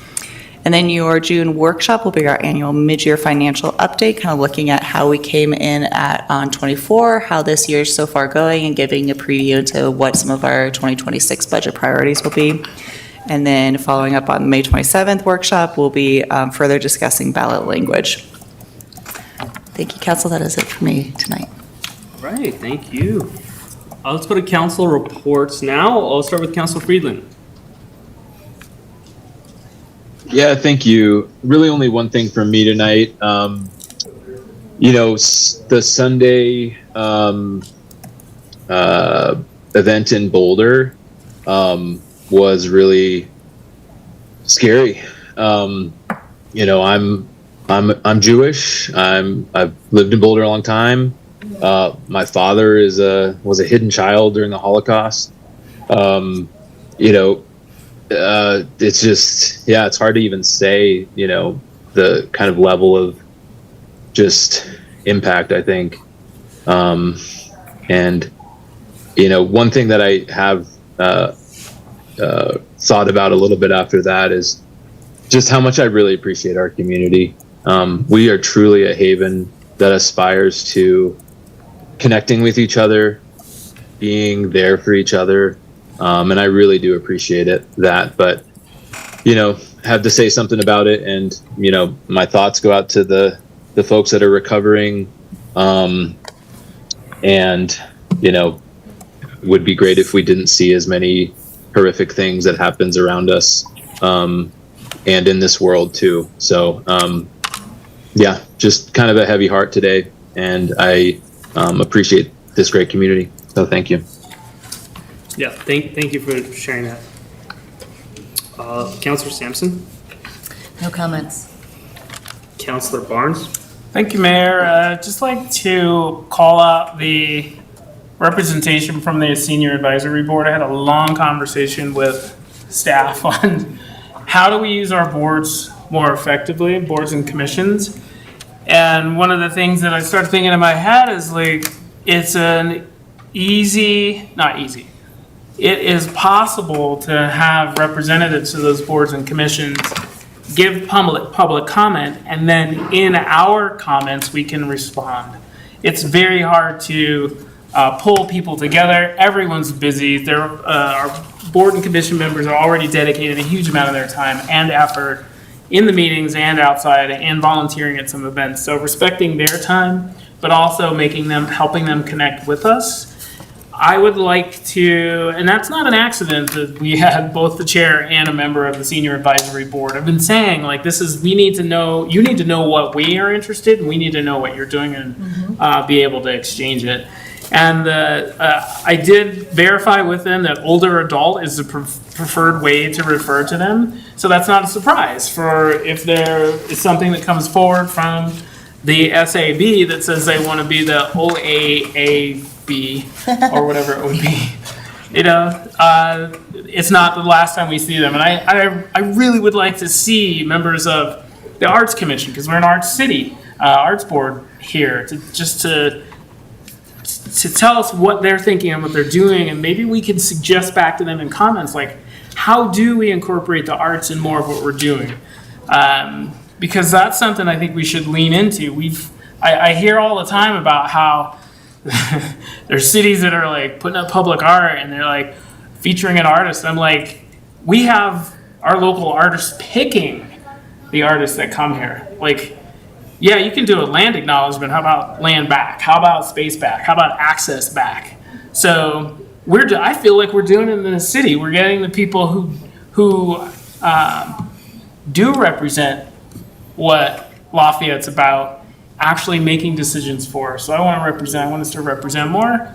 And please ask your boards and commissions to send somebody here just to give us an update. 'Cause you're going to keep hearing from the OAAB, and you've heard from the SRAB, and I'd like to have more people from the Sustainability Resilience Advisory Board really commenting on a lot of these land development issues. Like today I heard statements like net zero. Like what? Why am I hearing that for the first time, that there's a net zero, development? Why they've got pieces they're thinking about that.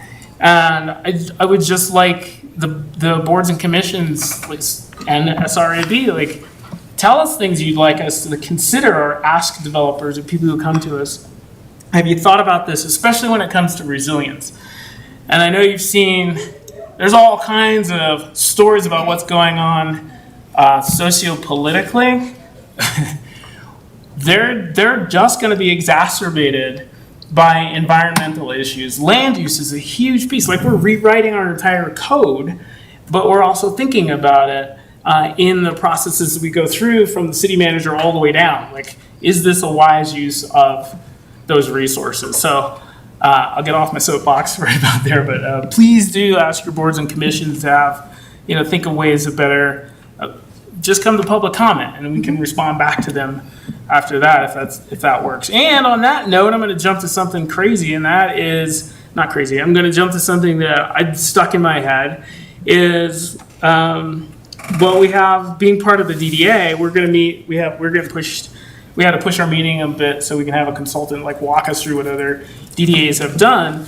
But activating the downtown area as public road, we've heard people say, how are you developing when we have empty spaces in the city? And yeah, we have empty spaces. I think other cities have bigger issues with the amount of vacant space, and I'm probably right outside of my knowledge base at that point. I don't know what the percentages are, but we've got options along public road. I think we should really, if you have any ideas, I'll take them to the DDA about who could actually go into that space, and I'll bring up new ideas who I think should go in a space that I won't mention right now. And Juneteenth is coming up. There's a celebration in Longmont on June 21st from 3 p.m. to 6:30 p.m. I'll be there. And I've had a conversation with the Lafayette Arts and Cultural Department about representing more of Lafayette at that event as a sister city, but not really like a proper sister city. This is like neighborhood city and in culture. So at this Juneteenth event, I'll be representing some of what Lafayette does around cultural relationships and some of the other work I do in other places. But that's, if you want to come up to, there's lots of Juneteenths, but if you want to come to the Longmont one, again, it's on the 21st. And thank you, Councilor Friedland, for bringing up your personal story about what the events that have happened recently. It hurts my heart to see the things that are happening. And we just recognized Pride Month, and he's gone already, or they're gone already. But knowing that, it's Pride Month, but it's really Pride all the time. Really, if you're Lafayette, you represent all the time, and there's oppression of anyone is not okay. It doesn't matter who you are, but if you're being oppressed, that's oppression for everyone. So, Juneteenth is buried in, is embedded in Pride Month, but I like to represent everyone, and just want to keep that in mind. And I think that's it for I'll get off my soapbox now. No, thank you. I'm done. Thanks for sharing. Counselor Gallegos. The summer reading program at the library is now open. Summer reading started June 1st and will run until the end of July. You can sign up in person at the library, pick up your passport, or track your reading online. I also wanted to let everyone know that Lafayette Youth Advisory Board applications are also now open, and there will be an open house tomorrow in the lower level of the library at 6:30 if you'd like to learn more. And finally, I went to the Highway 7 Coalition meeting on Friday, and I wanted to let everyone know that there's a new bus coming to town. It's going to be called the B2B Flyer, because you'll be able to get from Brighton to Boulder on a bus. And that's scheduled to start hopefully in 2026. There will be 16 stations, including 2 here in Lafayette. Hopefully, yeah. Thank you. Mayor Pro Tem Wong. The only thing that I have is Consortium of Cities has been moved back due to the events up in Boulder. And again, just to echo Councilor Fridland's comments, I think that there is a lot that we can do to be willing to have conversations versus just remembering too of what connects us versus what divides us. And people can agree to disagree, but certainly that's where it should land and not have as divisive as we are right now. So I just want to echo I've been thinking about that since Sunday. So thank you, Mayor. Thank you. Councilor Tapia Vega. Thank you, Mayor. Only one thing from me, and, really it's unfortunate because this is not something you ever really expect to talk about or really want to talk about. But yeah, just Sunday, I'm shocked. I'm devastated. I mean, just completely heartbroken by the events that happened. They're just incredibly tragic, and they're so close to home, which is something that I think really hits harder. I mean, for a very long time, there's whatever you think politically, whatever you think about foreign affairs, it doesn't matter. When it hits this close to home, it's just very different, right? And it's right down the street. I mean, it's in Boulder. That's our neighboring city. That's our sister city. We share a county with them, right? They are right here. I don't think anyone in this room hasn't walked down Pearl Street. I don't think there's anyone in this room who doesn't have a good memory of something they did on Pearl Street, likely in front of that courthouse. This is our community. We're all Boulder County. We're all Boulder, and it's now more than ever we really have to stand together. These times are difficult, but in these times, I think it's also important to talk about the people that put their lives on the line to help others. And obviously, I'm talking about our first responders. Just thank you for all you do, for putting your life on the line to keep us safe, for just a quick response on Sunday to help those that were hurt, and really for just going out there and showing the Boulder spirit, strength, and resilience, which is something that's always been a staple of this community. I know we live in a society that politically or otherwise is incredibly divisive, but that is not an excuse or justification for the heinous acts on Sunday. So just to make it clear, doesn't matter your beliefs, doesn't matter how you feel, violence should not be tolerated in any form, and hatred should not be accepted, tolerated, or normalized, which is something that I'm fearful of as I see more of it. And again, I know these times are really, really difficult. I know that it just happened, so it's still very new in all of our hearts. But I think as a community, we can take this time to stand together and come together. But yeah, my thoughts are with the Boulder community, and my prayers are with the victims of this evil and targeted act. Thank you. Thank you.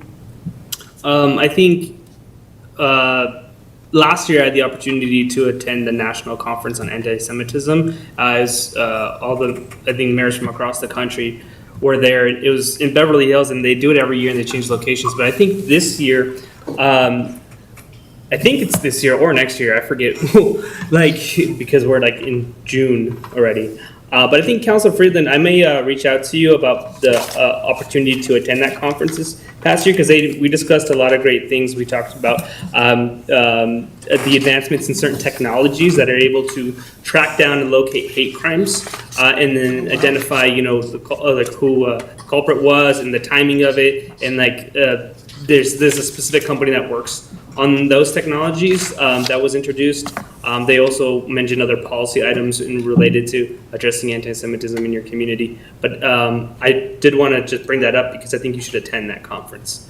So if the opportunity does come back, I'll let you know about that. I'll also be meeting with Mayor Brockett, Mayor of Boulder, tomorrow as well. So I'll check in with him and see if there's anything we can do as a community to support theirs at this time. On a positive note, over the weekend, I had the chance to attend the statewide civics beat.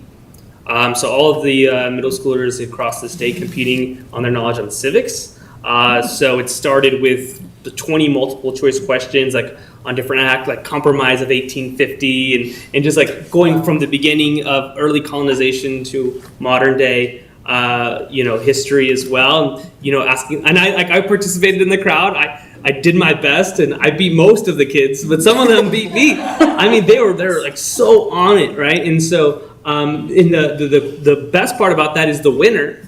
The winner of that competition is a middle schooler named Cameron who lives right here in Lafayette. So he attends Horizon K-8 middle school, but he's a Lafayette resident, and so at the next school board meeting, they'll be honoring him. And I thought, if with council's approval, I'd like to bring him in to a city council meeting. I already spoke with the parents that are available at the July 1st meeting. Just to bring in, our Lafayette student who will now be competing at the National Civics Beat because he won the state of Colorado. And he specifically wrote his speech and his essay on addressing wildfire mitigation. And so he, I think at the July 1st meeting, I'd love to bring him in to honor him, to recognize a Lafayette student who will be going to Washington, D.C. later this year to compete at the national level. All right, we do have an executive session to get to. So I don't think it'll be too long. Oh, sorry. Sorry. Cam's an ultimate Frisbee player who played on the Lafayette team this last year. So Cam's a great kid. So awesome. That's really cool. That's awesome. All right. Well, I will move to adjourn to executive session pursuant to sections 24-6-4024B and 24-6-4024E of the Colorado Revised Statutes to confer with the city attorney on special legal counsel to the city for the purposes of receiving legal advice on specific legal questions, and 2, for the purposes of determining positions relative to matters that may be subject to negotiations, developing strategy for negotiators, and instructing negotiators both with respect to contract of the construction of the South Boulder Road Multimodal Improvement Project. Do I have a second? Second. All right, motion second. All those in favor say aye. Aye. Oh, sorry, roll call vote. Counselor Gallegos? Yes. Mayor Mongat? Yes. Counselor Sampson? Yes. Counselor Tapia Vega? Yes. Mayor Pro Tem Wong? Yes. Counselor Barnes? Yes. And Counselor Friedland? Yes. That motion passes unanimously. Thank you. The city council will adjourn to executive session and will not return to an open meeting. The time is now 10:09 p.m.